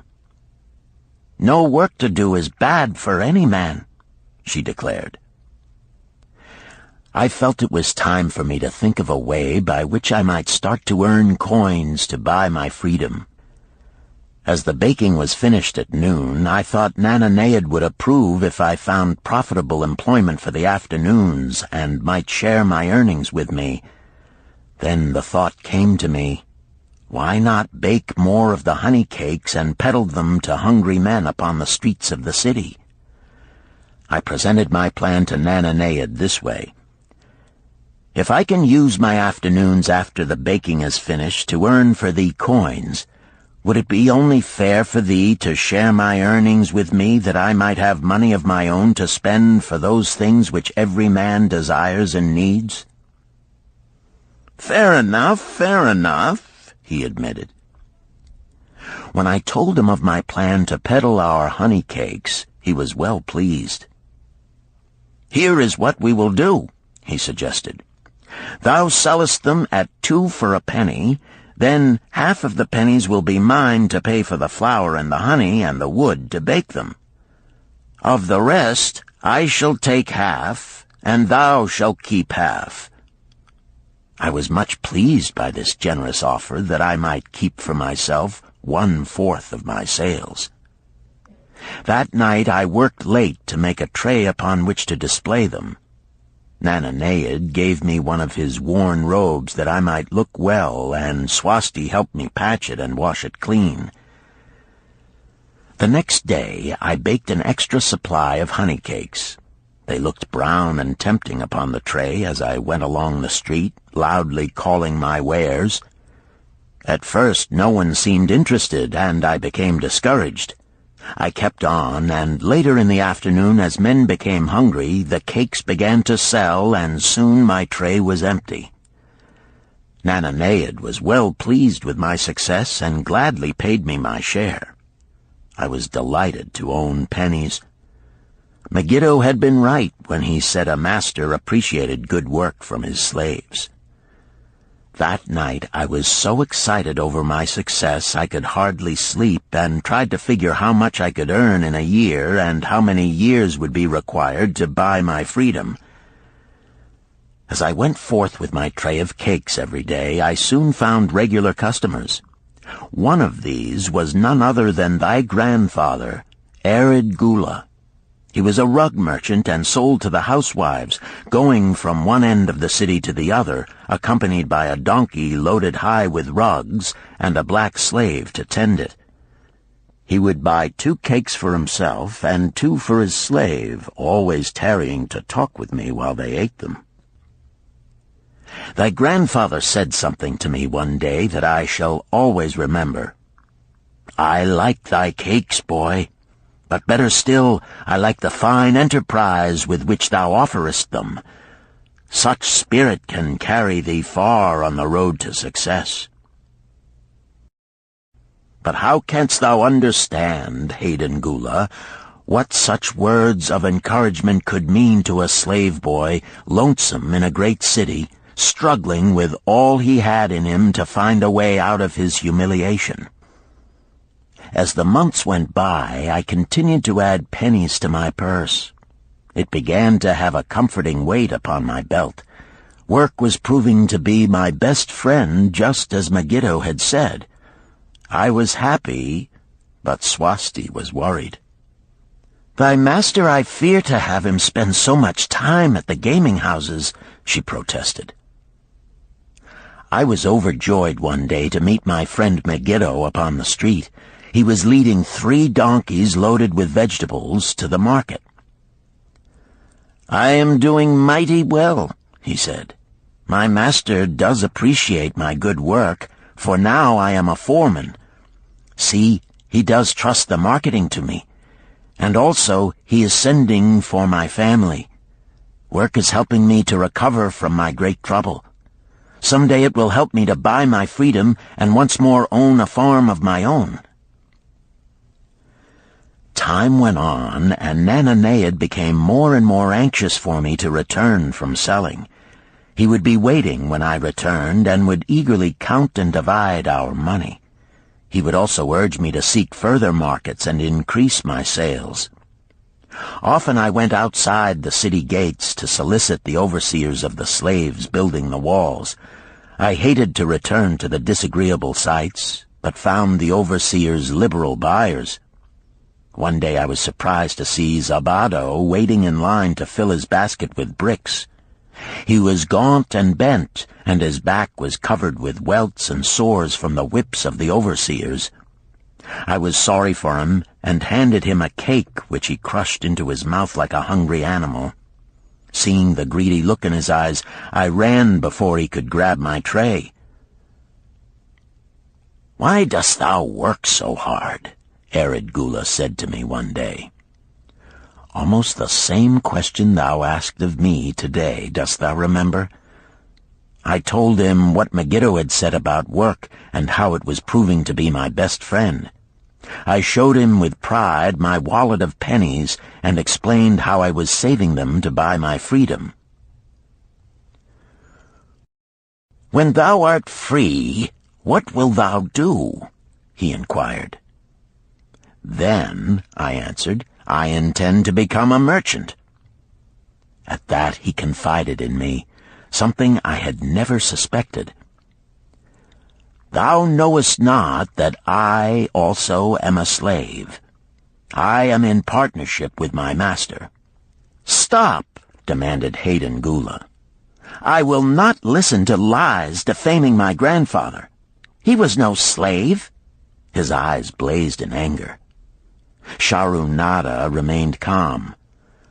"I honor him for rising above his misfortune and becoming a leading citizen of Damascus. Art thou his grandson, cast of the same mold? Art thou man enough to face true facts, or dost thou prefer to live under false illusions?" Hayden Gula straightened in his saddle. In a voice suppressed with deep emotion, he replied, "My grandfather was beloved by all. Countless were his good deeds. When the famine came, did not his gold buy grain in Egypt, and did not his caravan bring it to Damascus and distribute it to the people so none would starve? Now thou sayest he was but a despised slave in Babylon. Had he remained a slave in Babylon, then he might well have been despised. But when, through his own efforts, he became a great man in Damascus, the gods indeed condoned his misfortunes and honored him with their respect," Sharunada replied. "After telling me that he was a slave," Sharunada continued, "he explained how anxious he had been to earn his freedom. Now that he had enough money to buy this, he was much disturbed as to what he should do. He was no longer making good sales and feared to leave the support of his master." I protested his indecision. "Cling no longer to thy master. Get once again the feeling of being a free man. Act like a free man and succeed like one. Decide what thou desirest to accomplish, and then work will aid thee to achieve it." He went on his way, saying he was glad I had shamed him for his cowardice. One day I went outside the gates again, and was surprised to find a great crowd gathering there. When I asked a man for an explanation, he replied, "Hast thou not heard? An escaped slave who murdered one of the king's guards has been brought to justice and will this day be flogged to death for his crime. Even the king himself is to be here." So dense was the crowd about the flogging post, I feared to go near lest my tray of honey cakes be upset. Therefore I climbed up the unfinished wall to see over the heads of the people. I was fortunate in having a view of Nebuchadnezzar himself as he rode by in his golden chariot. Never had I beheld such grandeur, such robes and hangings of gold cloth and velvet. I could not see the flogging, though I could hear the shrieks of the poor slave. I wondered how one so noble as our handsome king could endure to see such suffering, yet when I saw he was laughing and joking with his nobles, I knew he was cruel and understood why such inhuman tasks were demanded of the slaves building the walls. After the slave was dead, his body was hung upon a pole by a rope attached to his leg so all might see. As the crowd began to thin, I went close. On the hairy chest, I saw tattooed 2 entwined serpents. It was Pirate. The next time I met Arid Gula, he was a changed man. Full of enthusiasm, he greeted me. "Behold, the slave thou knewest is now a free man. There was magic in thy words. Already my sales and my profits are increasing. My wife is overjoyed. She was a free woman, the niece of my master. She much desires that we move to a strange city where no man shall know I was once a slave. Thus our children shall be above reproach for their father's misfortune. Work has become my best helper. It has enabled me to recapture my confidence and my skill to sell." I was overjoyed that I had been able, even in a small way, to repay him for the encouragement he had given me. One evening Swasti came to me in deep distress. "Thy master is in trouble. I fear for him. Some months ago he lost much at the gaming tables. He pays not the farmer for his grain, nor his honey. He pays not the money-lender. They are angry and threaten him." "Why should we worry over his folly? We are not his keepers," I replied thoughtlessly. "Foolish youth, thou understandest not. To the moneylender didst he give thy title to secure a loan? Under the law he can claim thee and sell thee. I know not what to do. He is a good master. Why, oh, why should such trouble come upon him? Not were Swasti's fears groundless. While I was doing the baking next morning, the moneylender returned with a man he called Sasi. This man looked me over and said I would do.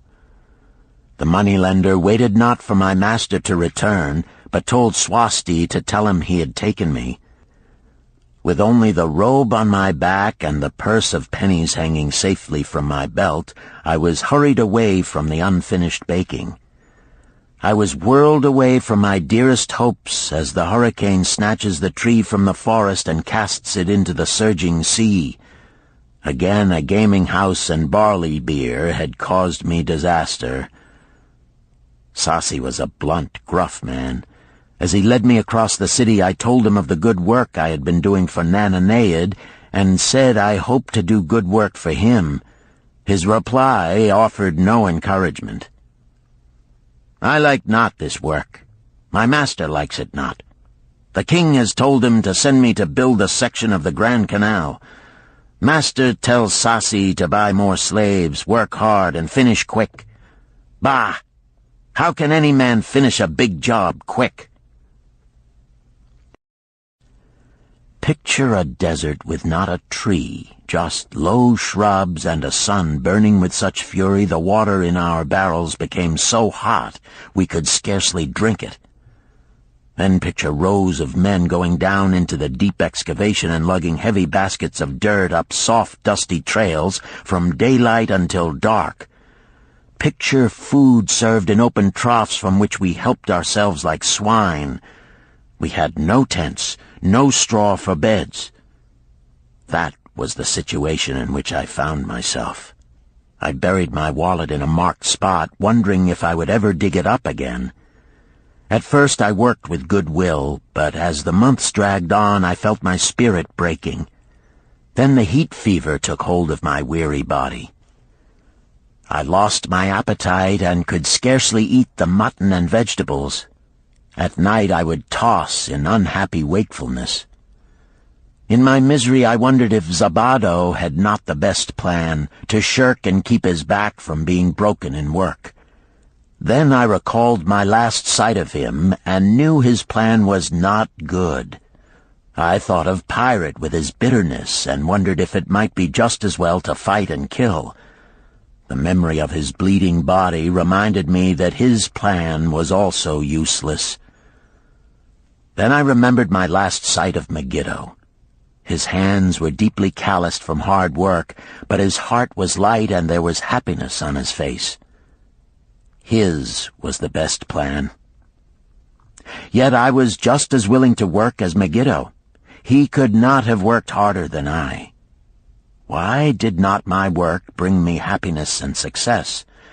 Was it work that brought Megiddo happiness, or was happiness and success merely in the laps of the gods? Was I to work the rest of my life without gaining my desires, without happiness and success? All of these questions were jumbled in my mind, and I had not an answer. Indeed, I was sorely confused. Several days later, when it seemed that I was at the end of my endurance and my questions still unanswered, Sasi sent for me. A messenger had come from my master to take me back to Babalon. I dug up my precious wallet, wrapped myself in the tattered remnants of my robe, and was on my way. As we rode, the same thoughts of a hurricane whirling me hither and thither kept racing through my feverish brain. I seemed to be living the weird words of a chant from my native town of Harun. Besetting a man like a whirlwind, driving him like a storm, whose course no one can follow, whose destiny no one can foretell. Was I destined to be ever thus punished for I knew not what? What new miseries and disappointments awaited me? When we rode to the courtyard of my master's house, imagine my surprise when I saw Arid Gula awaiting me.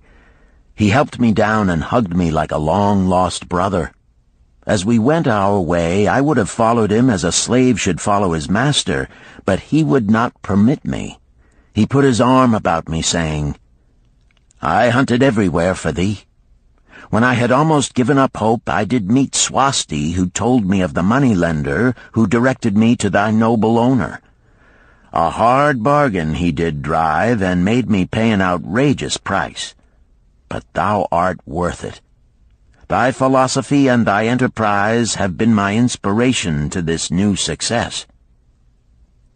"Megiddo's philosophy, not mine," I interrupted. "Megiddo's and thine. Thanks to thee both, we are going to Damascus, and I need thee for my partner." "See," he exclaimed, "in one moment thou wilt be a free man." So saying, he drew from beneath his robe the clay tablet carrying my title. This he raised above his head and hurled it to break in 100 pieces upon the cobblestones. With glee he stamped upon the fragments until they were but dust. Tears of gratitude filled my eyes. I knew I was the luckiest man in Babalon. Work, thou see, by this, in the time of my greatest distress, didst prove to be my best friend. My willingness to work enabled me to escape from being sold to join the slave gangs upon the walls. It also so impressed thy grandfather, he selected me for his partner.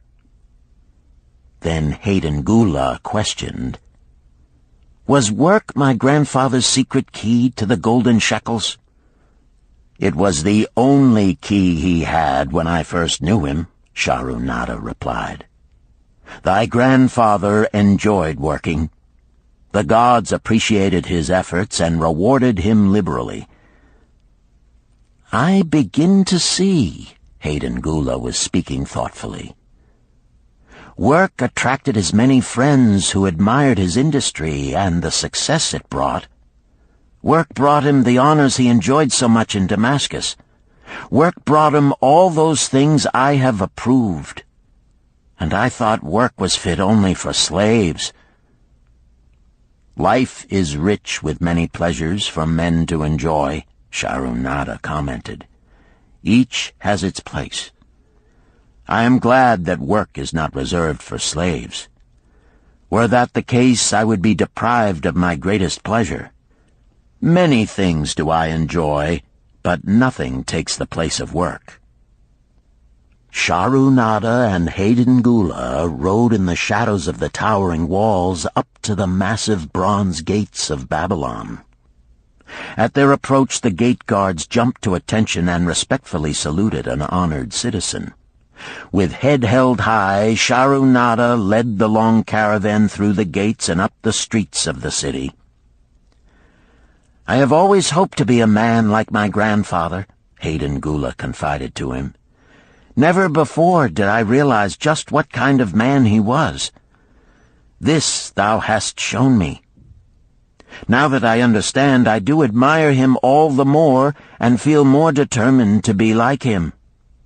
I fear I can never repay thee for giving me the true key to his success. From this day forth I shall use his key. I shall start humbly as he started, which befits my true station far better than jewels and fine robes." So saying, Hayden Gula pulled the jeweled baubles from his ears and the rings from his fingers. Then, reining his horse, he dropped back and rode with deep respect behind the leader of the caravan.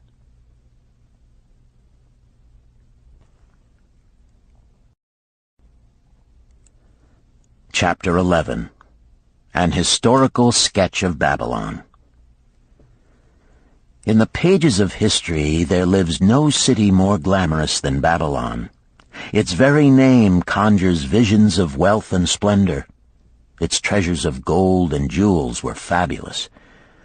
One naturally pictures such a wealthy city as located in a suitable setting of tropical luxury, surrounded by rich natural resources of forests and mines. Such was not the case. It was located beside the Euphrates River in a flat, arid valley. It had no forests, no mines, not even stone for building. It was not even located upon a natural trade route. The rainfall was insufficient to raise crops. Babalon is an outstanding example of man's ability to achieve great objectives using whatever means are at his disposal. All of the resources supporting this large city were man-developed. All of its riches were man-made. Babalon possessed just two natural resources: a fertile soil and water in the river. With one of the greatest engineering accomplishments of this or any other day, Babylonian engineers diverted the waters from the river by means of dams and immense irrigation canals. Far out across that arid valley went these canals to pour the life-giving waters over the fertile soil. This ranks among the first engineering feats known to history.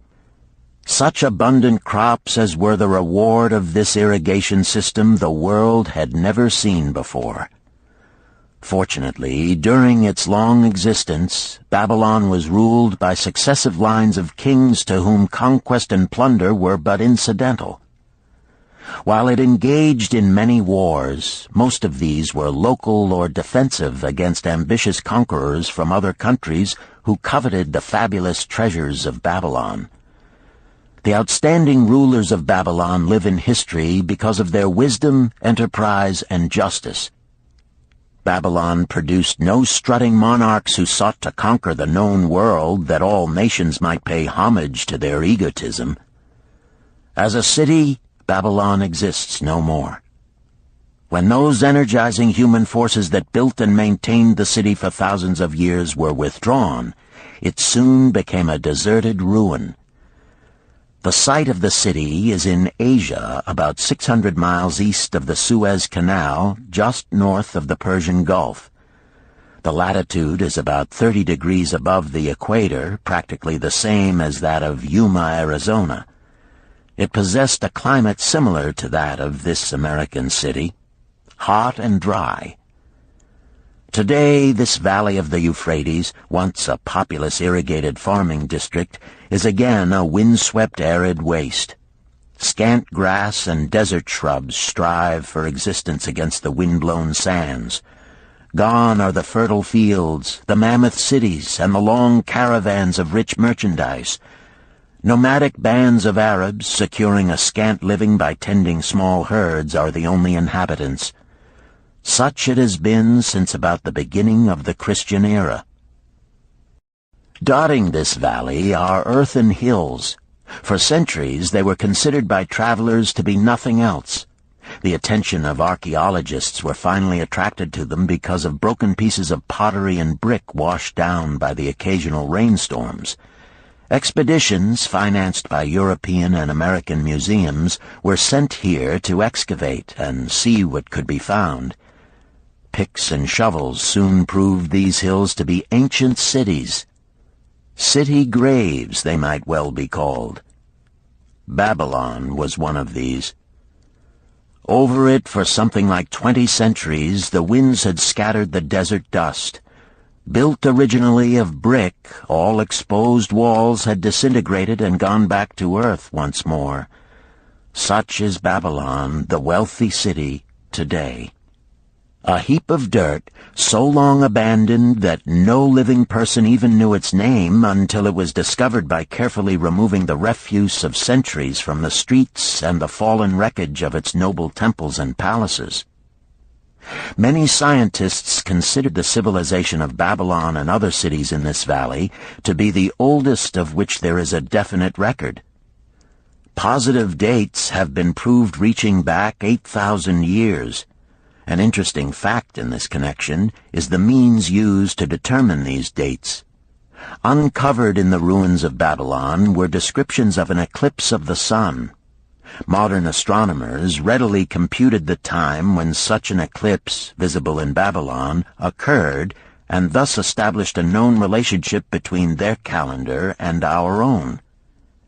In this way, we have proved that 8,000 years ago, the Sumerites, who inhabited Babylonia, were living in walled cities. one can only conjecture for how many centuries previous such cities had existed. Their inhabitants were not mere barbarians living within protecting walls. They were an educated and enlightened people. So far as written history goes, they were the first engineers, the first astronomers, the first mathematicians, the first financiers, and the first people to have a written language. Mention has already been made of the irrigation systems which transformed the arid valley into an agricultural paradise. The remains of these canals can still be traced, although they are mostly filled with accumulated sand. Some of them were of such size that, when empty of water, a dozen horses could be ridden abreast along their bottoms. In size they compare favorably with the largest canals in Colorado and Utah. In addition to irrigating the valley lands, Babylonian engineers completed another project of similar magnitude. By means of an elaborate drainage system, they reclaimed an immense area of swampland at the mouths of the Euphrates and Tigris rivers and put this also under cultivation. Herodotus, the Greek traveler and historian, visited Babylon while it was in its prime and has given us the only known description by an outsider. His writings give a graphic description of the city and some of the unusual customs of its people. He mentions the remarkable fertility of the soil and the bountiful harvest of wheat and barley which they produced. The glory of Babylon has faded, but its wisdom has been preserved for us. For this we are indebted to their form of records. In that distant day, the use of paper had not been invented. Instead, they laboriously engraved their writing upon tablets of moist clay. When completed, these were baked and became hard tile. In size, they were about 6 by 8 inches and an inch in thickness. These clay tablets, as they are commonly called, were used much as we use modern forms of writing. Upon them were engraved legends, poetry, history, transcriptions of royal decrees, the laws of the land, titles to property, promissory notes, and even letters which were dispatched by messengers to distant cities. From these clay tablets we are permitted an insight into the intimate personal affairs of the people. For example, one tablet, evidently from the records of a country storekeeper, relates that upon the given date, a certain named customer brought in a cow and exchanged it for 7 sacks of wheat, 3 being delivered at the time, and the other 4 to await the customer's pleasure. Safely buried in the wrecked cities, archaeologists have recovered entire libraries of these tablets, hundreds of thousands of them. One of the outstanding wonders of Babylon was the immense walls surrounding the city. The ancients ranked them with the Great Pyramid of Egypt as belonging to the 7 wonders of the world.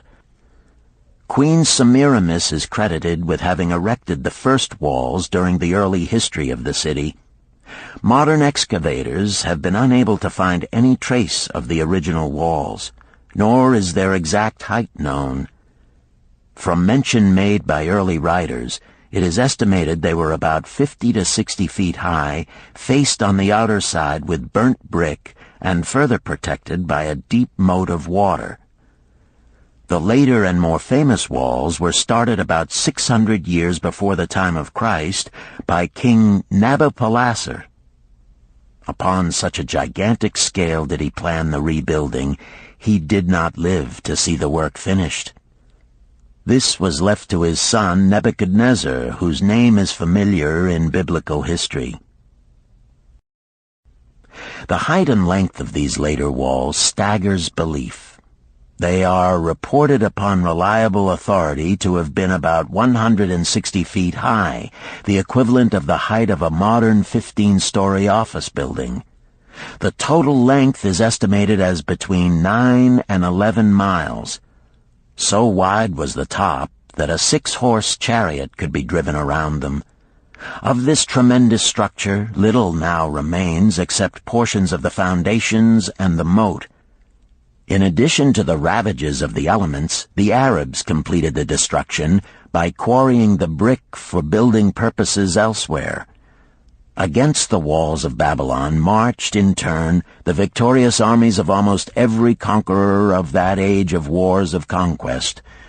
A host of kings laid siege to Babylon, but always in vain. Invading armies of that day were not to be considered lightly. Historians speak of such units as 10,000 horsemen, 25,000 chariots, 1,200 regiments of foot soldiers with 1,000 men to the regiment. Often 2 or 3 years of preparation would be required to assemble war materials and depots of food along the proposed line of march. The city of Babylon was organized much like a modern city. There were streets and shops. Peddlers offered their wares through residential districts. Priests officiated in magnificent temples. Within the city was an inner enclosure for the royal palaces. The walls about this were said to have been higher than those about the city. The Babylonians were skilled in the arts. These included sculpture, painting, weaving, gold working, and the manufacture of metal weapons and agricultural implements. Their jewelers created most artistic jewelry. Many samples have been recovered from the graves of its wealthy citizens and are now on exhibition in the leading museums of the world. At a very early period, when the rest of the world was still hacking at trees with stone-headed axes, or hunting and fighting with flint-pointed spears and arrows, the Babylonians were using axes, spears, and arrows with metal heads. The Babylonians were clever financiers and traders. So far as we know, they were the original inventors of money as a means of exchange, of promissory notes, and written titles to property. Babylon was never entered by hostile armies until about 540 years before the birth of Christ. Even then, the walls were not captured. The story of the fall of Babylon is most unusual. Cyrus, one of the great conquerors of that period, intended to attack the city and hoped to take its impregnable walls. Advisors of Nabonidus, the king of Babylon, persuaded him to go forth to meet Cyrus and give him battle without waiting for the city to be besieged. In the succeeding defeat to the Babylonian army, it fled away from the city. Cyrus thereupon entered the open gates and took possession without resistance. Thereafter, the power and prestige of the city gradually waned until, in the course of a few hundred years, it was eventually abandoned, deserted, left for the winds and storms to level once again to that desert earth from which its grandeur had originally been built. Babylon had fallen, never to rise again. But to it, civilization owes much. The eons of time have crumbled to dust the proud walls of its temples, but the wisdom of Babylon endures. The End. You've been listening to The Richest Man in Babylon by George S. Clason, narrated by Richard Ferrone, and directed by Ben Ruggiero. If you've enjoyed this book and this performance, Recorded Books recommends The Art of War by Sun Tzu, narrated by Joe Mantegna. This classic of military strategy includes a detailed introduction and commentary on the history of Chinese warfare and military thought.